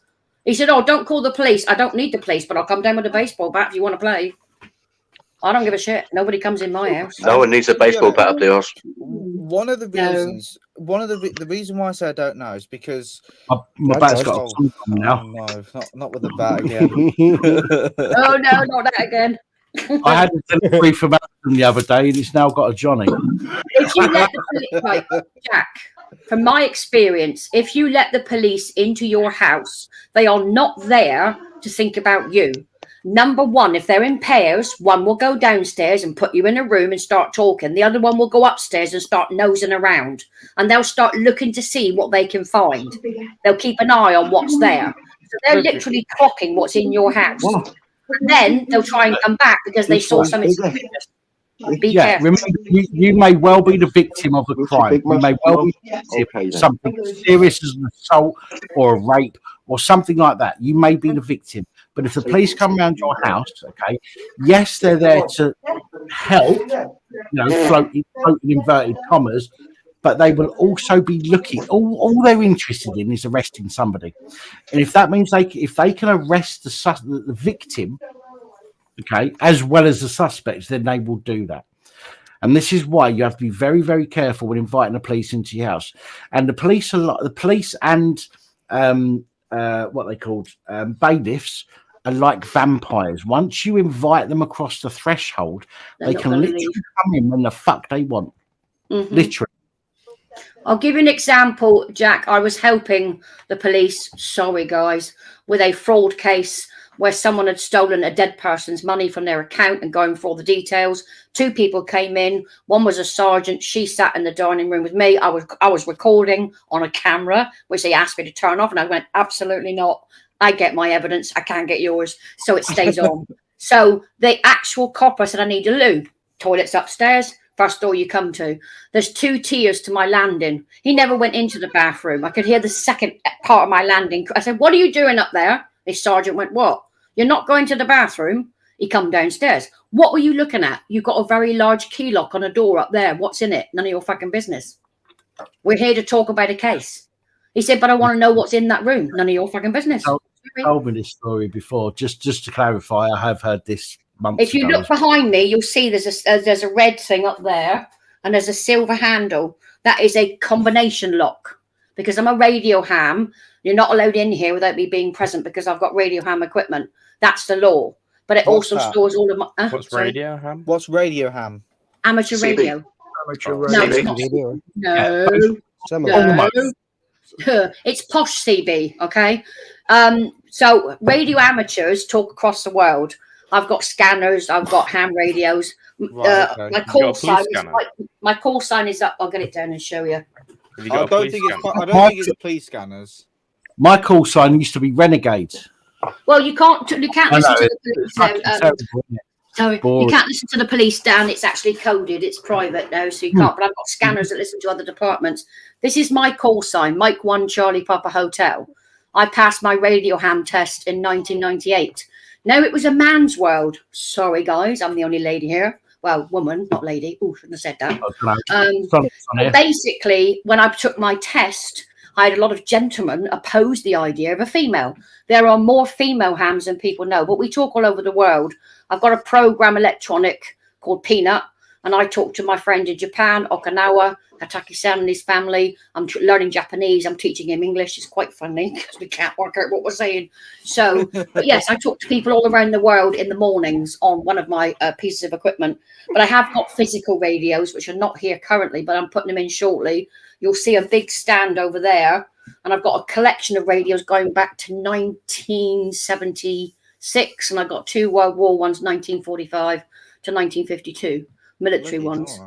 So I've got lots of equipment to put in. So yes, so this is why it's locked. But I wasn't about to tell the policeman that. He said, it's interesting. Well, if you get a warrant, I might open it for you. But you'd have to have a damn good excuse to get in here because you don't know what's in here.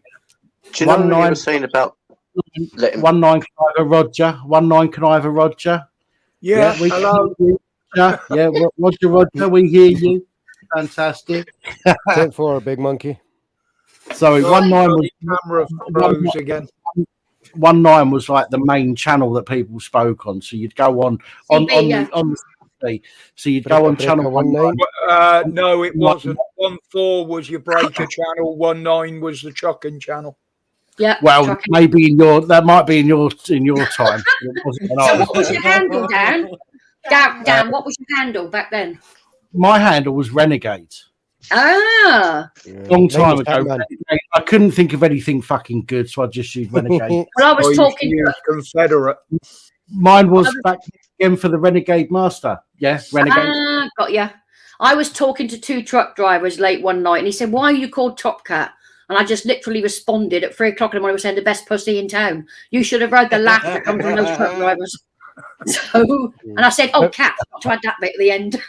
Oh, the people, Keith. Do you know, talking about people, police going into your house? Tell me if it's not interesting, because I'm surprised that it hasn't occurred to me already to mention this story. It was about 20 years ago, nearly 20 years ago, and my mates, I don't know if they were married at the time, but they, his wife, his missus, phoned me up, and I'm used to him phoning me up, or I'm phoning him up, and what's the matter? And he says, "They've come, they've taken him." I said, "What?" I said, "Yeah, the police came round, and they came in, and now he's up at Tottenham Nick." And I had a car at the time, I was driving, and I said, "No problem." I whizzed round there in the car, picked her up, went down the station, and heard the story afterwards. This is unbelievable, and I swear to God, it sounds unbelievable, but this is what happened. Steve, back in the day, if somebody's missus contacted me and said he's in the nick, I'll be round in 5 minutes. A quick one while he's away. Get out of it. Back in the day, not these days. But sorry, Steve. Go on, mate. Carry on. During the war. Yeah, during the war. The thing, what happened is that the police came in and said, "We're here for you." And I remember him saying to me, they looked, because he was a weed smoker, and they saw the joint on the mantelpiece, and they looked at it, and they didn't. So he knew they weren't there for that. It took them away. And you know what? Keep talking. I just want to show something to Lothar. That was all. Cool. It's what happened was that he was, some DNA of his was found. You've shown your address, by the way. Sorry. On an old road. That was for somebody watching in the comments. Sorry, Steve. I do apologise speaking over you again. I just wanted to show Lothar that I've got the book he was mentioning. He did something there. Yeah, I know what he did. Carry on, Steve. Sorry, mate. Do apologise. No problem, sir. His DNA was found on a roll-up, a dog end, and that same dog end that they. The chain of pubs used to be called All Bar One. I don't know if they're still going. Yeah, I remember them. Well, they received a number of suspicious envelopes, like jiffy bags full of just rubbish. This is what the story is. That's what he was told. That All Bar One, all the different branches, a number of them, received a suspicious package, and all it had inside was like bits of twigs and the odd roll up and stuff like that. Just weird, just nonsense stuff. Nothing dangerous, like. And one of the dog ends, and he's going to me, Steve, I'll go around London and if I see someone on the street who's hard up, I'll give him a roll up. It could have been anything. Basically, they've come around, and he's based on nothing. And he was telling me as well, he said, because he's a smart guy, like, and he was like going, I could see it in their eyes. After about 30 seconds, they went, it ain't him. He ain't done nothing. But all bar one received a number, different branches received a number of these suspicious packages with just rubbish in it. DNA went round to his house, took him up Tottenham Nick, and got collected. What did they arrest him for? Do you know? Under suspicion of sending twigs to people, I suppose. There's going to be an actual offence he's committed. Or he's been arrested on suspicion of, though. Like, what would even Have you ever been arrested, Jack? Have you ever been arrested? No. There you go. Yeah. They tell you what you're being arrested for, though. I've been arrested before, and they tell you the reasons. Thanks. Do you want us to arrange it so you can experience it? No thanks. I've already had dreams of what it feels like, and it's not. It doesn't feel particularly appetizing. So, go on, Greg. What are you saying there? Well, I've said that I've been arrested before. You usually get told the reason, and then you get taken to Nick, and you have to get your detention authorized. So usually you kind of have a rough idea. Yeah, generally. I've been arrested multiple times. Okay, and I don't hide anything on this channel. I never have. Do you know what I mean? I'm far more honest than I probably fucking should be, to be fair. But I like people to know that I'm just a normal person. I've made mistakes in my life. Do you know what I mean? I got arrested for fighting many times. I used to have a chip on my shoulder as I was growing up. I was fostered, and I had a massive chip on my shoulder, and I used to take it out on people. But anybody I could. I used to go out, have a drink, go out, pick a fight, and I would pick the fight. Yeah. It got to a point where me and a friend got into a fight with some people, and I nearly got 18 months. There was 9 of them. Me and my mate put 3 of them in hospital, and I nearly got 18 months for it, and that was enough. And if I'd have got jailed, my kid would have been born. My first child would have been born while I was locked up. So I was very thankful that I got community service rather than anything else at that point. But again, I put my hands up. I made a mistake. I committed an offence. I put my hands up and admitted to it. Now, I've also been arrested. I've been arrested many times for fighting. Only once have I ever been taken to court and almost got sent to jail. The only other time really that I got arrested that was a major issue was when I did get caught for growing weed, cultivating cannabis, 100 grams worth of weed in my spare bedroom.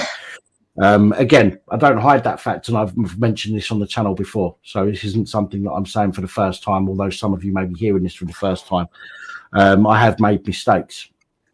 I got arrested, but I don't argue about those particular cases. I've always put my hands up to it. This is why I don't talk about them much on the channel, because I made the mistake and I had to face the consequences for that mistake. Do you know what I mean? But I got arrested outside Crosby Police Station, which I had to sue the police for, and I did get an out-of-court settlement for it.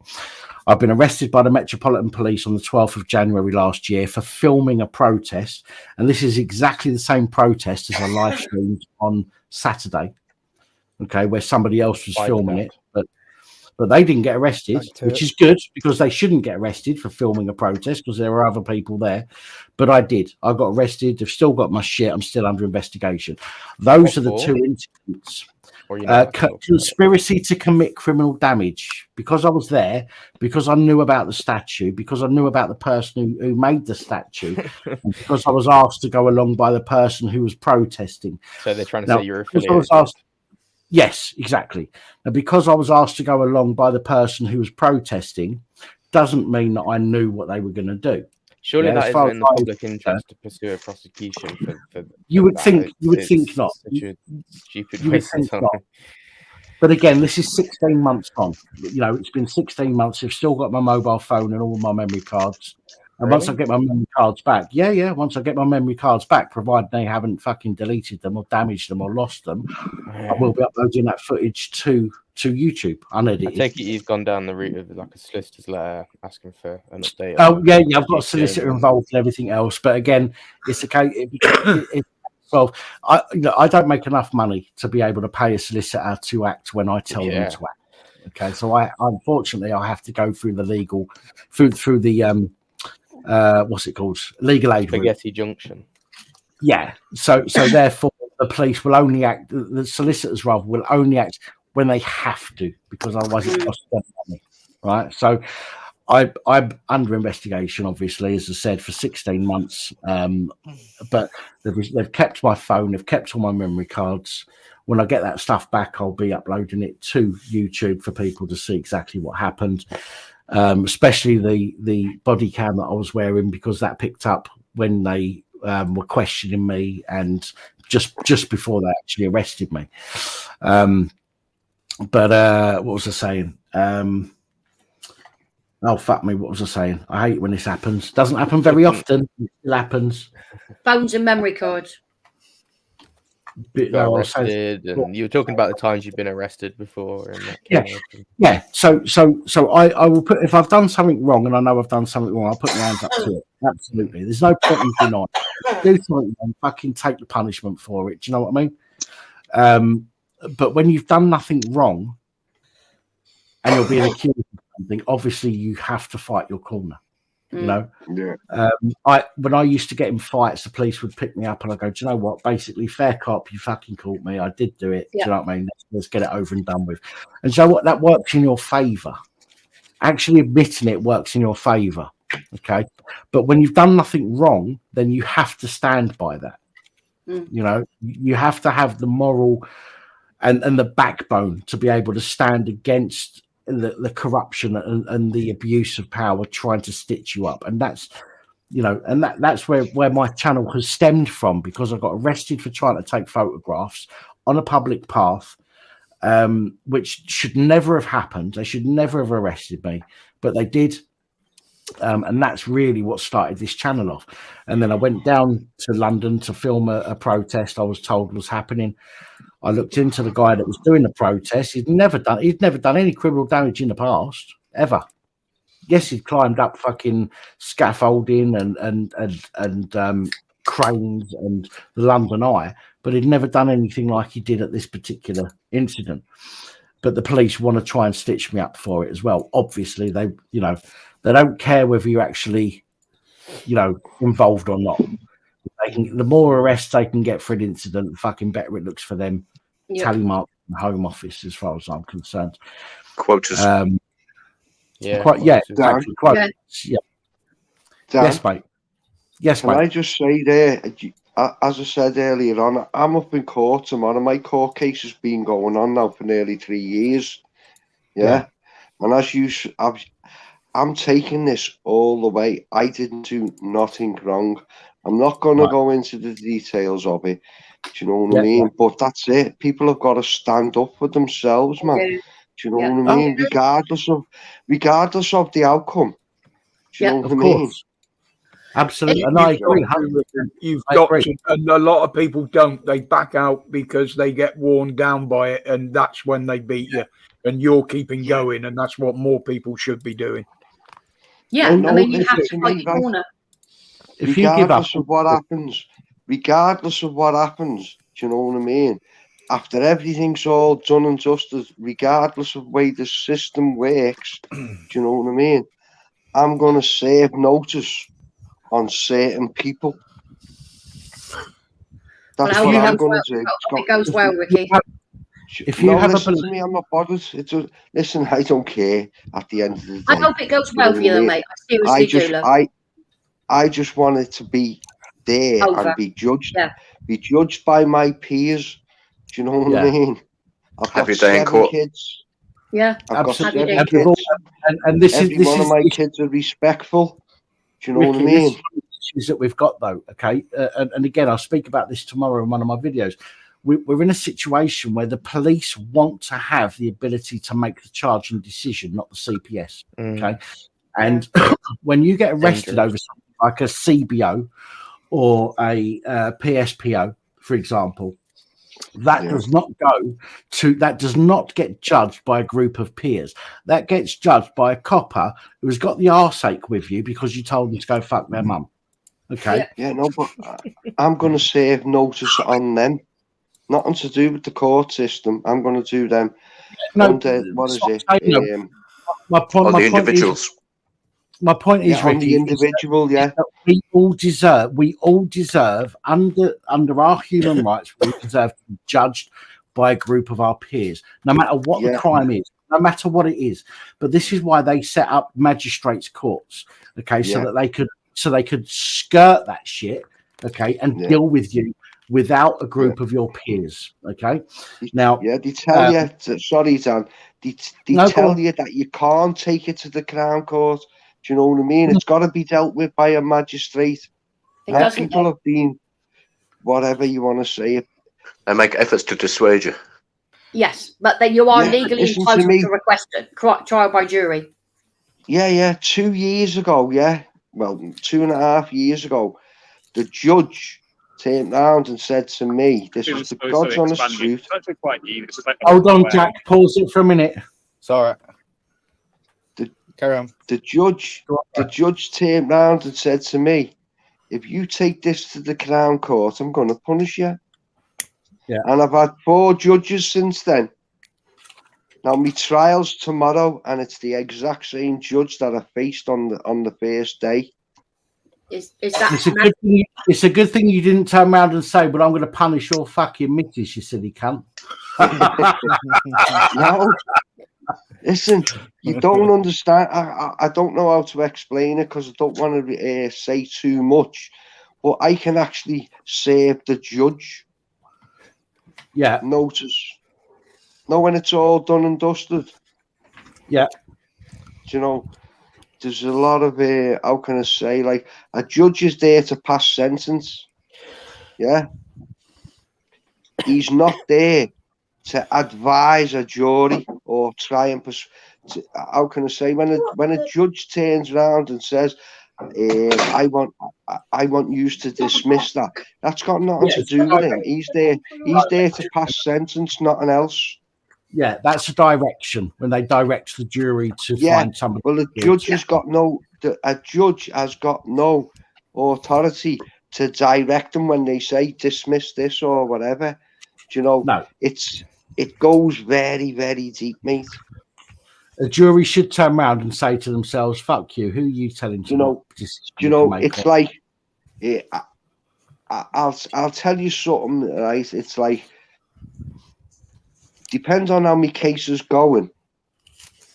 But at the end of it, regardless of which way it's going, in the police's favour or my favour, I'm going to ask that judge at the end of it, am I allowed to speak and say, I am not here just for the crime that you have saying I've committed. I'm also here to see, is it a crime, whatever. It wasn't even legislation. It's all to do with COVID, that's all it was. COVID, fine. But they've escalated it. Do you know what I mean? But I'm also here to be, the jury should know that, what's the word? Just give me 2 seconds because I've got that much running around in my head for tomorrow.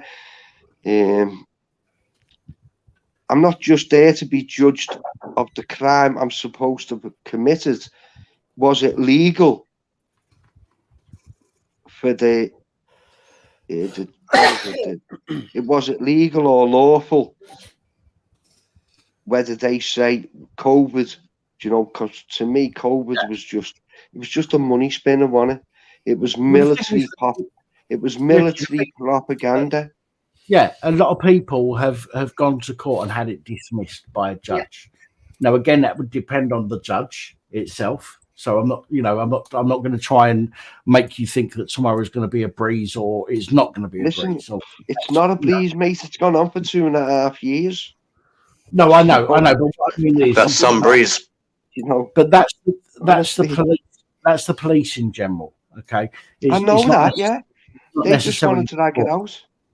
You could go to They just court. wanted me. They just wanted me to take a slap on the hands. Go on, we'll give you a little fine. You 12 could months get probation or whatever. Nah, I did judge not do tomorrow. nothing wrong. End of You could story. get judge tomorrow that turns around and says, "No, this is bollocks. Go on, Mr. Ricky, you're free to go."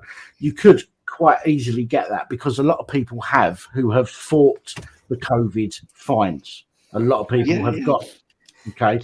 Now, again, I'm not saying that you will or you won't because it depends on the judge that you get and whether they got laid in, that morning or not.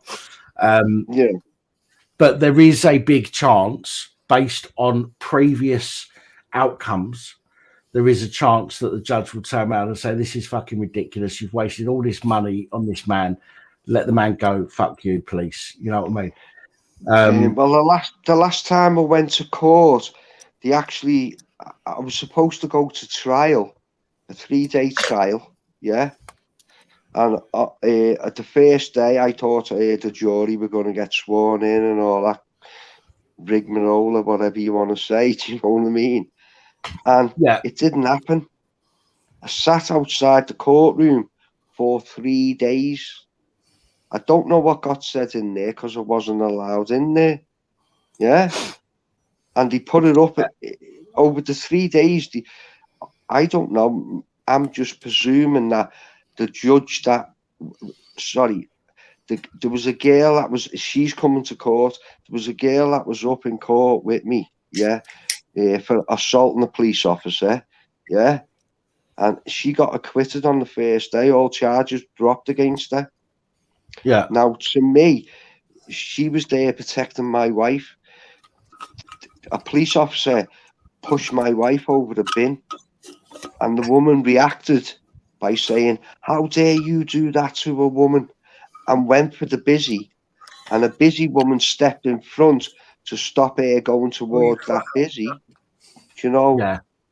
She got acquitted on the first day, mate. So my barrister was arguing for the next 2 days to get me acquitted. And over them 2 days, they changed it from courtroom to courtroom, from judge to judge.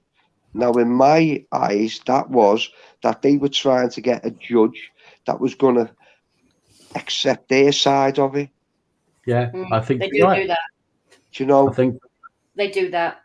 No, I can't say too much because I don't know how to say it, but like it doesn't matter who you are when you join that bar, whether you're a barrister, a solicitor, or whatever, you're on their side regardless. Well, we'll talk about this in more detail after the case, Ricky. We'll get you on and we'll have a proper chat. Do you know what I mean? About Listen, Dan, soon as it's public knowledge, mate, I'm going to show you these videos. I'd love to put it on tonight and go, "Yeah, mate, look, it's all there recorded." They've dropped nothing. I'm actually standing there saying, "I will stop coming close to me. I'll step back." And I get attacked, you know, but they're still saying I attacked them. Good luck to them. Well, listen, I'm going to let Jack play this bit of the video while I go for a quick piss. Yes, I'm sorry for going on a bit. Yes, no problem. No problem, Dan. Fine. I'm going to let Jack play this bit of the video. This is of me getting arrested or getting detained. What you'll see is on the right of the screen in a moment, you'll see a group of police come together and they'll have a little chat and they look over at me, at which point I knew what was coming. This was before they even started coming towards me. I knew what was coming at this point.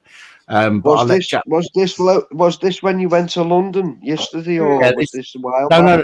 No, this is 12th of January last year. 12th of January last year. Sounds.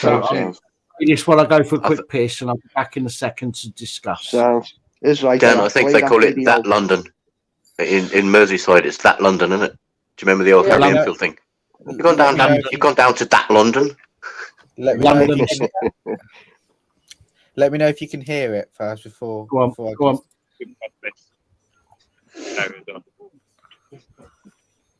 No, we can't hear it. Do you not hear anything now? It's really quiet. No, here. Hey, yeah, you're the same for a search, mate. Could you hear that? Audio's fine. On the pace. I'm detained for a search under Section 1 of PACE. Hang on. Let's get hand hold. I think you know what's going on, buddy. Okay, PC Clark, Sheriff Police Station, detained under Section 1 of PACE for items involving criminal damage. So I tell you what, let's get away from the crew, mate. Okay, you'll be entitled to a copy of the search. Don't turn that off. All right, come on, let's go. Let's go over here, mate. You're allowed to turn that off. Why not? What do you mean, why not? Am I not? No, you're not.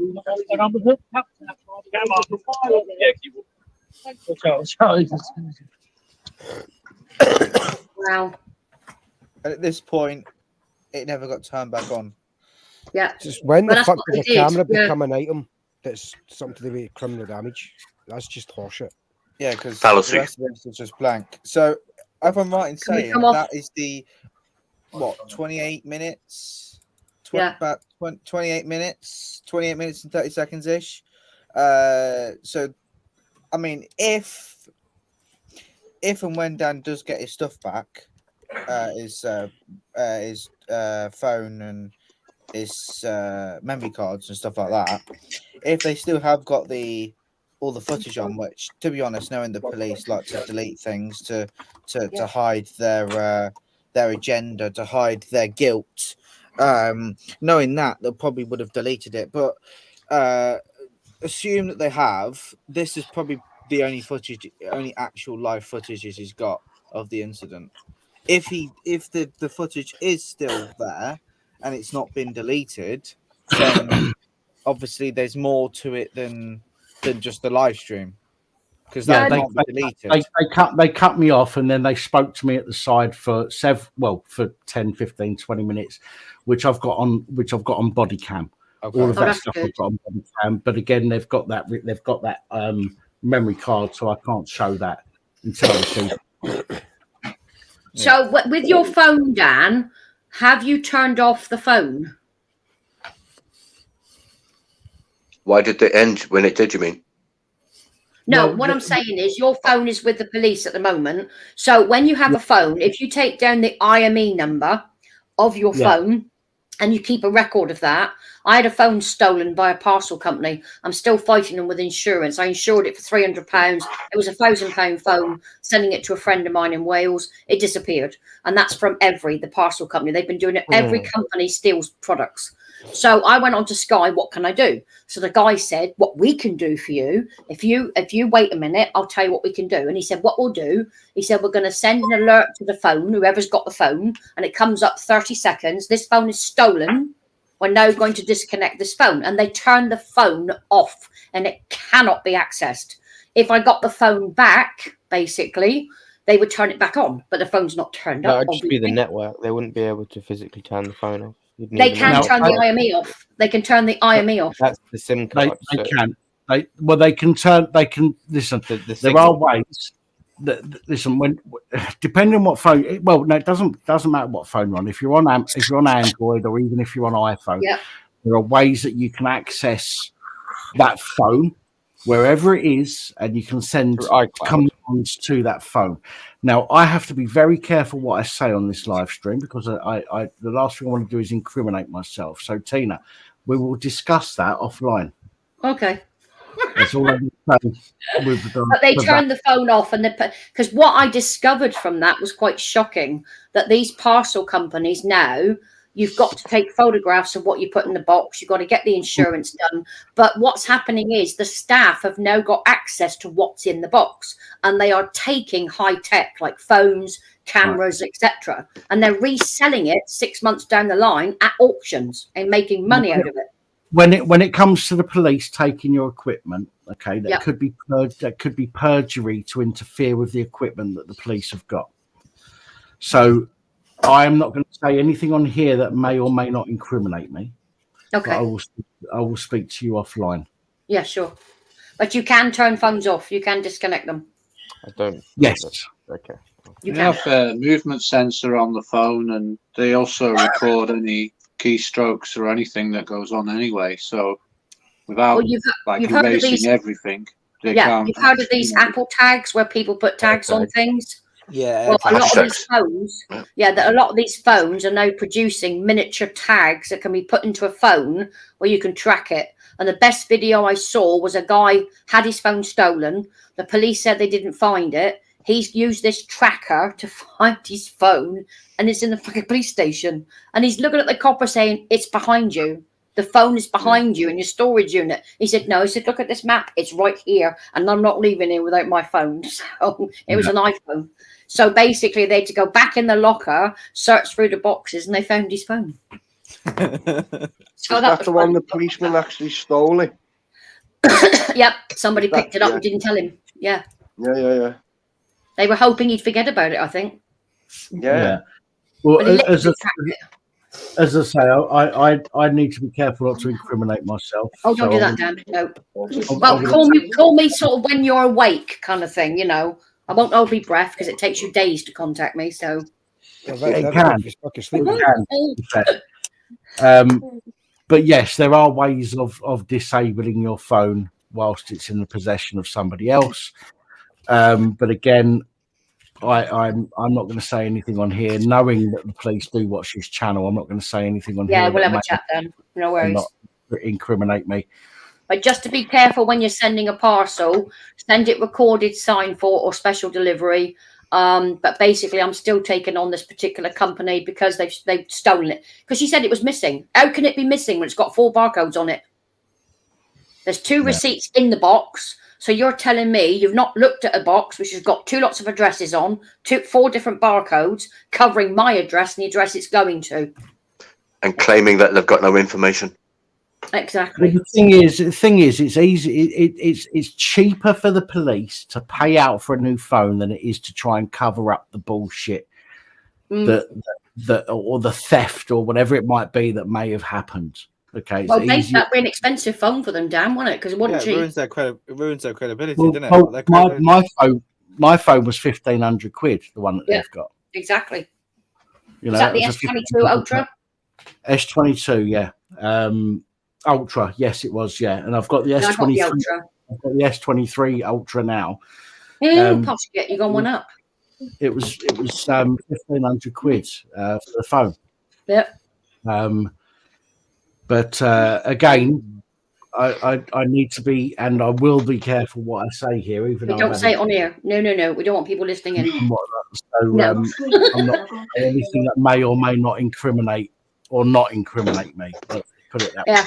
Well, every used to be Hermes, and they're being investigated because they did it before when it was Hermes. Now they're doing it again, and all people's stuff's going. It's only the high tech that's going missing, and they're looking into it. And I got the financial ombudsman involved now, saying I want my money back. I insured it for £300, and it was worth about £1,200. So, but it was a second-hand phone, and they said no, we're not going to pay it. I said it's insured. I paid you the insurance money. So. So do I trust the postal service now? Nope. Thankfully for Samsung, I don't know if it's an Android thing itself or if it's just a Samsung thing, but either Android or Samsung have a lovely little thing called maintenance mode, where to stop people from accessing their phone, or to stop people from going into your phone and rooting around and stuff like that. I can't remember what it actually what the information about it is, but maintenance mode, I've never had to use it, but apparently, do you know if you need to send it off to a service center to get it repaired, the service person or whoever can't access It hides your your personal basically data. it hides your personal files. Yeah. Hence maintenance mode. And all that kind of stuff. It hides that and just gives them access to the core core functions of the phone. Yeah. Yeah, because years ago, Jack, if you gave someone your phone, you trusted them, and of course they could get all your personal details off their numbers, emails, whatever. Yeah. So that the phones companies have got a lot better with that. They've now got these privacy or maintenance plans in place. Like a lot of people don't realise, you can actually make your number private. So if you want to call, say, an agency, you don't want them to have their number, then you can just mark your phone as private, and your number doesn't come up when you're calling someone. You mean on landlines? It used to be 141. Yes, it was. Yeah. There's a setting on the mobile phones that they have a setting that should automatically send your number as a private number once you've set it. But when you're phoning people like the emergency services or something like that, it overrides that setting and gives them the number. Yeah, they can. Yeah. I had to report, this is how ridiculous it's got in this country now, a lamppost across the road. It's next to a school and it's got electrics. You got the bottom bit and somebody pulled off the plate and the wires sticking out. So I thought I'll do my dutiful thing and I'll report it to the local council. Okay. It was like going through a tirade of paperwork over the phone. Can I have your number? No. Because my number was private. Can I have your name? No. I live in the street. There's a lamppost with the wires hanging out. You need to get here because it's a middle school and a first school or some child sticks their fingers in the socket. She said, but we need your details. Why? So somebody can call you. What the fuck do I know about a lamppost? What do they want to ring me for? So it took them 4 days to fix a lamppost. But she wanted the ins and outs of her cat's ass over the phone. I said, no, not getting it. Bye. I'm just making a report of a dangerous piece of equipment. And by the way, I've logged this call by recording it. The 141 thing, that still works. Does it? Yeah, God. dial 141 for the number It does. If you dialing. dial 141 on a mobile or a landline, but you've also got a setting on your phone that will set that so you don't have to press 141 every so you time. can set it to show you caller ID or not. Yes, exactly. Yeah. I give out now, not my mobile, to organisations. I give my landline. My landline has a lovely message from me. If you're a scam company, piss off. If you're somebody else trying to bug me and you haven't got any other contacts with me, send me a fucking email or a letter. This is on answer machine. The problem is when most of the scam companies come through on an automated line initially anyway, until you phone them back or press 1 for more to speak to somebody. And then it goes through to a person. So unfortunately, a lot of those people that phone, or a lot of the phone numbers that call, automated, so they don't care whether your answer phone says piss off or not, unfortunately. Well, they're going to listen to it because they've gone into the answer machine mode and didn't say anything. But there is a warning I'd like to give out. There is a company going round at the moment from Manchester. It's a call centre. 161 is the starting code, 0161. And they are pretending to be housing officers who are going to advise you about what repairs you need doing with your council. They're pretending to be trained staff. Well, they're a scam.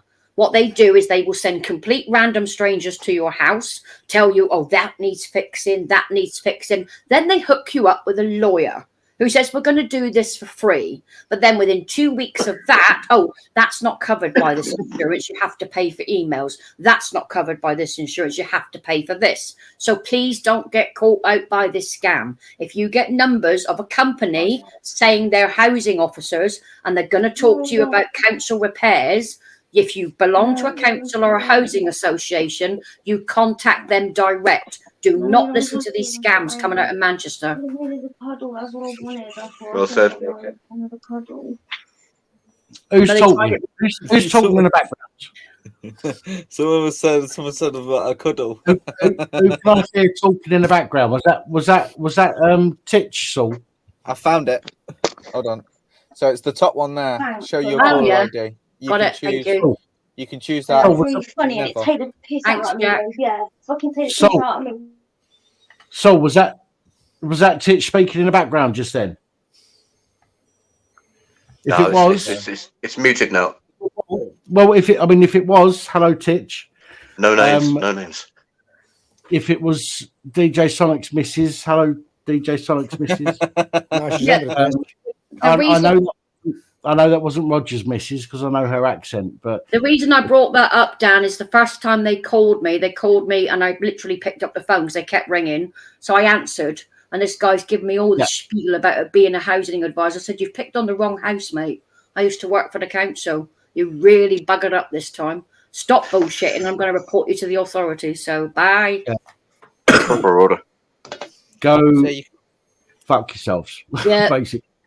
But they're going after the most vulnerable. They're looking at pensioner areas, disabled people. We can get this done. But they're lying, saying they're qualified professionals. So don't let them into your house.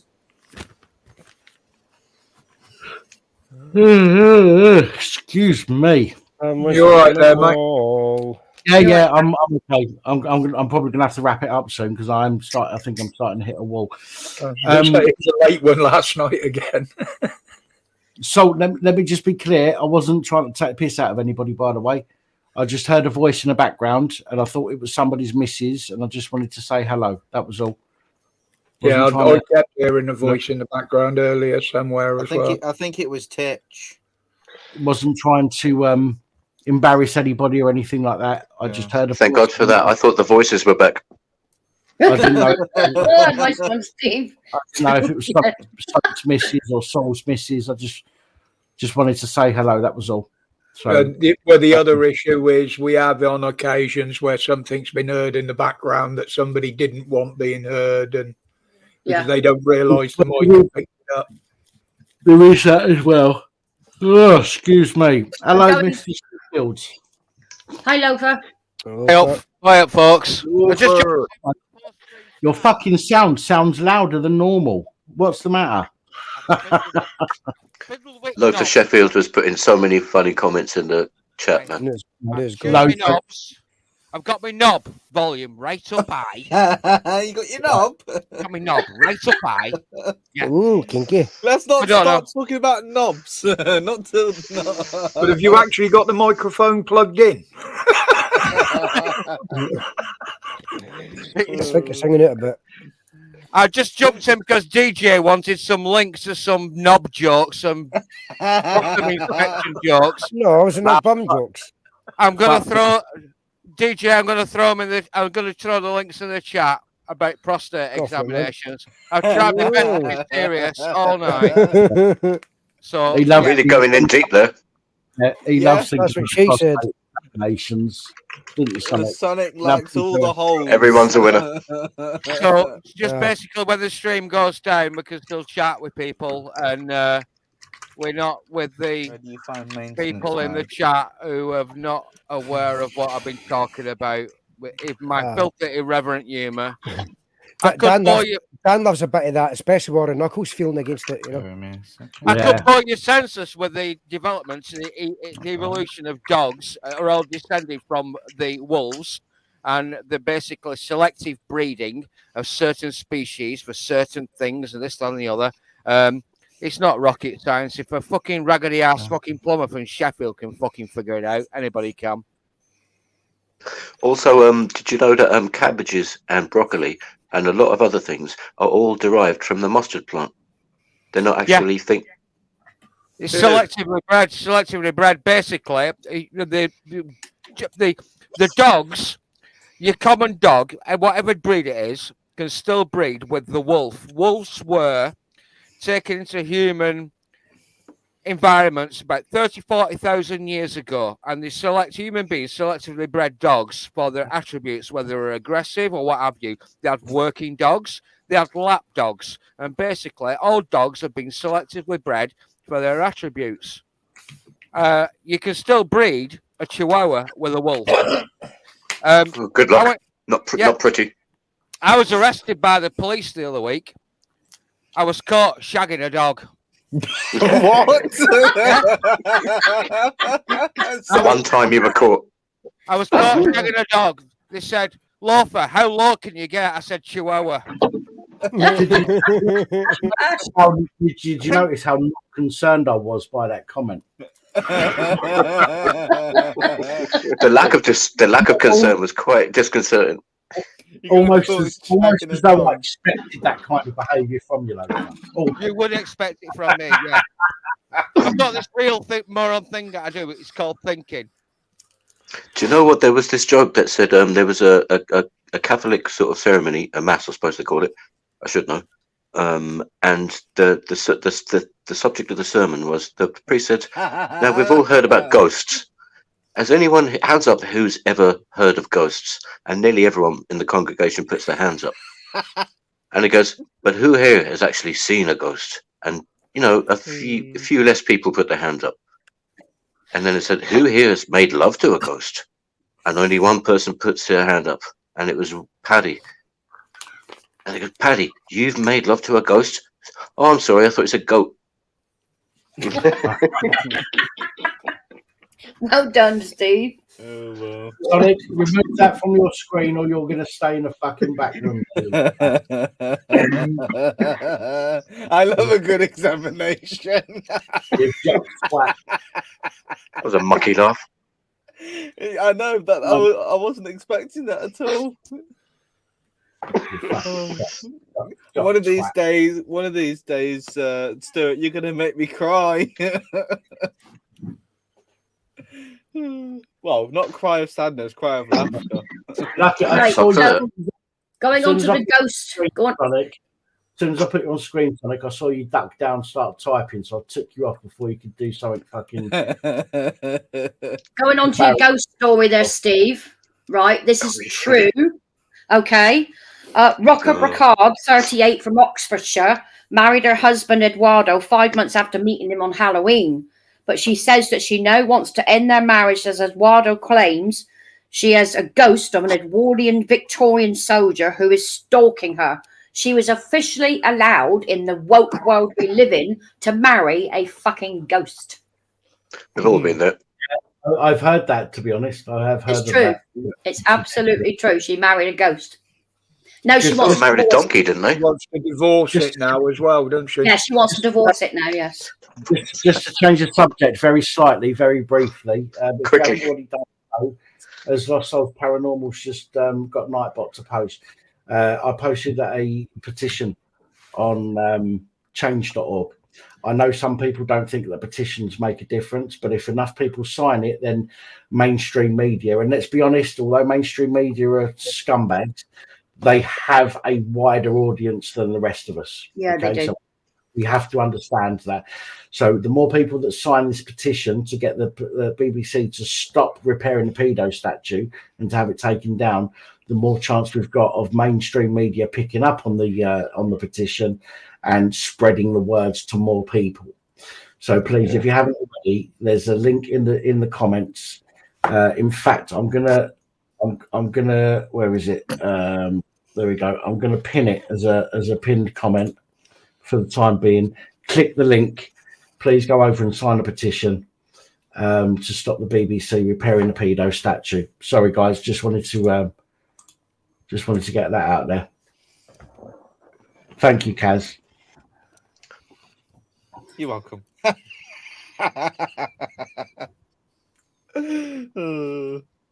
I don't think you heard that, did you? I didn't know. All I heard was you're welcome. I think I said you're welcome. I mean, in other words, I'm Kaz. Well, I can't misgender anyone. Let's be honest, because don't you dead name me. Did you say you're Kaz? Well, I was pretending to be Kaz. But Kaz's picture looks way better than you do. You're an ugly fucker. Oh, thank you. I think I look beautiful. Nice to be nice. I wouldn't go that far. I mean, you look, you're quite young looking. I'm not going to go Philip Field on you, so don't worry. But you're quite young looking. I, on the other hand, look older than I am, and there are people out there that are older than me that are younger than me, which is quite embarrassing. But there we go. Almost 21. Almost 21. The maturity shows.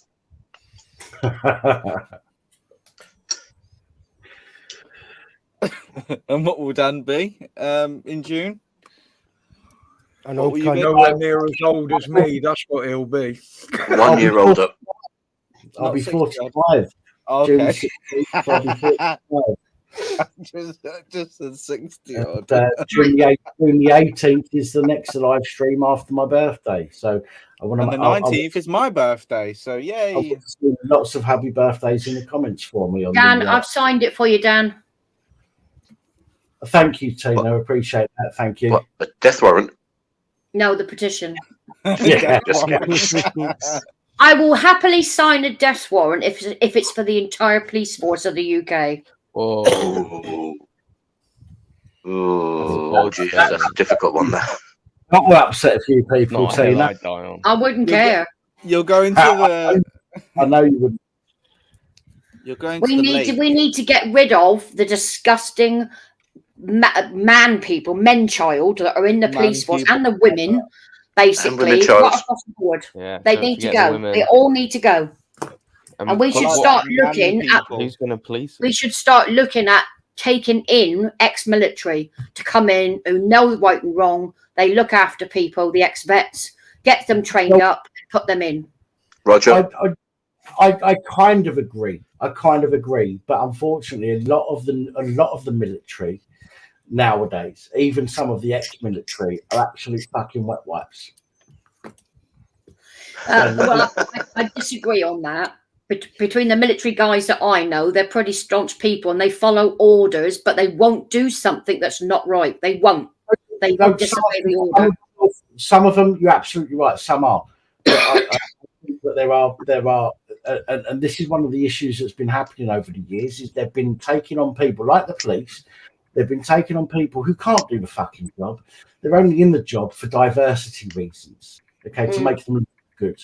And I'm not just talking about black people before anybody calls me racist. I'm talking about all sorts of fucking people, okay, from what they call minority backgrounds, okay? So that could be gay or trans or whatever it might be, okay? And the straight white males, there are some fucking wet wipe straight white males out there that have joined the army, okay? And they want to be fucking conscientious objectors. Fuck, don't join the fucking army then, you prick. You know what I mean? You either want to protect your fucking fellow human being or you don't. You don't want to go out there and go up to somebody and go, oh, but God loves you, because they're going to shoot you in the fucking face. Yeah, of course they will. Of course they will. For proper reason or fucking don't. Simple But as. we need to get rid of the police as it stands. And I'd like to start a petition, Dan, to get a public commission group that goes to every single disciplinary hearing that the police hold. And they should be allowed to have an opinion and make the decisions. It should be public, not hidden. Not a bad idea at that. Yeah. It should be made public. Listen, we're paying their bloody wages. Why shouldn't we have something to do with it? I agree. All these organisations are publicly funded. Okay. Yes. Our taxes go towards paying the police, they go towards paying the army, they go to all this kind of stuff. And yet we know fuck all about what goes on. Exactly. Really. We should know. Yeah, we should. Yeah, we're basically a shareholder in the police. And Yes, we are. If we all turned around and said we're not paying anymore, they'd be stuck, wouldn't they? They wouldn't be able to afford their biscuits and cups of tea. Yeah. While the world's falling apart. Good to see you, Jason. Yeah, it's bollocks. Again, though, this is the issue. You know, one of the issues is we've been conditioned to turn a blind eye to that kind of thing. Okay, the majority of people go, oh, no, we don't need to worry about that because they'll deal with it properly themselves. Will they? Fuck. No. Just look at the police. How do the police deal with things properly themselves? Isn't it a funny thing these days that all the different regulators are all owned by the bodies themselves? That's true. I can give you an example of that, Steve. I used to do a lot of work with victim support, and that would be especially teenagers who had gone through lots of horrific stories, and they were advised to go and speak to these people. And I started to make inquiries. Good night, Ricky. Good night, about what they were doing. Ricky, don't lose my number. So Ricky. The victim support group is mainly volunteers, but they would send 2 members of staff in dressed in normal clothes. They were policemen interviewing these kids and trying to convince them to change their minds about what they were talking about. And I was disgusted with that, and I put a complaint in. I said, how can this be separate? So it turned out that these associations set up with the right thing in mind, but what happened was the police commissioners and the chief of police started to invest money into these groups, paying for their paperwork, paying for their letters, paying for different bits and pieces. So they automatically then became the slaves of the service they were trying to support the kids against. Yeah. Abuse. So even though they might be a charity, if they get money from any governing body, that governing body takes control. It's institutionalism. Yes, it is. You've only got to look at CAB when they sold their souls to the DWP for £83 million, 5 years ago, no, Pat? They're both TLAs. Yeah, it was about 5 years ago. 3-letter now, abbreviations. They sold themselves to the Citizens Advice Bureau, are no longer a charity. They're working for the DWP. So you cannot challenge any DWP decision through the CAB service, which is supposed to be a charity, because they cannot go against their boss. Any organisation that refers to itself by its initials should be questioned, and that includes PAP. That includes police abusing powers. Okay, I might put stuff out on this channel. Okay, But you should never just take what I say as gospel. You should always do your own research. Yep. Okay. All I do is I share the information that I have. That's nectar, mate. It's down to you as an individual to use that and to go forward and look into it to find. That's what I've always said on my videos. Don't take my word. Go and look for yourselves. Yes. Yeah. I only found out point them in the direction where they can find the information. it was hard to get Signpost. the information on the CAB. It was really difficult to find it, Roger. It was hard. But when people gave me the information, I put it straight up on my website. I actually found the contract. They had a non-disclosure, an NDA. They weren't allowed to talk about it. They tried to block it out. But it was another activist that found the full contract. They have also done the same again with local councils. So if you have a housing issue or homeless issue, you can't go to them for advice, CAB, because they can't challenge their boss. Because they answer to them. Yes, of course, they get money. They're paid by them. No. One thing I don't want people to do is to accept what I say as gospel. Okay, I will share the information that's available to me. Now, that information may be tainted by where I get the information from, but I always look at multiple sources where I can to get the information. I will share with you the information that is the same throughout those sources. The information that one person says, but none of the others do, I'll try not to report that. Sometimes I have to, but I'll try not to. So I only try and report. Monty Python, when he says, "You can all think for yourselves. We can all think for ourselves." Yeah. Sorry, I've talked over there. Sorry. No, it's right. So I try and bring you the information that I know that everybody is agreeing on, rather than the bit of information that only maybe one person is suggesting. And the other thing is, with that, my fucking camera's frozen again. You must look. You must research yourself, no matter what it is. You must research. You're back, Roger. You're back. You're back. The one thing I will say that the CAB does have, which is government funded, for anyone who's got debts, especially after COVID, of up to £20,000, you can get what's called a debt relief order. You've only got to pay £90 for the fee. What it does is it collects a large number of your debts, up to 20,000, to one basket. You pay the £90 fee. It gets registered with the Debt Relief Order Service. Within a year, all those debts are wiped off. It's a government issue, okay, up to 20,000. And this is real, okay? So if you've got major debts up to 20 grand, go to CAB, ask for a debt relief order. You've got to produce all the bills that you've got. There are certain bills they won't cover. I think one of those is a credit card bill or something. But there are other debts they will cover for you. Right. What it means is once they've got the information and you've paid your fee, the people that want money from you cannot approach you. They cannot call you. They cannot swamp you with letters. You just refer it with the DRO number. In this world of shysterism, isn't that a great thing? It is good.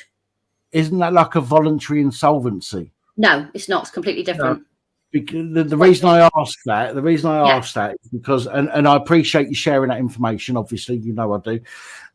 Does that not affect, because under a voluntary insolvency or bankruptcy, you have to wait 6 years after that? The DRO is finished in 1 year, okay? It does affect your credit for up to 6 years. It can affect credit, but you can still get credit cards after, because there are credit cards that will work with DRO people. It doesn't affect a major problem with your finances in the future, but it's done with in a year. But it's 20,000. So I'm only asking for clarification for people that are watching. Yeah, sure. I've put a lot of people through that. I've given lots of people advice on that because of COVID. People couldn't work. They had mountains of debts coming in, all those kind of things.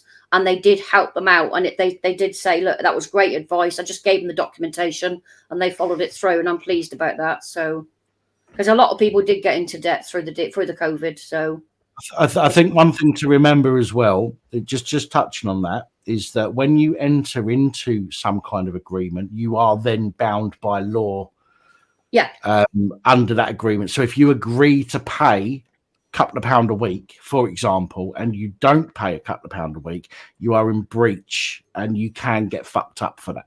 Okay, so you have to be careful. But what the DRO service does, Dan, for you as an individual, they collate all your debts into a bucket. and they will write to these people and they say, we've now got this debt relief order. You can take no further action against this client. The debts will be wiped after 12 months. Do you mean there are provisions taken, talking about what Dan was asking, do you mean there are provisions taken so that people who are under the DRO, sorry if I said that wrong, that because they're in such debt trouble and they're protected against debtors, Yes. Yeah. Dan was saying that there might be a little, just not a trap, but a little thing to be mindful of, where it's if you do go down that road and you put one foot out of place, they'll fuck you up. Well, you can't. In that 12 months period, basically, you can't take out any other loans. They've got all your financial information. They don't take any money from you. It's all paid for by the government. Well, up until that point, sorry, Greg. Up until that point, you're not under a contract. No. If you take out a DRO or an IVA or something similar, you are then under a contract which you have to sign, and that contract says that you will pay X amount of money at X amount of time, for X amount of time, and if you don't, then you are in breach of that contract, and you can be taken to court. And that's what an IVA is. Yes, that's what an IVA is. A DRO is not. With a DRO, you don't have to pay any money to the creditors. The government do that for you. But once you're on the DRO, you're on a very narrow path. It's a debt relief order. I've not heard of a DRO before, to be honest, which is why I'm questioning and asking. I'll send you the document. I'll send you the paperwork on it. I'll send it to your PAP email. And if you look at the actual basis of it, the government will clear all of your debts within that DRO, within that 12 months period. At what expense to you, though? That's the thing. It looks like it's a big credit issue after the fact. If you do that, I mean, there's massive. From what Tina's saying, Greg, is under an IVA, you're affected for 6 years. Okay. Same with the DRO. And you cannot get credit within that 6 years because you're classed as a bankruptcy. Okay. I think with a DRO, I think and again, I don't know, because this is the first time I've heard of a DRO, to be honest. So this is why I'm asking questions. With a DRO, I believe that Tina's saying that it's not quite the same. You don't have the same 6 year period where you're classed as being under insolvency or bankruptcy. But if a debt collection agency wants to look at that and make a decision on the fact that you have been DRO'd in the past, then they can. So they've got a decision to make. Whereas if you're on IVA or bankruptcy, they will flatly refuse you. Well, it says it's a selective process, depending on what the debts are, but they are wiped after 12 months. Nobody can chase you for that money after 12 months. Thank you, Michael. It's on your credit file for 6 years, though. It may affect certain credit companies, but not all, because I know people that on a DRO that have cleared the debt. They've been notified by the DRO. 2 years after that, they managed to get a credit card for their pet. So you can get things back to normal as time goes by. But I always advise people that I deal with, don't take out loans or credit until a 6 year period is up. But it's not required with a DRO.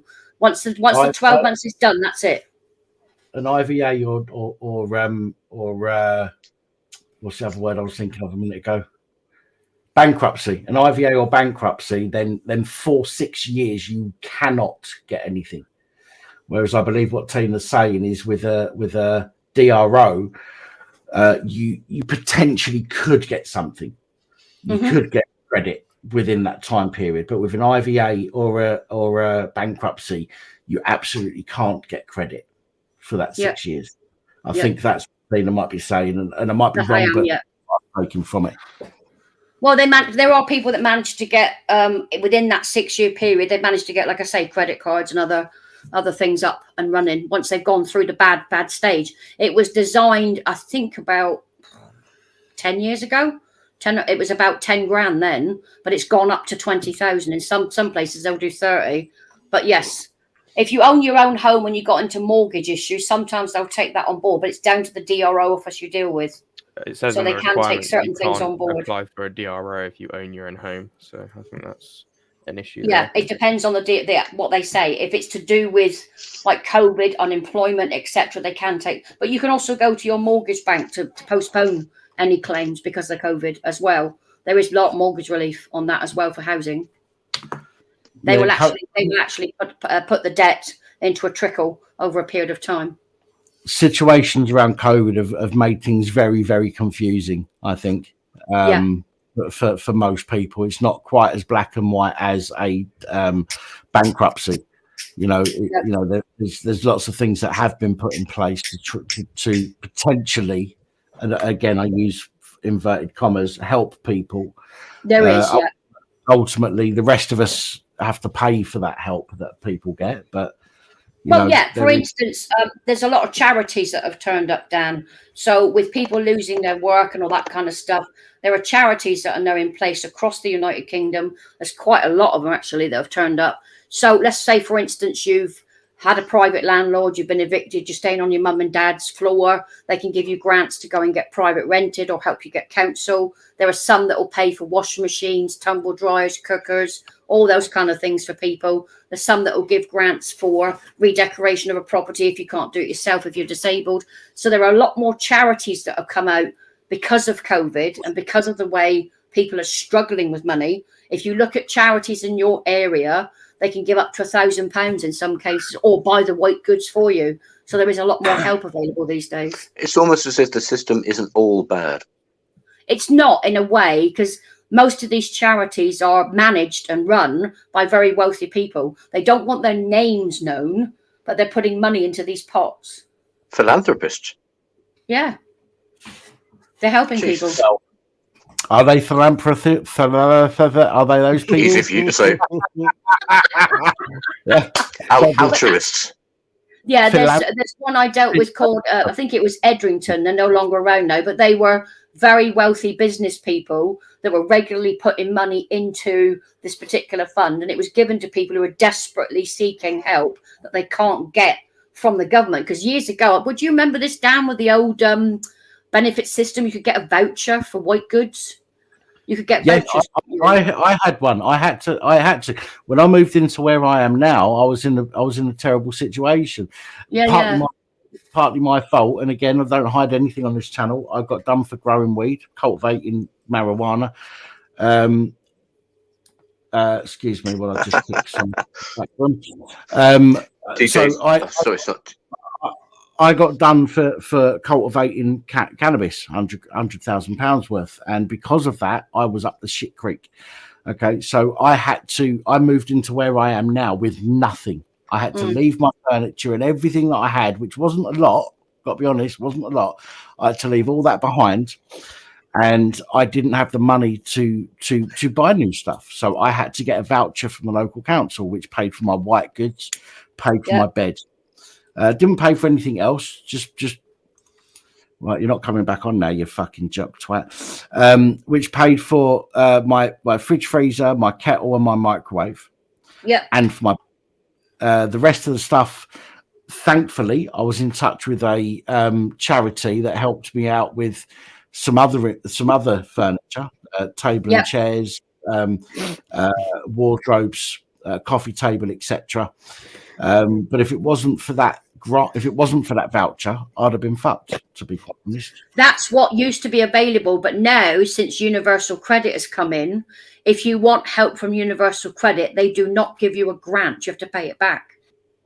Oh yeah. And they had interest.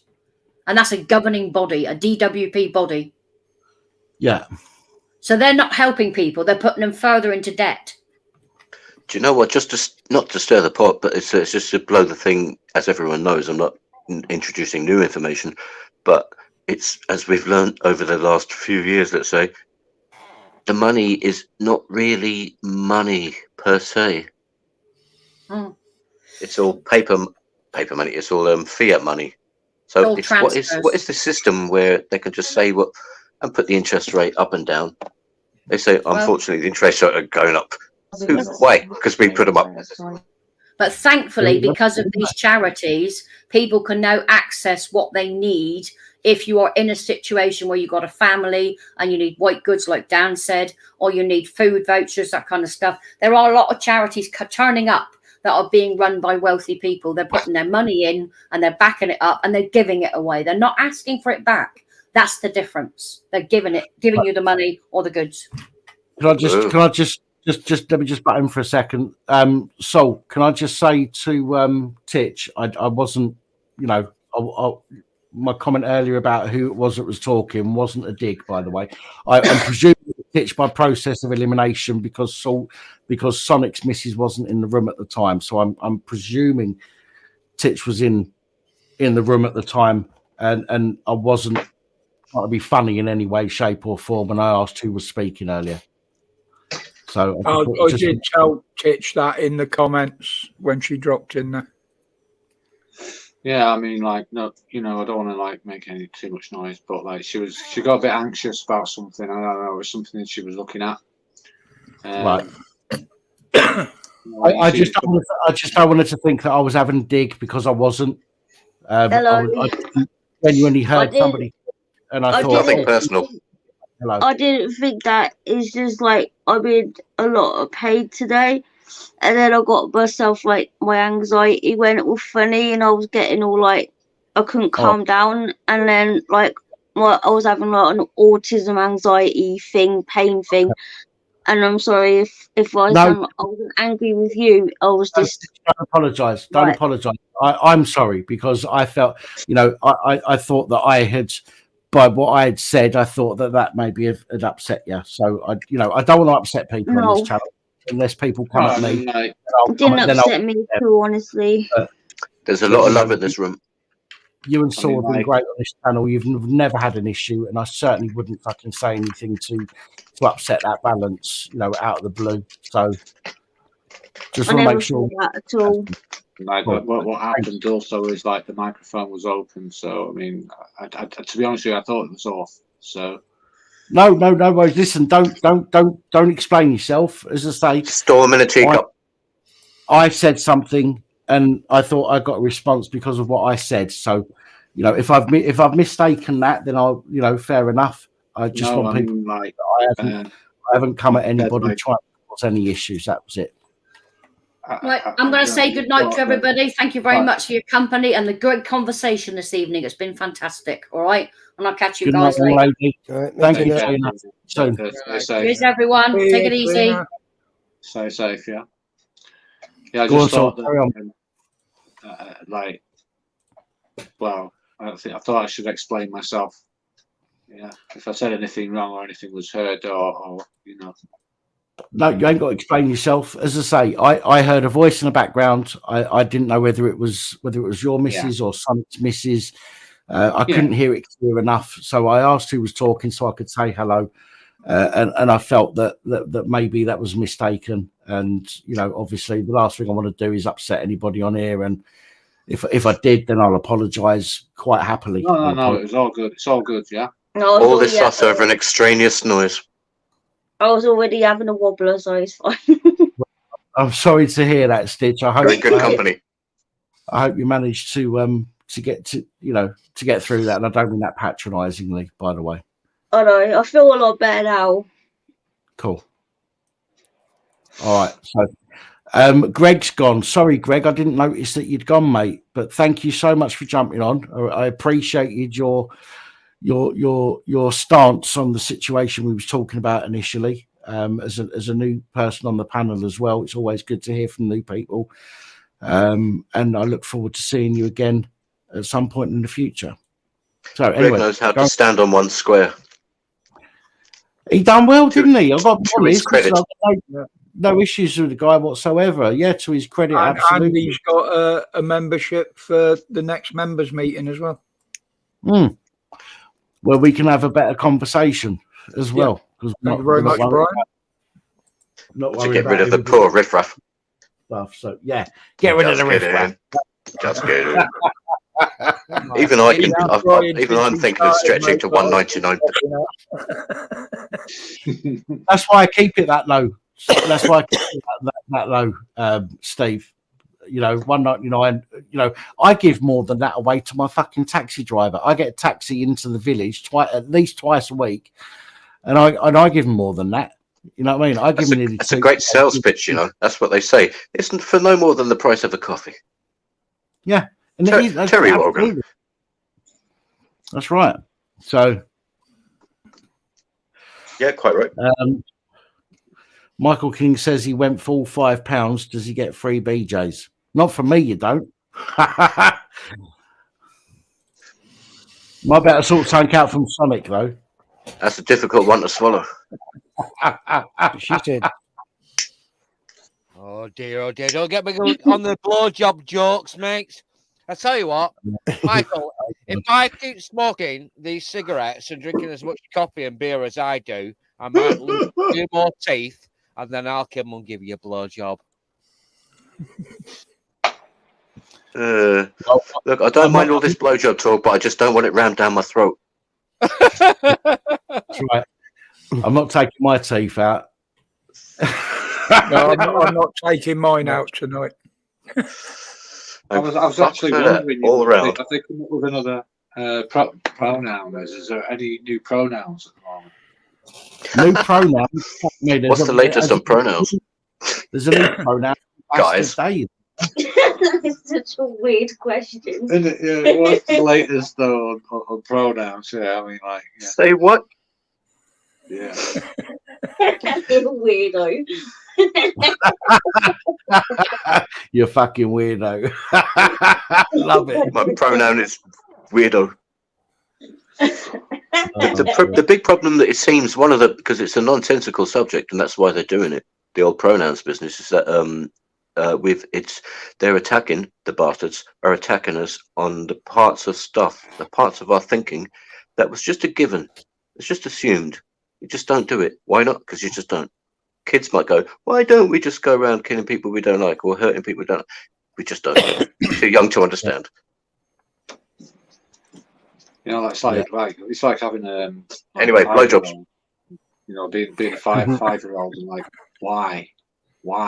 Because that's what a 5-year-old is like, isn't it?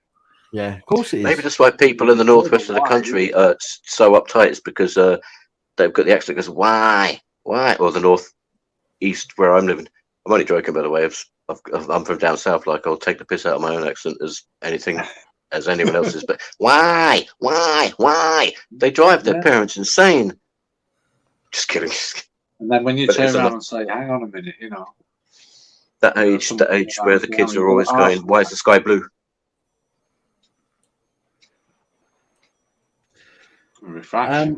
Can I just do something? You know that. I know that. This isn't to anyone in particular, by the way. I just love this tune. You are a cunt. Staying true when you tell me you're motherfucking cunt. You are a cunt, motherfucking cunt. Everybody knows from your head to toes you're a big fat stinking cunt. Sorry, I love that tune. Oh, soon Christmas. I know I'm not the only one either. There's plenty of people that like that one. Sorry, and that wasn't aimed at anybody, by the way. Do you know what? Talking about musical interludes and that, Dan, when you were saying that you get a notification of some kind, because I'm seated at a keyboard, I thought I'd match it. It sounds like this. Yeah, I got a keyboard upstairs, man. It does a little bit when I get a try that one, Dan. I saw this. I saw this one earlier on Facebook. You know when you've had way too much Fireball, put his teeth in the fist. Oh God, you've got to see the one I've got. You've got to see the one I've got, mate. I'll send it to you. Have you got an email address? Can't post it. Send it to you anyway. Oh God, yeah. Eyes of eyes. Click present. Click present, the present button in StreamYard. Click present, and you can pick what you want to share with me. I think it's pronounced present. Be very careful that you haven't got any personal information on the screen when you can do it, because people can screenshot it and blow it up and see it. No, what I'll do is I'll I received an email anyway, but I don't know how to send it to you, but I'll figure it out. Oh, would you just forward it to policeabusingpowers@gmail.com? Yeah, I'll figure it out later. I'm not going to do it now. Actually, I was thinking about getting my computer started up, actually. Because I can do a lot more with it. Yes. The only drawback is, I can't smoke in the same room or anything, but still, yeah. Ooh, tricky. I'm not supposed to smoke in the same room. In fact, I'm going to get a dehumidifier to go in here because the last time I opened up my old computer and I opened it up and I looked at the fans and I thought, "Eee, dirty bastards!" You're talking about iron. You know what, Dan? There's this Canadian comedian. He's dead now from a heroin. But he was a one-liner, but he was like a really spaced out guy, and he did these like spaced out one-liner jokes. And he said, the other day, last birthday, I was given a humidifier and a dehumidifier. So now I just put him in the same room and let him fight it out. I know you're talking about. It's Emo Phillips, isn't it? Is it Emo Phillips? No, that's not Emo Phillips, but he's a similar comedian. No, that's the other guy. It's the guy who talks about the socks. It's his Stephen old Wright. man. Or Steve Wright, it's called. Yeah, he shows up on a date, right, and got different coloured socks, and the girl turns around and says, "Hey, man, you're wearing different coloured socks," and he turns around and says to her, "Yeah, but I go by thickness." You also said I was driving down the freeway the other day and I saw a sign that said car park 40 miles. I thought that's a big fucking car park. Can anybody explain this? It's got to be the weirdest thing I've found on Facebook this week. I could explain it, wouldn't understand it.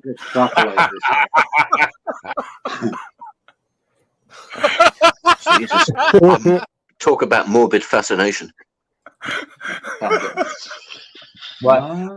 I've been asked, as you can see by the comment on the screen, to play the song again because Kaylee missed it. So I need to play this one more time for you guys. You are a cunt. And if that stinking cunt staying true, then you tell me you're motherfucking cunt. You are a cunt. Motherfucking cunt. Everybody knows from the head to your toes you're a big fat stinking cunt. There you go. I didn't get the motherfucking bit before, but it's done so happily, isn't it?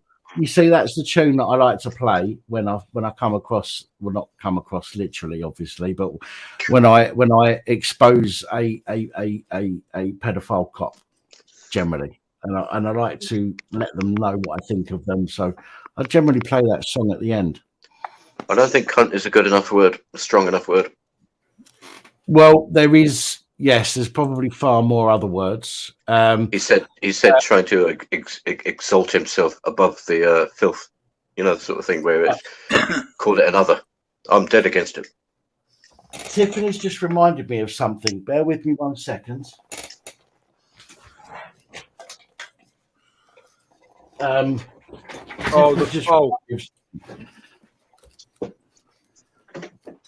Mr. Piggy here. Fuck no. Where did he touch you?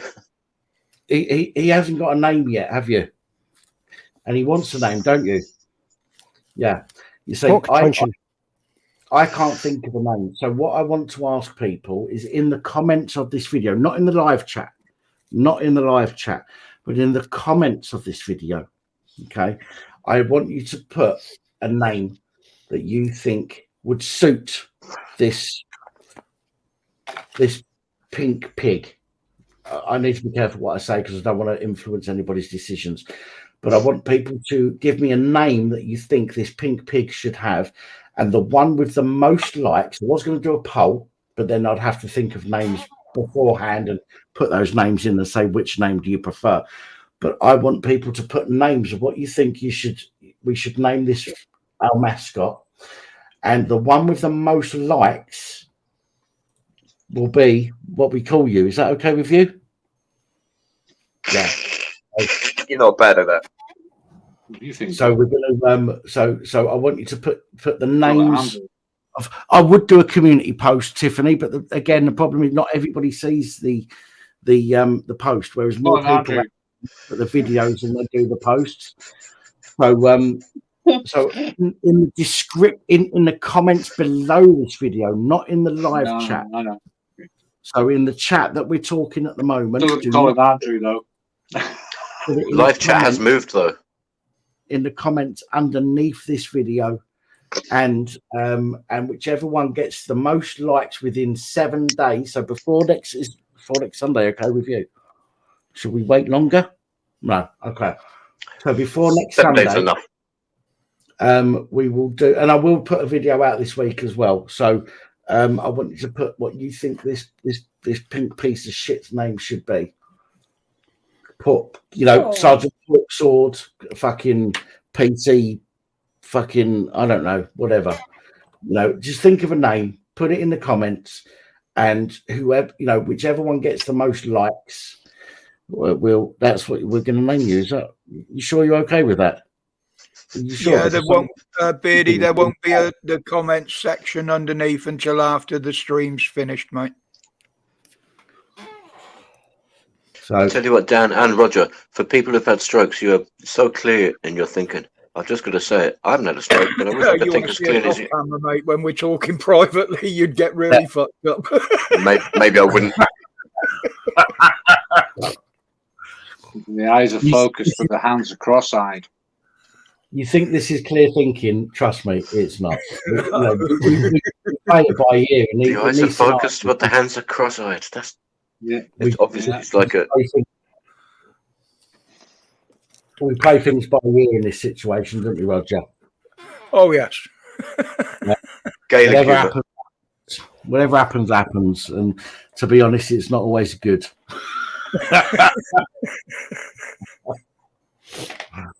I'm going to retract my 199. Well, if that's why pay for abuse. I've done quite well tonight. I've only got that much brandy left, and I've finished my Coca-Cola, so I've not done too bad. Neck extra brandy. Don't need that anymore.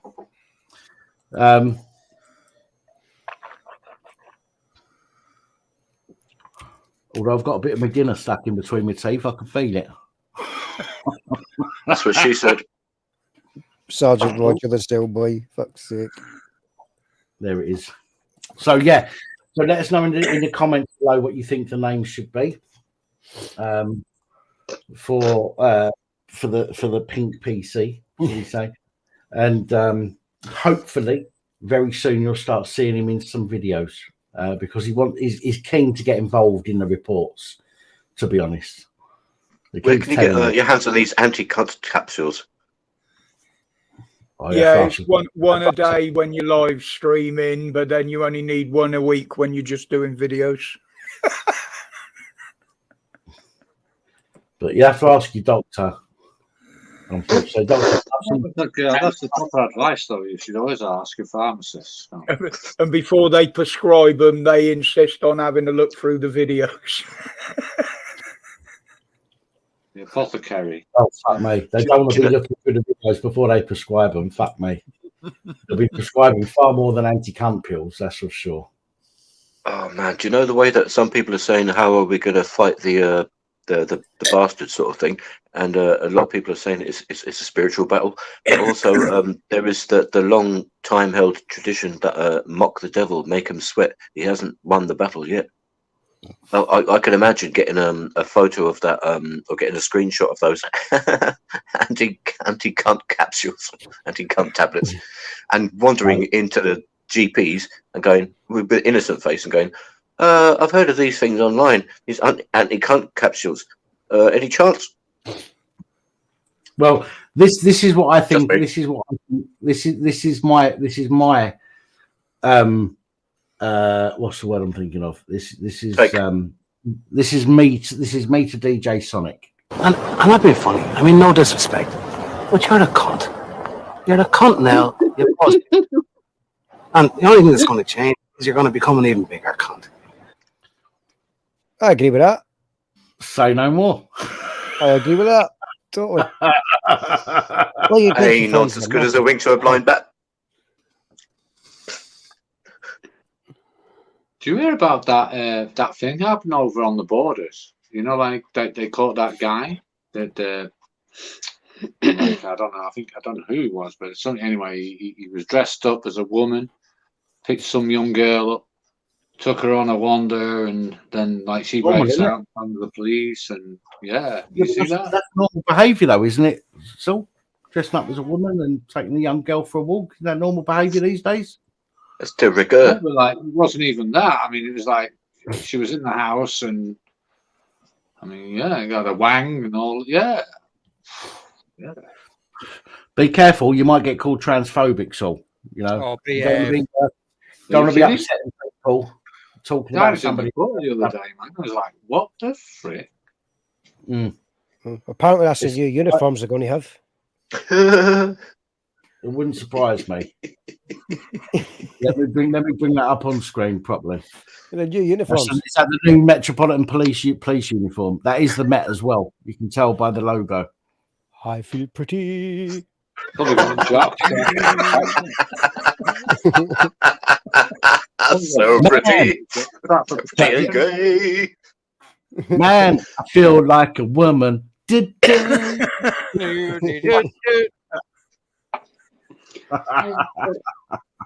Make love like a man. Def Leppard. Oh dear, oh dear. That's even better. The dude looks like a lady. This world has gone to absolute shit. Got a name for the pig. Hence why we need a second presenter on the channel, because I know for a fact you're all getting bored of looking at my fat face, right? So No, there's nothing wrong with you, Pat. My wife loves you, mate. So we get our new channel once we've got a name for it.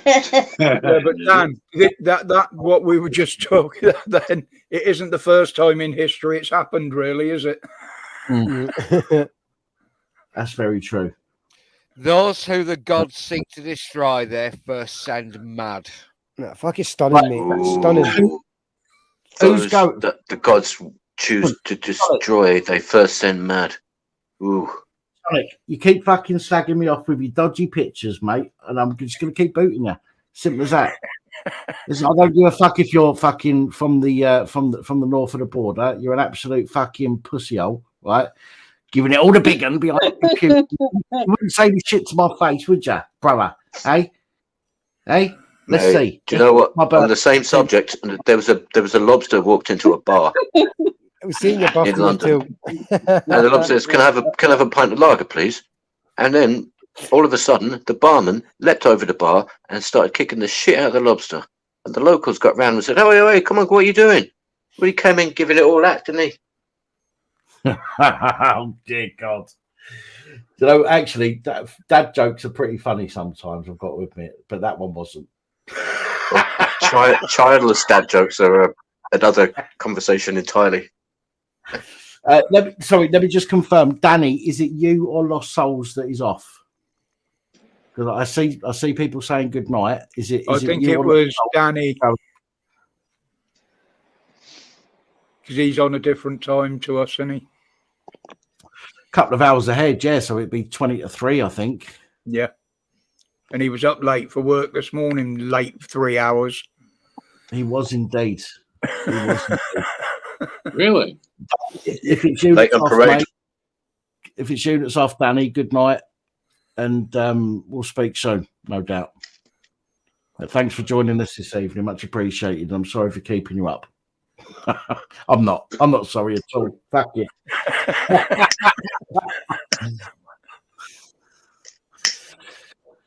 After hours now.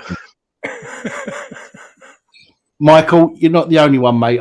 My booze is depleted. Well, my booze isn't depleted, but my Coca-Cola is, and I can't drink this stuff neat because it fucking murders my acid reflux. So I can't drink that. Plus, I've got videos to do tomorrow, so you know, almost 50 milliliters, almost half a liter of brandy. That'll do me for the night anyway. Respect, man. responsibility. Well, he would have had more, but he was having a few on the revs last night as well. I did have a few on the revs last night. Yeah. Normally, I only turned up there. Normally, I'll do a full bottle on a live stream. I didn't do a full bottle last night, so I finished it off tonight. Mind you, I did buy an extra half bottle today and pour it into that bottle, to be fair. I did have a bit more than I would normally have, but fair. I don't drink during the week. Weekends is my drink time. Do you know what I mean? So discipline.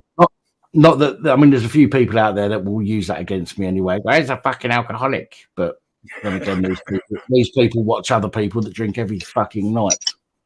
There was someone said, never trust a man who doesn't drink. I'll tell you something. I don't believe it, but I know a guy, right, who drink every night, yeah, but he ate like a fucking king anyway.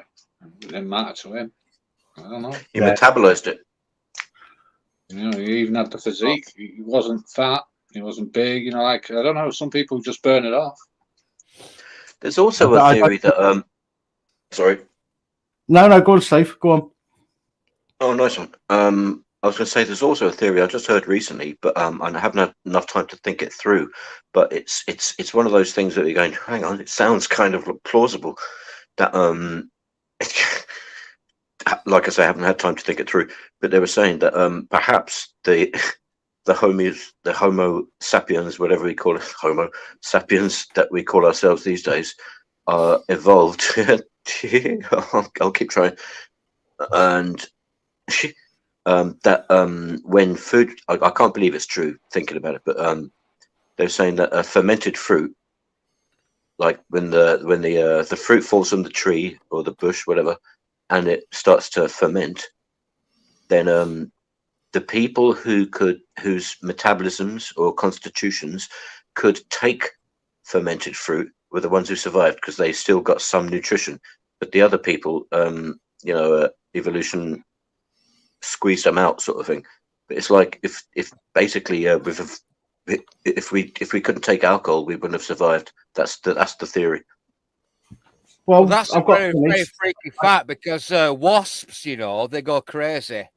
Wasps, when in the autumn, when the fruit is fermented, they gather around the branches of the fruit and they start pecking at it and they get more aggressive. Bit like me after I've been on the homebrew. Yeah. So when the wife sends me out to the plum tree and the cherry tree we used to have in our garden, I used to get stung absolutely fucking mercilessly by these fucking wasps. Hey, you spilt my pint, buddy. You know, that sort of mentality. We chopped, at the end of the day, we chopped the trees down and now we've got an astroturfed lawn. So go figure. Well, Jesus, man. I'm going to have to remember that. I might only drink on the weekends, but I don't think I do too bad. I mean, even Rev turned around the other day on his live stream and said that he's surprised how much I can put away. You know, and still be compass mentis. And I get that sometimes I might not eat before I have a drink and I'll do a full bottle. And, you know, I don't deny the fact that I might get a bit pissed online. I mean, I'm a bit merry now, but sometimes I get a bit pissed on my live streams or other people's live streams. But I don't think that I've ever been that pissed that I've done anything to be worried about online, you know. Come close. Yeah, probably, yeah. But I don't think I've done anything that bad that I've gone, oh fuck me, I need to stop drinking. I think I've been pretty good. And again, I think drinking enhances your emotions at the time. So I won't, if I'm in a bad mood, I won't drink because I will kick off on people in the comments and people might put innocent comments that I mistake for something, you know, different, and I'll kick off on them. And I don't want to do that to people. So if I'm in a bad mood, I won't drink. If I'm in a good mood, I'll have a drink and I'll come on here and we'll have a laugh as we do, you know, and I think we're having a good laugh tonight. And we had a good chat earlier. We've had people on, you know, Greg and some others we've had on, and I think we've had a good lot discussion. of new people in the chat as well tonight, which was nice to see, and a lot of respectful people. Yes, absolutely. I think there was only one person that was timed out who I've not seen before. Yeah. I would expect that to happen, to be fair. I mean, the live stream I did yesterday or Saturday, rather. Was amazing. 1.1 thousand viewers, which is the most any of my live streams has ever had in one live stream, and it was amazing. nearly 40 subscribers new, and then all of a sudden I knew today was going to be a bit different because we had a lot of new people that have found the channel that didn't know about the channel before, and therefore I knew that we was going to get some grief, but thankfully it was only one person that I've noticed. I think that the moderators have done a fabulous job tonight, so thank you to the moderators. But yeah, I couldn't be more happier with this weekend. I mean, I've got the computer fixed. I think seems to be working okay. I have nearly 40 new subscribers from yesterday's live stream, which was the first time I'd done that kind of live stream, and I'd like to do more of those when there are protests. I'd like to be able to grab those different feeds and share them in one place and show people what's going on, rather than people having to go themselves between different channels. If I can share those live streams on one channel and flip between them all, that would be awesome. But we've had a really good response this weekend. I've been really pleased with it. But again, I've had a drink. I'm a little bit tipsy. I'm not pissed. I've been way worse than this. Yeah. You guys know I've been way worse than this. On and off camera. You're a good man, Pap. But again, I try to be respectful to people. Some people, I say some people. There's a lot of people that go, "Oh, he's a pisshead. He drinks and this, that, and the other." But yet, I don't think that I'm the kind of person that has a drink and then kicks off at everybody. Okay, I still think, and I might be wrong, but I think that I'm pretty respectful to people. Even when I've had a drink, if I'm in a good mood, I'm more than happy to listen to people. If they're polite with me and they want to discuss things properly with me, I'm happy to discuss things with people in a polite and mature way. If somebody starts attacking me without attacking the idea, that's when I'll get my back will come up and I'll go, "Look, fuck you." Ad hominem. Ad hominem attack. It's basically without evidence. Basically, they just have a go at you because of what you think, and they don't have any evidence to base their attack on you. They don't impress me very much. Ad hominem. I've had a beer. Ad hominem attacks. Just call your name. That's Latin. Give yourself a break, mate. Latin. Oh God, it is. Ad hominem is Latin. Yeah, I know it is. Yeah. To just call you a name, basically, that destroys your character, your moral standing, and they don't need any evidence to support their claims, and idiots will believe it. Yeah. Bumble, I found that, I did find that out earlier today, and I've gone and subscribed to their channel. Paul the Man is the gentleman that's been protesting outside the BBC for the past 6 months.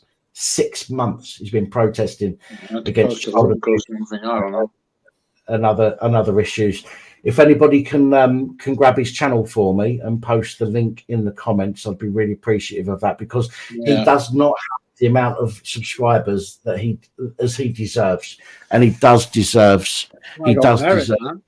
Is his name Paula? Is he called Paula? The Paula channel is a girl's name. Yeah, no, the channel is called Paul the Man. Right. And you'll know who it is, because when you first go on the channel, it will show video shorts, the YouTube shorts of David Chick, who was up the scaffolding outside the BBC the other day. So you'll know exactly what channel it is. But if somebody can post the channel, I would appreciate if somebody can post that so people. I mean, can props, man, to the guy making like an attempt. I mean, well, it's twice. So, yeah. Thank you, Lost Souls. I appreciate that. Brian PC, he could well be a disinformation She's so bloody quick. I got as far as copy. The thing is, Brian, if we you know, again, we have to use our brains, right? We have to look at what's being said and what's being reported by these people. If we just assume that they're disinformation agents based on what other people say, for example, I'm not saying that's where you're getting your idea from, but if we just assume that they're disinformation agents, then that's where we have a major issue, because we're going to overlook a lot of things that are genuine. So we have to look at something and say, right, this is what they're saying. Let's look into it. Let's do our own research. Let's find out for ourselves. Never take one person's word for it.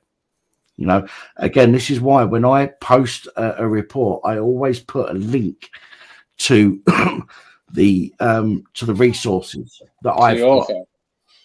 Okay, so so if it's been reported in several different newspapers, for example, and I've gone through those newspapers, I've got information, I've phoned the court to clarify, or I phoned the police station or the police service, to police force rather, to clarify certain information, then I'll put that information within the description of my videos so everybody knows where I've got my info from.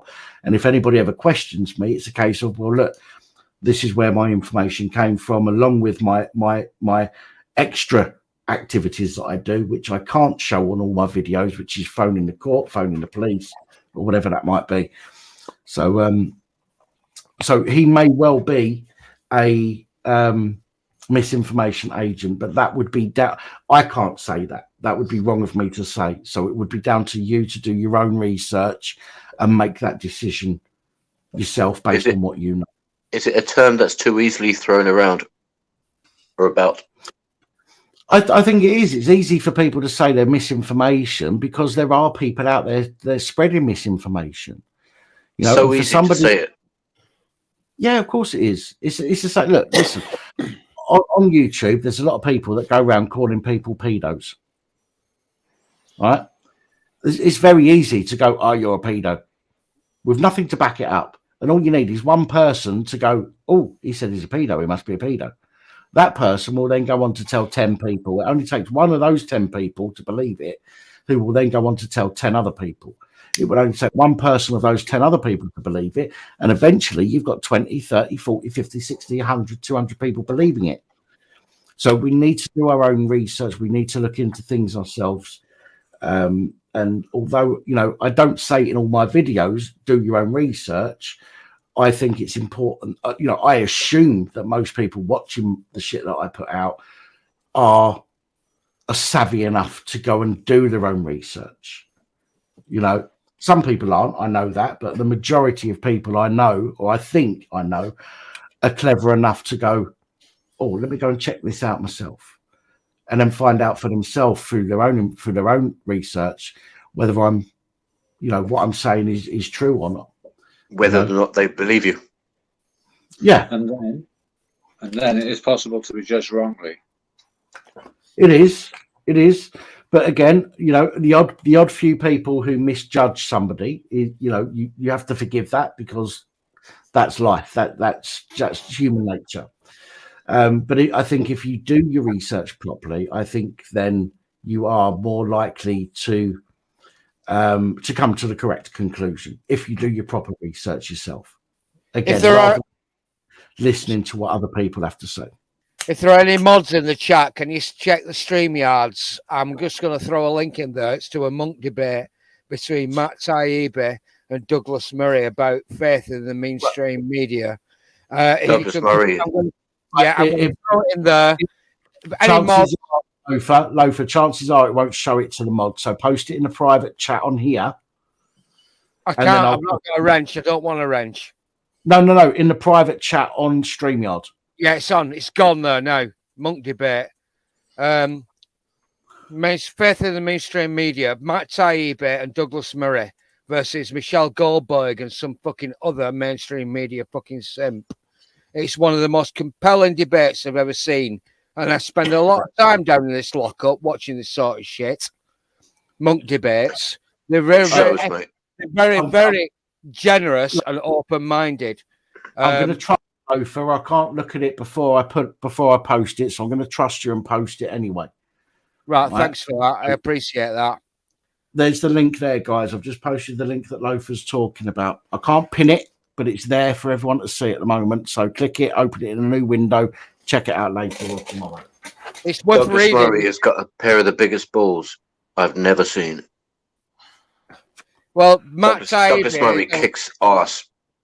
They're alternative medium, and I would never consider myself as strictly left or right. I'm really socially liberal and economically conservative in my thinking.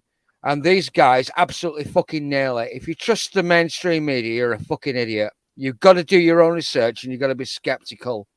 And I've had this conversation. There's supposedly a far right or alt right commentator on YouTube, and I still can't believe he's still got his channel going. Academic Agent. Saul knows what I'm talking about. Go on, give me a nod. Yeah. There's some real there's some real idiots in there. There's some really nasty people in the chat, but there's some really fucking decent people there. An Academic Agent is a friend of Sargon. And everybody knows who the fuck Sargon is. And I've been following AA for years and years and years. He seems like a reasonable bloke. He seems like pretty clued in. I would say Benjamin. I would say we're all decent over here, but we're not all bankers. His name is Carl Benjamin, by the way. Sargon of Akkad. Sargon of Swindon. Sargon of Swindon. The same. Wiltshire, yeah. Thank you very much for throwing that in the chat. Monk Debate. I'm watching it at the moment. Douglas Murray. If you don't believe me, there's that prick there. Yeah, it's very important. You take your fucking. You do not trust the mainstream media. The mainstream media is made up of equal parts advertising, politics, and all that sort of shit. They're sitting at bullshit junction. They're all bought and paid for at the end of the day. And like I said, I subscribe to so many people. I'd like to form my own opinions based on evidence. And when you get people like, supposedly, people like Jimmy Dore and George Galloway agreeing with supposedly hard right fucking people. Galloway's a wanker. Yeah, Galloway. Yeah, I'll take him with a pinch of salt. Cool, man. Form your own fucking opinions and don't be a fucking idiot. Because at the end of the day, we're all being manipulated, and I don't know. I don't know to trust anybody. At the end of the day. I think it's the same. I'd rather put my faith in with you people, this small group of people that I'm on StreamYards with now, and some of the people in the chat, than I would with most of the midwits and normies that are wandering around gulping fucking phones and watching BBC most of the time. The thing is, Lothar, I think, and I try to, although granted, sometimes I don't because people piss me off, but I try to be open to what everybody's got to say. Okay, I might not agree with it, and maybe the majority of people in the comments don't agree with it, but I'm happy to hear from people. You know what I mean? It's like when Greg came up earlier on. It was like completely different opinion, well accepted. We had a nice afternoon. You don't do politics because you've no interest in it and you don't understand it. Yeah, which is true. Which is true. And I might have an opinion on some things because I've heard about it or whatever, but I don't get into the depths of politics like some people do because it just doesn't fucking interest me, and I've got far too many plod to fucking report on than to worry about politics as well. But well, there's far more people out there covering politics than covering the subjects that you do. Yeah, I mean, when Greg came on earlier, he had a slightly different opinion to us. I did agree with some of his opinion. Yeah. Which, to be fair, when people come at me and say to me, "Right, you're a dickhead because you believe this, that, and the other," those are the people that I'm not going to agree with. But he came on. I've always said there's a difference between having an opinion and the way you put your opinion across. And Greg put his opinion across very well. Yeah, and I'm glad he did. I'm glad that he did. I hope and I think that we've got a new long-term subscriber from Greg. Yeah. It'd be nice to know his opinions on a few other subjects with the way he debates, actually. Yeah. He was polite. But he didn't stand down, and I appreciate that. He stood by his convictions. I did say, as I said, I agreed with some of his points, not all of them, but some of his points I agreed with, and I'm happy to say that publicly. Whether I've had a brandy or not, You know, I stick by what I say, which is why I never take a video down. If I'm wrong and I'm proved wrong in the future, I'll put a video out to say that I was wrong and I'm sorry and X, Y, Z. But until that happens, Hold on, hands up. In fact, On I think I've only examination, though. On examination. do that twice. I've only ever had to put a retraction out twice, I think, on this channel out of 2,500 videos, which I don't think is too fucking bad. Good ratio. On examination, though, right? I think that it's questionable the actions of the officers. I mean, producing weapons and then lifting them out, and then the chat. I mean, come on. It's like they were wired for it. They were like, that's what they were aiming at. It's not like as I said earlier, and so I think Loafer said it. Maybe it might have been somebody else, but they turned up with a preconceived idea in their head. They didn't turn up to find out what was going on. They just turned up with this idea in their head that this dog had bitten somebody and it needed to be dealt with. And unfortunately, that's what happened. They didn't take the time to try and figure out what was going on. And don't get me wrong, I understand in some cases they can't because the action is unfolding in front of them, so they have to think on their feet. But they turned up, the dogs weren't being aggressive, they was on a lead. Yes, the guy did let them go, but fuck me, the police had just shot one of his dogs before he let them go. He didn't let them go beforehand. Well, I think he let them go afterwards. You know, as I think anybody probably would have. Dan, you know? Yes, mate.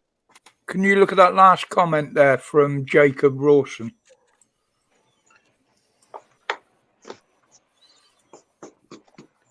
No,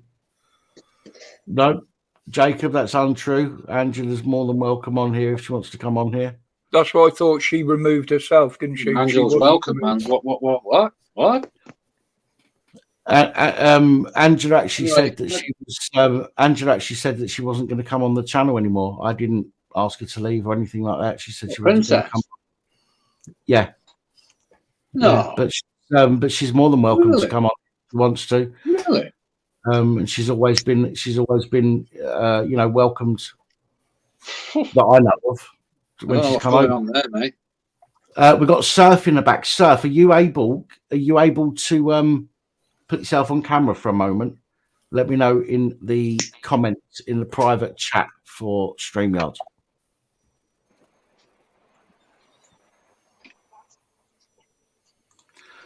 And the reason I ask you is because your authenticated name is different to your name that you're displaying at the moment.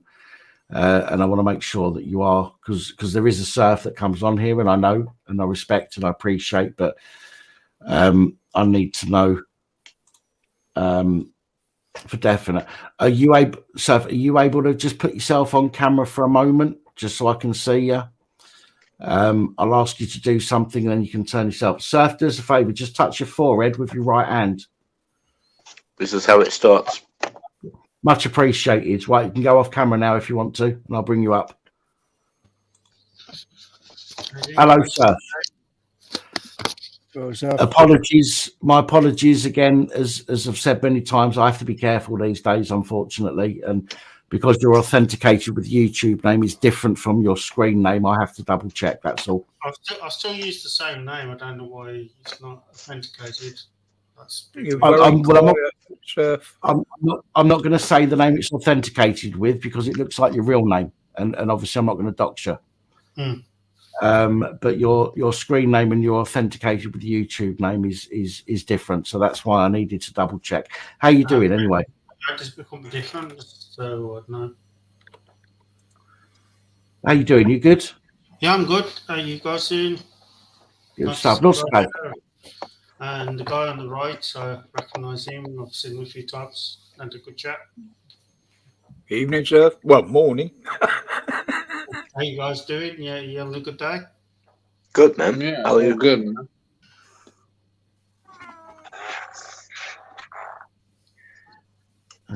Sorry, talk amongst yourselves. Looking back for comments.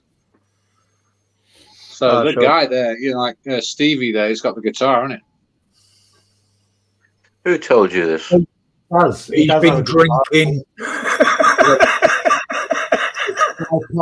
It's 2:05 in the morning. I'm sure the neighbours won't appreciate it. It's really bad when you get your next door neighbour bang on your dog going, shut up, you're taking too much noise. Could do something quiet. Name a genre of music. Rock. Yes, Bearded. It was over that night, and she hasn't been back since, mate. But she's not been thrown off or anything. She left for her own accord. Oh yeah, she's more than welcome to come back in. No, Stairway. No. Banned. Sorry, you can't play Stairway to Heaven. It's banned. Stairway to Heaven and Freebird were the two most banned records to be played. If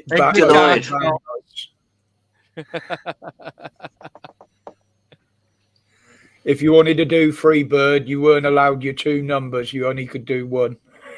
Yeah, but we don't give a fuck on this channel. We don't care if it's banned or not.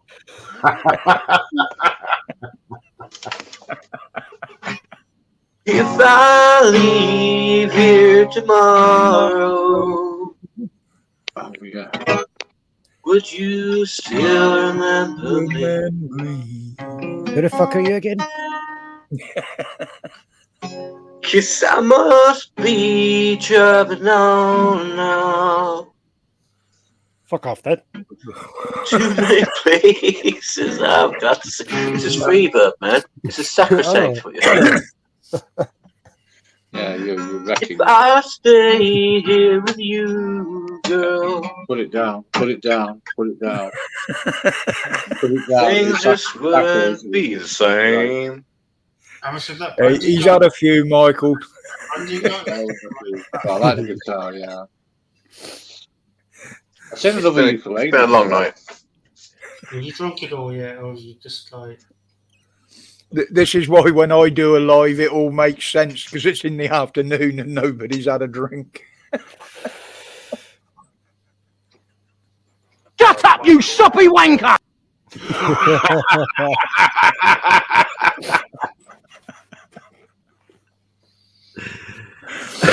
Oh dear. No, we used to run an open mic night. Rog, has Mrs. W gone to bed? Yes, mate. That was when she came and gave me a kiss. She gave you a wave and blew you a kiss. Oh, I wonder what that was. I thought she was just waving at me. Hey, Pap, have you seen what I look like? I can't remember if I showed you or not. Well, I saw you in the back office there, didn't I? Okay. I saw you in the back office there. It's all good. It's all good. I don't care what people look like. All I care about is what they're like. Is what they got in their hands when they come up on camera.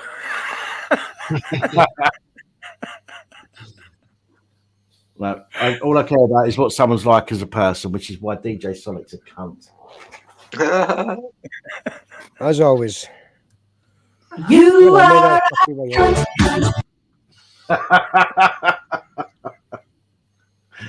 I was getting into that there. You are a. Not you, TJ. That's a great song. It goes on for. I mean, it's a proper song. It goes on for like 3 minutes. So I've just had to clip like the chorus basically just for this. But I've got I need to get some more on here. I mean, what have I got? I've got. Oh, you've got more on here. You've got more on here in me. I've got to Make My Day, Clint Eastwood. I've got. Hello, Antifa. Didn't see you there. So I've got Hello Antifa just to upset the fucking lefties. Then I've got. I'm going to give you 3 seconds. Exactly 3 fucking seconds to wipe that stupid looking grin off your face, or I will gouge out your eyeballs and skull fuck you. Harley Ermy. Soppy wanker! That one. We've got this one. Thank you. Although we don't have too many people on panel for me to use that. Then we've got. Fuck off, you donkey raping shit eater! It's common. Then we've got. Man, you are one pathetic loser. Then we've got, and this one's quite quiet as well, so you need to shush for this one. It was fucking biblical, mate. It was fucking biblical, mate. Right? Fucking We got that biblical. right. Then we've got... And I've been funny. I mean, no disrespect, but you're a cunt. You're a cunt now. You've always been a cunt. And the only thing that's going to change is you're going to become an even bigger cunt. Yeah, that's for me. I think that's on it. Then we've got... About the size of it. Fuck off. Fuck off. Fuck off! So we've got 2 fuck offs there. Then we've got... You are a cunt. And for our special... Reaching for the volume there. It's just like the neighbours are going to hear that. Sorry. So then we've got, for our special non-active watchers in the background, we've got... Excuse me, Mr. and Mrs. Peterson. Could I have a jam sandwich, please? Now, you need to be in the circle to know what that means, unfortunately, but that's a bit of a private joke. And we've also got... Hello, Miss Peterson, Miss Peterson. You cheeky goat. Hello, Miss Peterson, Miss Peterson. So if you've watched Kevin and Perry Go Large, you'll know what I'm talking about. But yeah, so those last 2, you've got to be in the circle to understand what they mean. But the rest of them, Miss Peterson, you cheeky goat. Eyeball hole. But I need to get some more. But that's filled up. Brian's asking what soundboard it is, Dan. It's a Stream Deck, Simon. Brian, it's a Stream Deck. All I've done is I've clipped those audios from other files as MP3s, and I've just used them as MP3s through the Stream Deck. You should be able to add Mero to your OBS. Have a bunch of them on there and just click them. Yeah, but that's hassle. Whereas if I've got a soundboard right as a little press pad, which I've got at the moment, I could just press any one of them rather than looking over at that screen, dragging my mouse, trying to move the mouse onto the right thing and clicking the button, which is more hassle. See, I wouldn't mind using it, man, but it means like using that. Yeah, not interested. Shut up. What do you call it? Voice meter bullshit. No, you're moving around the room, man. That's what. Well, voice meter doesn't do all that stuff. All voice meter does is it gives you a audio fit through. Voice meter gives you a virtual cable, like a virtual audio output, in order to put through, this or Discord or whatever. Because all OBS is like for video shit. If you want any audio coming fit, you need something like voice meter to bring the audio through.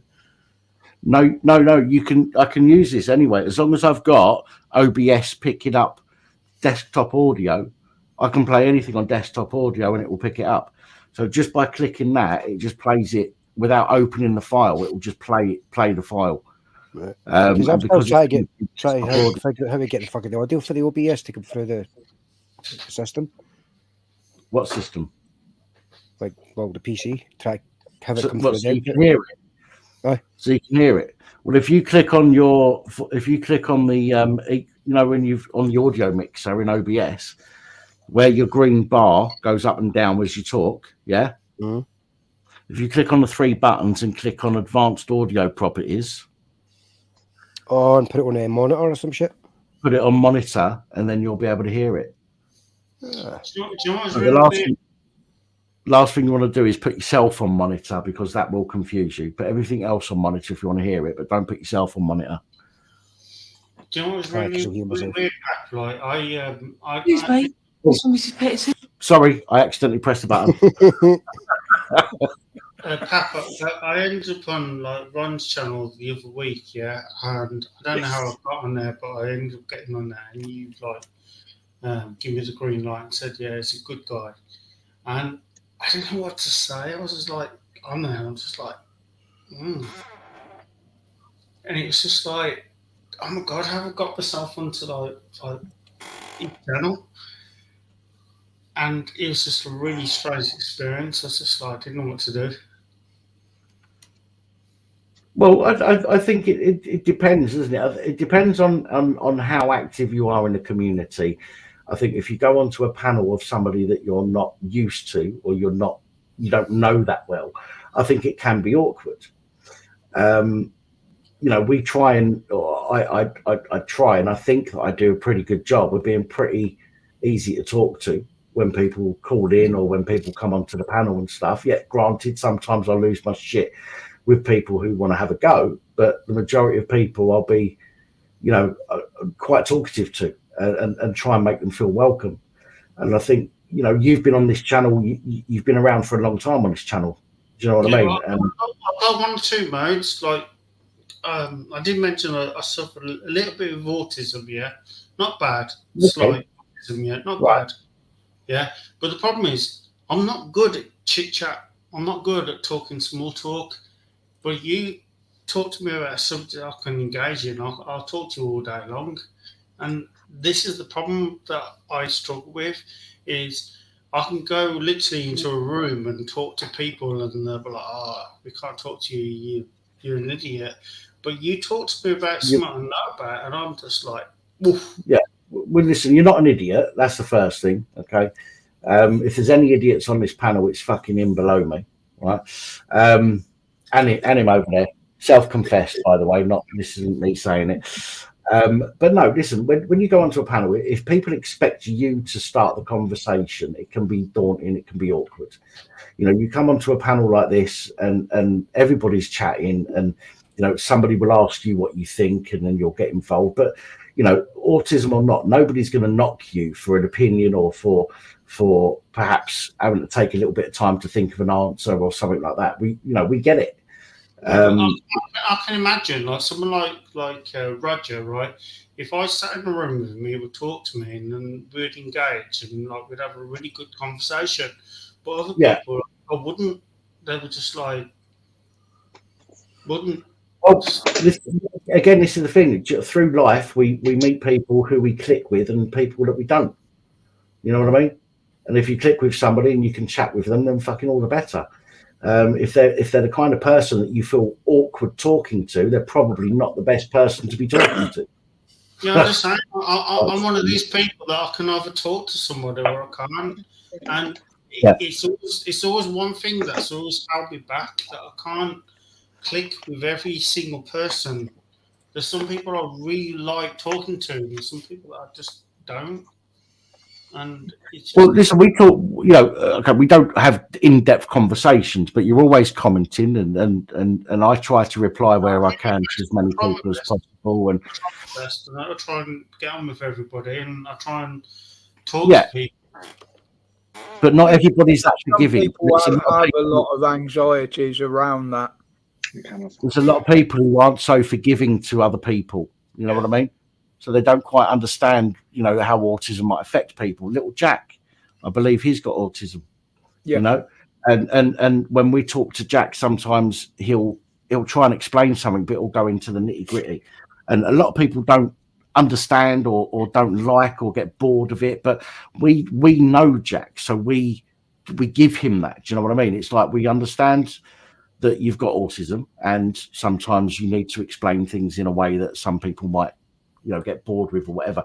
But we give him that opportunity to say what he needs to say, as we would with anybody. The same as yourself. You know, nobody's gonna step on you and say, "Well, fuck off, shut up."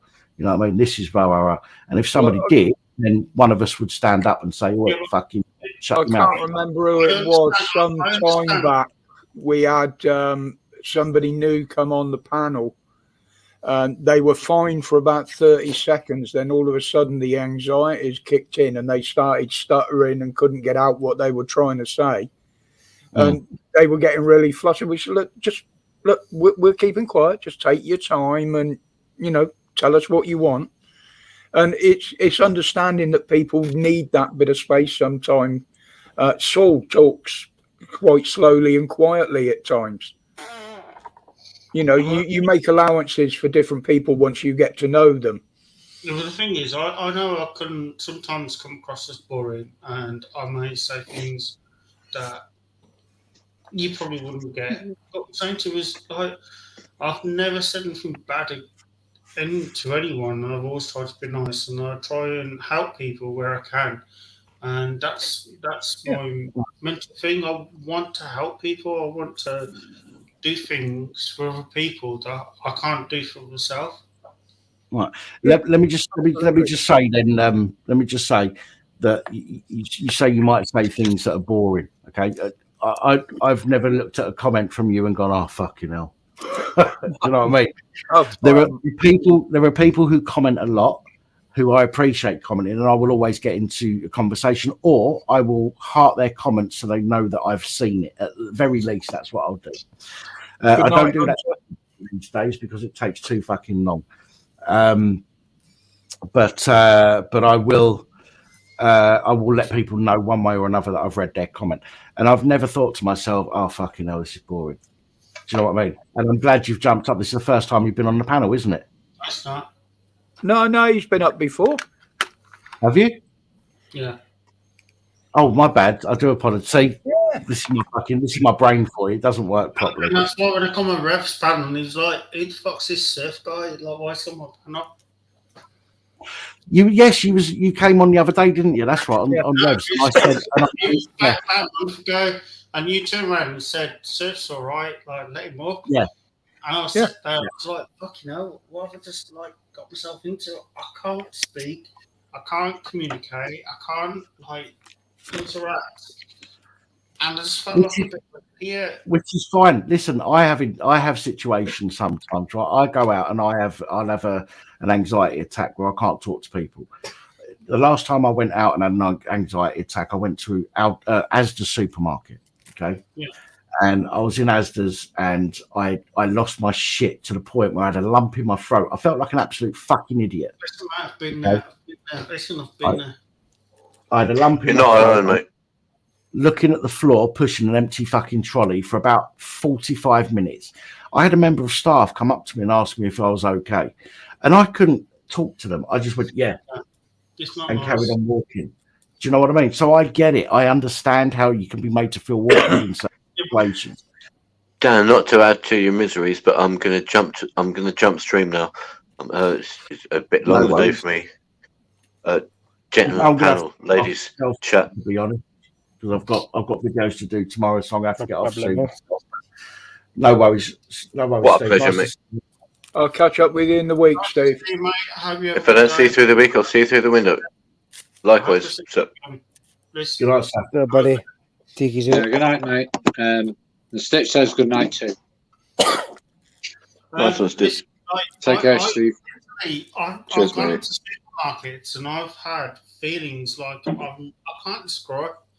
And I think it's down to like medication, and this is why I've stopped any medication now. And I only have the absolute very basic that I need. And I'm now exercising every day, like bike riding, literally bike riding everywhere. And I'm getting myself fit and trying to push the boundaries. And my anxiety levels are going lower and lower and lower and lower. It helps. Exercise does help. And instead of like, like I'd walk up a hill and I'd be fucked for like 10 minutes. Now I will ride up a hill and I stop for 30 seconds and I recover. And this is I genuinely wish I could. I genuinely wish I could do that. But unfortunately, since my strokes, my mobility has got worse.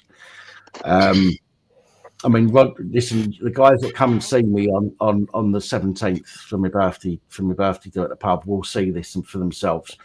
I can't even walk 50 meters without having to stop. And genuinely, I literally have to stop because the pain in my lower back and the pain in my leg. I was literally at that point. I was that bad. I thought I couldn't like literally walk anywhere, and now I'm pushing myself. It's improving every day. I'm getting better, and that's what I'm doing. I'm literally trying to improve with fitness and just trying to push myself, and that's what I'm doing. That's awesome, and that's fucking awesome. Genuinely made up for you. I'm saying everyone's different. I understand you're different to me. I'm not saying you're nothing like me. But I'm saying to you, I got to a point that I just thought I was so low that I couldn't do anything. And now I'm realising that, you know what? If I push myself, I can like... Yeah, I brought a bike a few years back. I say a few years back, about 5 or 6 years ago, I brought a bike. There you go, Dan. Put that up. Show surf that one. To be honest, I think my bike that was actually me about 5 years ago, and now I can't walk usually more than 100 yards without having a rest. No, I bought a bike about 7 years ago. It's still in the cupboard outside, and I was riding it, and I was feeling better when I was riding it.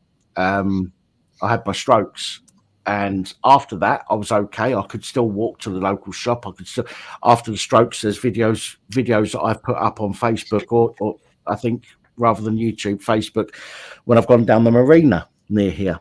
And I've gone and sat down there for some fresh air and to clear the cobwebs out.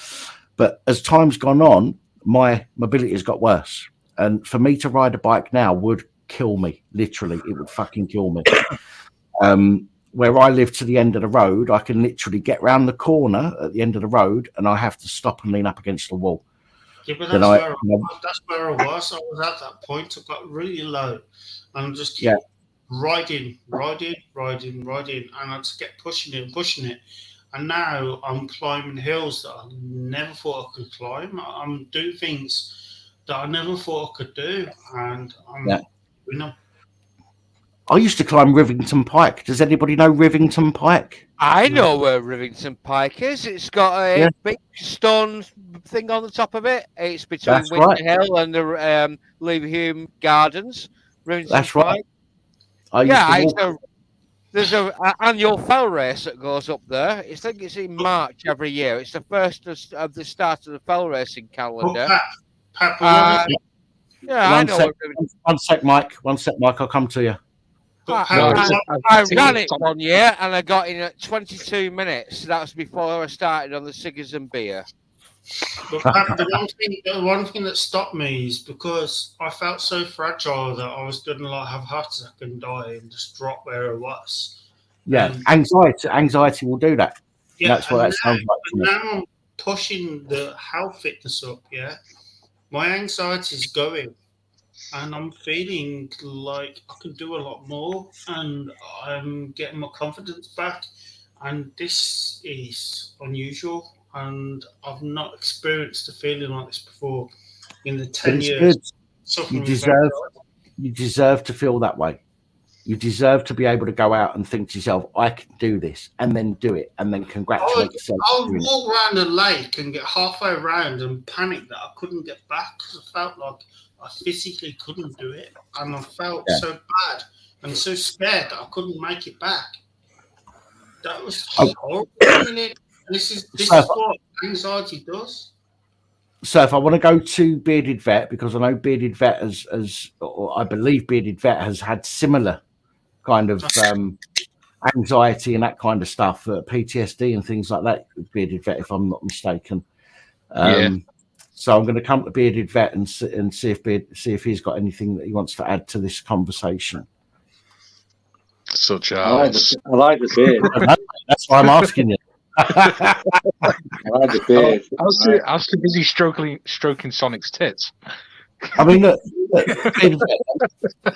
Michael, you've gone from having PTSD and stuff like that. You now go out and you do photography, don't you? Yeah. And again, that must have been a big step for you. You know, initially, with PTSD and anxiety, that must have been very difficult for you to start doing that again. Yeah. So you could, like myself and like Roger, I don't know about Loafer, Saul or Sonic so much, but like Roger and myself, you understand what it's like to have to readapt to certain things, to ways of thinking in order to do certain things. Yeah. It's a lot for me. A lot of it is finding ways of distracting myself. So usually when I come on the panels, I'm usually making a model or something like that. Yeah, sort of. Fucking loafer. That's chalky. I'm folding one up here, so I'm not laughing. And if everybody's interested, Mikey posts a lot of his models on Facebook. In fact, yes, and his Facebook link's just been posted in the chat. Oh, thank you very much. Look at that. Oh, how do you address going on a bus or a train? Because I've not been on one for 20 years. Who you asking? Anyone? Anyone? Well, wanna answer you that? had a recent, quite a nasty train journey, didn't you, Dan? I don't like public transport.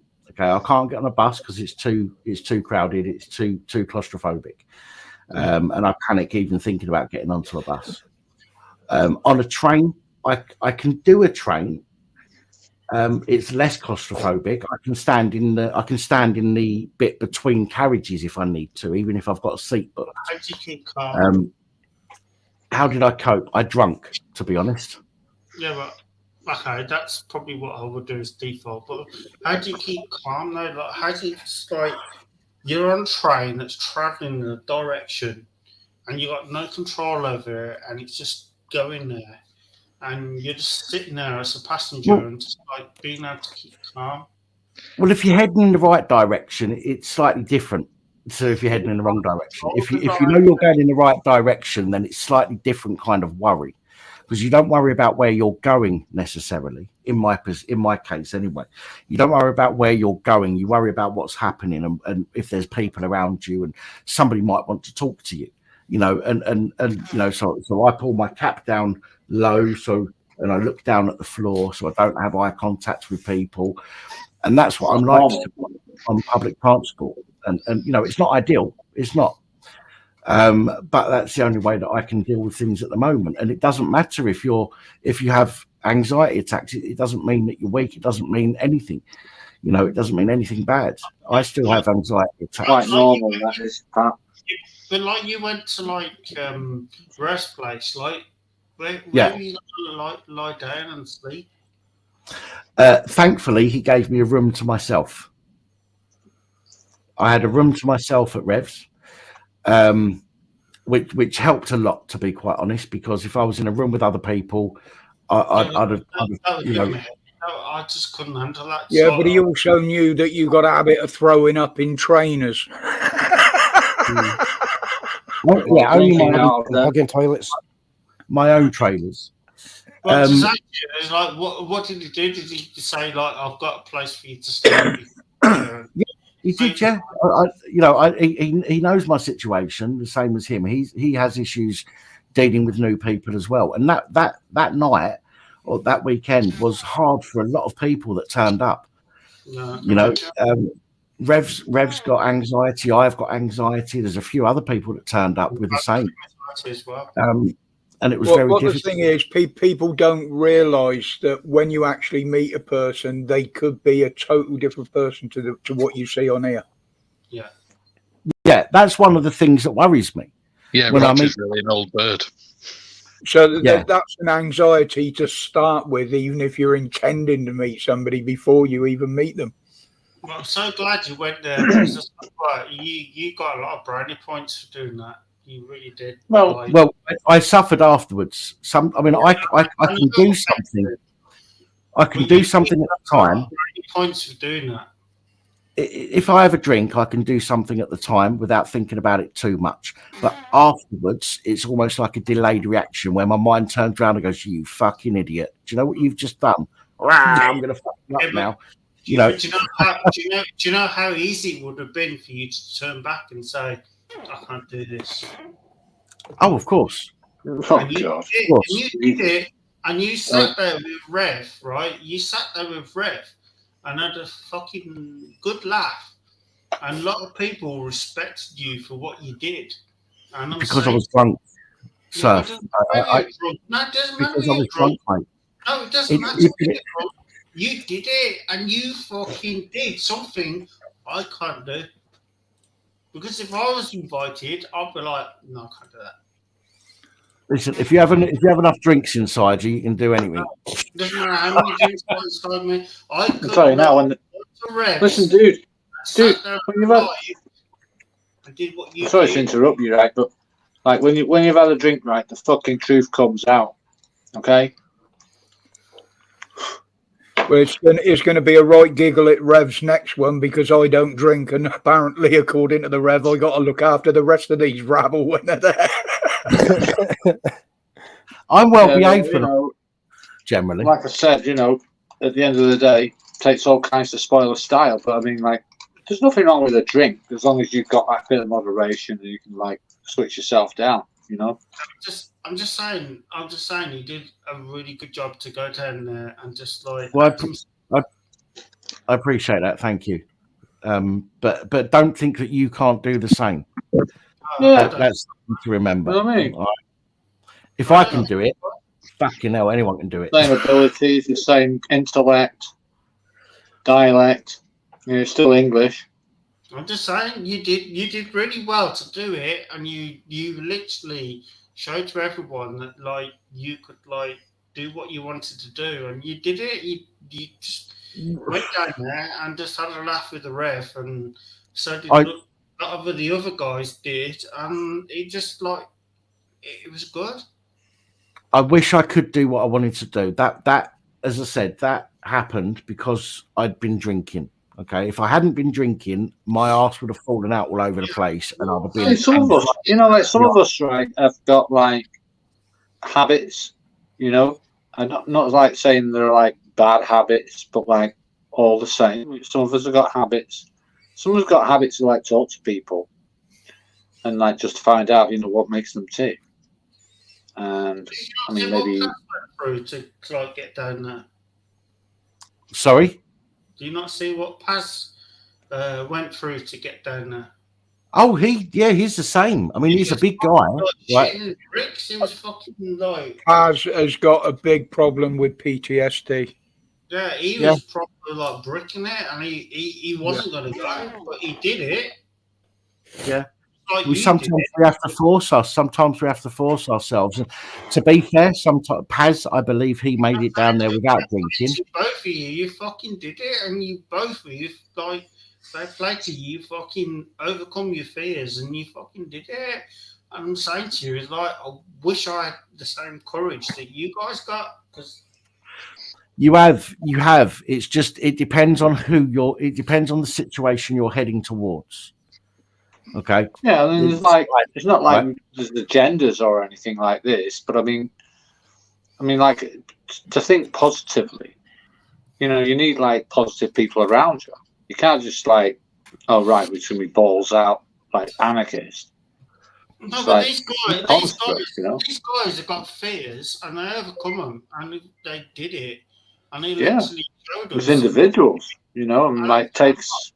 I feel like a some kind of weakling because like No, you're not. No, you're not. Absolutely not. Don't even say that. Don't even go there because don't go there because I'm gonna talk over you. I don't even want you to fucking consider that. You're not a weakling at all. Okay. I had to have a fucking drink to go down there. That's fucking weak. Paz made it without having a drink. That's stronger than I am. It's not strength, Dan. What you got to bear in mind is people like me and Dan we've spent years being taught how to carry on despite being afraid of things. So we've learned different coping mechanisms to what you would have the opportunity to learn. And part of your EUPD is a lack of you never developed coping skills growing up. I've got you. Yeah, but Dan, do you know what happens to diazepam to do what you do? No, don't take the drugs. Don't take them. No, listen, dude. hang on, right? Listen, drugs. You have to come off very, very, very, very, very slowly. No, wait, hang on, guys. I'm sorry, Loafer. Be careful. Telling people what you just said directly. I understand where you're coming from, but we can't give people medical advice like that. No, I feel like actually pharmacists, you know, but like. For me, I wish I wasn't on medication. I have to take it because if I don't, Roger knows what happens to me when I don't. Because you know, my head goes west, and I end up in a really fucking horrible place if I don't take it. Because I'm now reliant on it. For me to come off it, it would take me 12 months or more to come off it because I've got to cut down very, very slowly. Very, very slowly. I was advised that as well. It's not just one you'd have to be coming off of either. All you people talk about this medication, right? But it ain't fucking sweeties. Ain't no fucking laxative, you know? Ain't no enema. This stuff, right? To be attached to it. I mean, God, you know, I mean, like, Maybe I'm closer than you fucking think to that, but I don't do it myself. But I see it, and I see that people are in pain when they take it. You know, my wife in particular. I mean, like, she's in pain. She's on medication. You know, fuck. You don't want to take Some it, but if people you like, I don't know. I'm more for like stimulation, you know, but not that kind of stimulation. It'd be nice to get through life without stimulation, but Christ, you know. Well, if I'm going to give anyone any good advice, take Valerian Root 2,000 milligram. Have that as your relaxant or sleep problem, and I promise you that's totally non-medical. It's literally natural, like herbalism root. Well, that's not going to fix my life, man. No, but It's not going it's to fix my life. Listen, going to help people that have got sleep problems. It's not going to fix my life. Huh? It's going to fix your life. It's going to fix your life. Only you can fix your life. No, you probably got the wrong end of the stick there. It's not going to fix my wife, right? No, what I'm trying to say to you is, like, my mum's being prescribed these massive drugs and stuff that are just gonna just mess her up. And I'm saying to her, there's actually stuff that you can take that's like not man-made, and it's made from artificial roots, plants, and all the rest of it. Why are you prescribing this stuff to people that are getting old? Can't you give them Well, I'll tell you straight why they're prescribing it, because she can't get through a day without it. You know. Are you So, sure? I mean, yeah, I'm sure. Absolutely. You know, what did we do 200 years ago? Can we not fix this? No, I agree. I think you're right. I think there are natural remedies out there, but the problem is natural remedies don't make money. Yeah, they're not profitable. No. They're not something that's going to make money, so they just get dismissed. Pharmacy companies have worked out how to distill from plants and things like that the core medication, or if you want to call it chemical, that they need, and put it into a pill form, and then they're charging through the arse in order to pay for that, whereas you could go out and potentially as per region, right? So if your GDP is so high, then you pay more, but if your GDP is so low, then you pay less, right? So you have to be a resident. Yeah, it's postcode lottery, isn't it? But my point is that some of these medications, you know, this is a bit simplified, but you could go out and chew a fucking plant leaf and feel better. You know, that is simplified in what I'm saying, but ultimately there are natural remedies out there. I guess in another way, that's another way of saying, well, you know, you advocate for legalizing drugs. What costs more? Prevention of, or explain to me why the pharmaceutical companies are allowed to put drugs that are out there that endanger our health, and the FDA and the WHO go, yeah, let them go through, fine. That's why. If you can see what I'm doing, that's why. Yeah, money. It's and to do I'm with just saying to you, it's they're not testing them, they're not checking them, they're not proving what they're doing. And yet we've got more deaths every fucking day than the fucking COVID, in its peak, than we've ever had. Yeah, well, we're kind of going off the range a bit there now, you know, from where we started. Look at the numbers. You started with something else. No, look it up. But if you think I'm talking shit, look it up. No, I'm not even saying that. You've changed the topic. No, I'm not changing the topic. I'm saying to you the amount of people that are dying per day from what we had in 2018 compared to what we have today. We're getting loads of people dying. And they're all dying from these mysterious heart attacks that nobody just But conspiracy theory aside, I think a lot of people know that there's only one thing really that's changed in that time period. you know, and that's what people have been forced to have over the Add past it up, couple of look years. at it, look, research the numbers, look at the tract. I'm just saying to you, like, something's not right. No, but that's what I'm saying. That's what I'm saying. Over the past couple of years, there's only one thing that's changed, and that is what people were forced to take. Okay, being careful what I say, of course, because I don't want YouTube to stamp all over me. But there's only one thing really that's changed over the past few years since 2020, or 2021, whenever it was. But yes, there are a lot more people that are suffering from mysterious illnesses now. Again, I'm no doctor. I can't say why, but all I do know, as well as many other people, is there's only one thing that's changed in that whole time frame.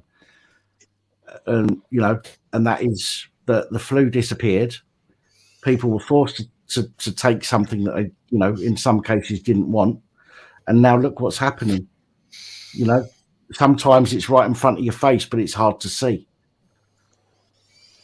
But it all gets covered up. Well, we had 2 pandemics, didn't we? Really, that's really what we're talking about. So I'm gonna wrap this up in 13 minutes, guys. I'm really sorry. I'm really sorry to get onto that, but yeah. No, it's fine. It's only because I've got stuff to do tomorrow. I want to put videos out tomorrow, so it's going to take me a little while to get back to normal. But tomorrow I want to make sure I've got some videos out tomorrow. So I want to get the job on spot. Thank you for letting me on the panel tonight, guys. I appreciate meeting you all. Yeah, well, listen, man, you come back anytime. You know, don't feel away. You know, don't feel away. Just blend in. You know, there's somewhere to fit in always for everybody. Everybody needs somewhere. Hopefully, Yeah. I hope I've not pissed anyone off tonight. No, of course you haven't. No, not at all. Not at all. Not at all. Well, Dan, if you go to bed, you can absolve yourself of any responsibility with the over censorious overlords, perusing whatever anybody's saying on the live stream. Commentators like everybody I can see now here, or anybody in the chat. You can bugger off to bed, and we can continue this conversation on StreamYards. You can. Yeah. I can stop the live, and you can continue talking in the background like last week. I just want to, as I say, we're going to give it another 10 minutes before I disappear anyway. But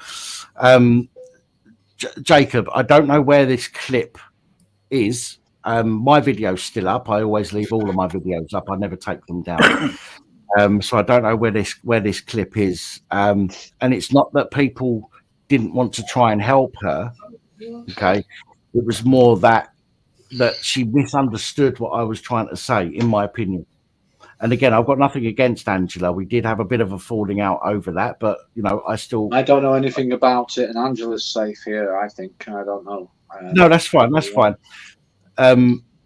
We have spoken since then offline. Okay, she has told me that she's going to keep her distance from the channel, which is fine. As you say, right? Yes, mate. Yes, sir. I think what's gone on is there's something gone on with another YouTuber, and it's all kicked off. No. What this is something that happened on one of my live streams. Angela got upset by something that I've said on one of my live streams, and I refused to take it back because I didn't. Did you understand about someone called UK Lady? Yeah, I take no notice of that. We know UK Lady, yeah. It was Jacob. It was the fact that Dan made a comment. It wasn't directed at Angela. Okay, but do you But it understand? triggered her. Hang on, Surf. Hang on. But it triggered her, at which point she should have removed herself if she was carrying on. But she carried on about it. It was not directed at her. It was nothing about her. But it triggered something in her past. Okay, do you understand about Master Ron, right? Literally lit up and exposed everything that was going on within UK Lady. I've heard of Master. I've heard Master Ronovich. Yeah, Master Ronovich, yeah. Yeah. He's literally put a video up that exposes a lot of stuff, yeah. and I'm not saying anything either way. I'm just letting you know, like, look it up, like, look into it. And I'm saying there's a massive, like, thing that's going on that people are like, whoa, didn't know that, didn't see that. And I'm not having a go at anyone. I'm just telling you what I've seen. Yeah, no, that's absolutely fine. Listen, one thing I won't do, okay, is I stand by everything that I say. If I have made a mistake, I'll apologise. But I don't think, although some people might agree with me, I don't think that I did anything wrong on that particular live stream. Now, Angela may disagree with that, and she may be upset with me saying that if she sees this video. If you do, Angela, I'm sorry. But I did not say anything specific. You know, I cannot be held responsible for hurting somebody's feelings about something that they went through in the past. Okay. It's the same as we can't be held responsible for people who used to be slavers 200 years ago. What I'm saying to you is, if you look into UK Lady and you follow what Master Ron has put up, you're going to be shocked, and you're going to be like, "What the fuck?" And I'm not the person that's trying to, like, put it out there. I'm telling you. Can I just ask Jacob, if you've been going through all this with her on other channels, how come your fucking channel's only been open one day?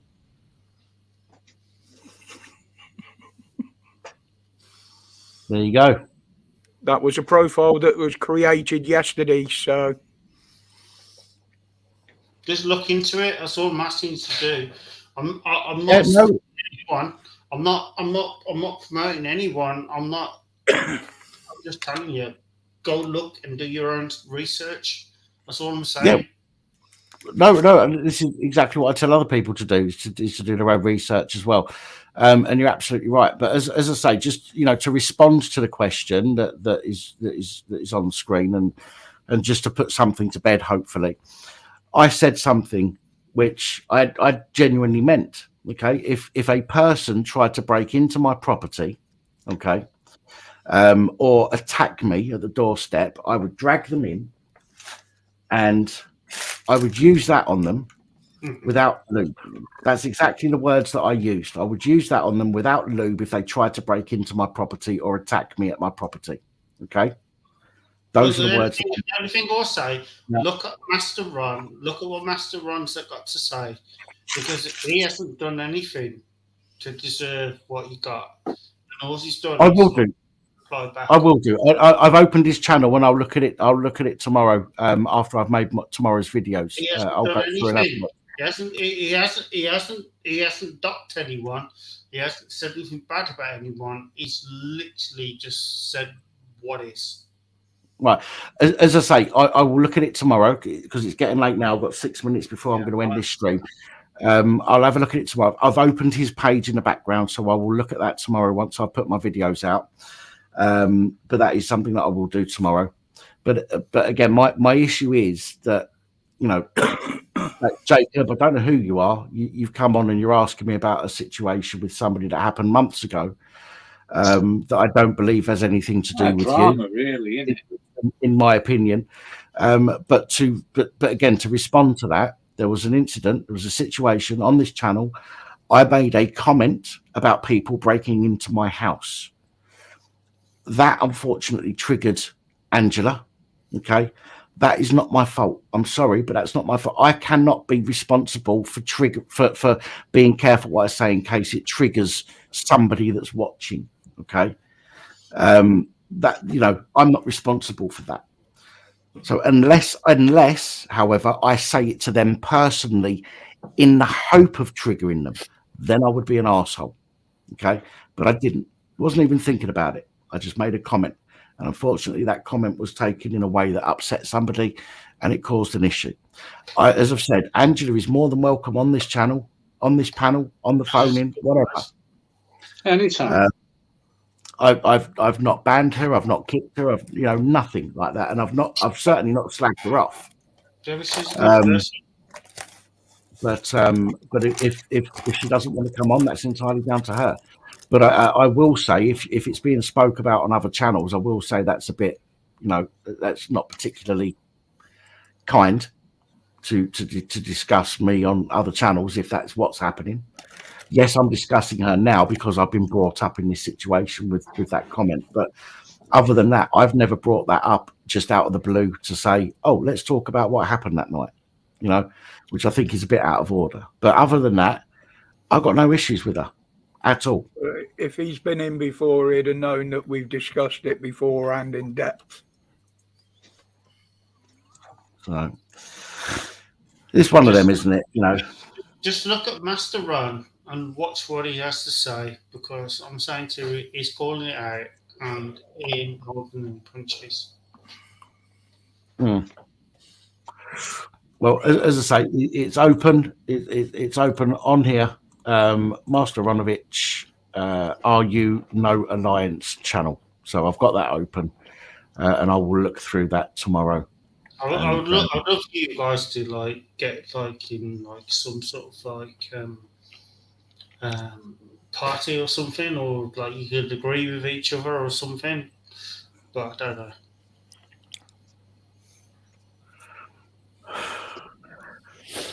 Well, we'll see. We'll see what happens. We've got to play things by ear, and the main thing I've got to think about is the subscribers on the channel. Not me.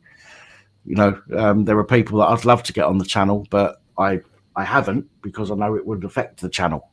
Yeah, he's got a lot of people. He's got a lot of people that follow him. But I'm saying to you, is if you guys got together for some reason, just create something, I think you could maybe build a channel that would be really cool, because he's not a nasty person. He only reacts to people that attack him, and he's got a few of you people that you like him and whatever. I'm saying. Well, I've got to be honest. I believe in the past. Yeah, I know, Roger.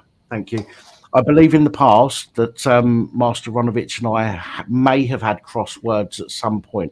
I can't remember for sure, but I've got this thing in my head that we've had crosswords at some point for some reason. Again, listen, people are welcome on this channel. Okay, the only, yes, I do put it to, although I don't think I did it tonight, I do put it to subscribers only normally to chat. We've been really good tonight, actually. We've only had to deal with one person, really. But generally, anybody can come onto the channel. They've only got to subscribe for 5 minutes anyway, and they can make a comment if they get involved, if they want to. And if they want to unsubscribe after that, they can. But anybody's welcome. The same as I hope I'm welcome on other people's channels. I don't go out my way to upset people. And this situation that we're talking about, I upset somebody, but I wouldn't say I upset them. Something was said that upset that person, and it caused a big. Probably something that was going on in the background. I mean, the backdrop. A lot of the time, the backdrop. You've got to understand that, a lot of people that are coming on channel and stuff, even on the panels and stuff, there's stuff going on in the backdrop. You're right. No, you're absolutely right. And I know why Angela got so upset. I do. I know why she got upset, because of something in the past. And it's not my place to talk about on here, so I'm not going to. But again, I cannot be the same as you cannot be responsible. I've been made homeless. Right? I haven't seen my kids for fuck knows how many years. You might say something about being homeless or not seeing your kids for years, which might trigger me. That's my issue. It's not me to have a go at you because you've then triggered me. Yeah, you know what I mean? I know that Master Run has got similar values to you, Pip. Right. So I'm just saying to you, I know he thinks similar to you, and that's what I'm saying to you. Speak to him and see if you have got something in common. If you haven't got in common, that's fair enough. But I think he has. Well, as I say, we'll see what happens in the future. To be honest, I don't go out of my way to affiliate with other people, simply because it's difficult to know whether that person's genuine or not. To be honest, okay, so somebody needs to prove that they're a genuine person and they stand by their values, And I don't know Master Ronovich enough to know that about him myself. And you know, I can't act on other people's advice. I need to see it for myself, if that makes sense. But listen, as I say, I've got nothing against watching his stuff. I've got nothing against him coming on here. I know he's been on here before. I've got no issues with that, providing that, as I say, people are respectful and want to have a discussion rather than an argument. But guys, I'm going to have to wrap it up there. I'm afraid it's 1 minute past 3. Wow. Roger needs his bed as well. But I've a great evening anyway. Yeah, I've already written some scripts for tomorrow, so I need to get some sleep. Well, good night. I appreciate you letting me on. Thank you very much. Yeah, no problem. Hang around, you know. You don't have to go. I appreciate you coming on, Surf. But when I go, Surf, just so you know, when I go, if you guys stay on the panel, I end the broadcast. It's not live. It's a private chat on here between the last, up till the last person leaves. So if you want to hang around and talk to anybody, that's entirely up to you. It won't be live. It won't be recorded. I won't see or hear any of it, so you can call me names if you want. Soon as I hit end broadcast, the recording stops, the live stream stops, and you are literally just in a live chat, in a chat room that is happening between you and nobody else, and that's it. That's entirely up to you, though. Dan, before we go, it's been Kay's first time watching all the way through tonight, and she just wanted to say hello. What? Oh, hi. Hello, sweetheart. How you doing? You all right? I'm fine. I Good. think you tell me this. Thank you. Appreciate that. I really do. I don't think you've upset anyone at all. I think just people are just really pathetic. Some can be. Some can be. The Grand Wizard of him. Yeah. Have you got your own, by the way? You sleep well. Yeah, she's the one that's been commenting is Kaylee Moo. Right. Okay. You'll have to remind me next time. And we'll have to start calling her the If you Grand. if you want to hang out there, the bearded guy, man, I love that beard, man. That's proper. That's proper. Yeah. That's, Well, I've only just started mine growing again. Lost Souls and my missus were unanimous in a poll the other day that I got to grow it back. I bet if you had that on your head, you'd look like a fucking rasta or some shit. You're hanging out, Sonic. Hey, Sonic, you're hanging out. Hanging out? You're hanging out with us. Yeah, it's all good. You're going to hang about on live. Maybe. What about you, so Lofa? Yeah, I'm going to hang out, yeah, definitely. Yeah, man, let's hang out together, yeah, all of us, yeah. Well, I'll be in for a couple of minutes, but I've had a real long weekend. Oh, this Roger, weekend. mate, you're a soldier, you. Let me say good night. Let me say good night to the watchers first, and then I'll bid you guys farewell. So everybody that's watching, thank you very much for joining us this evening. I appreciate it. We have had quite a wide range of discussions tonight, which is always good.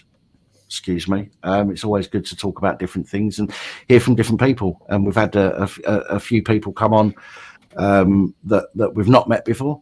Lots of people in the chat that I definitely haven't seen before, which is absolutely awesome. But as of tomorrow, I will be back putting videos out. I hope to see you in the comments on those videos. Until next weekend when we do another live. Until then, farewell. Thanks and good night. Good night, folks.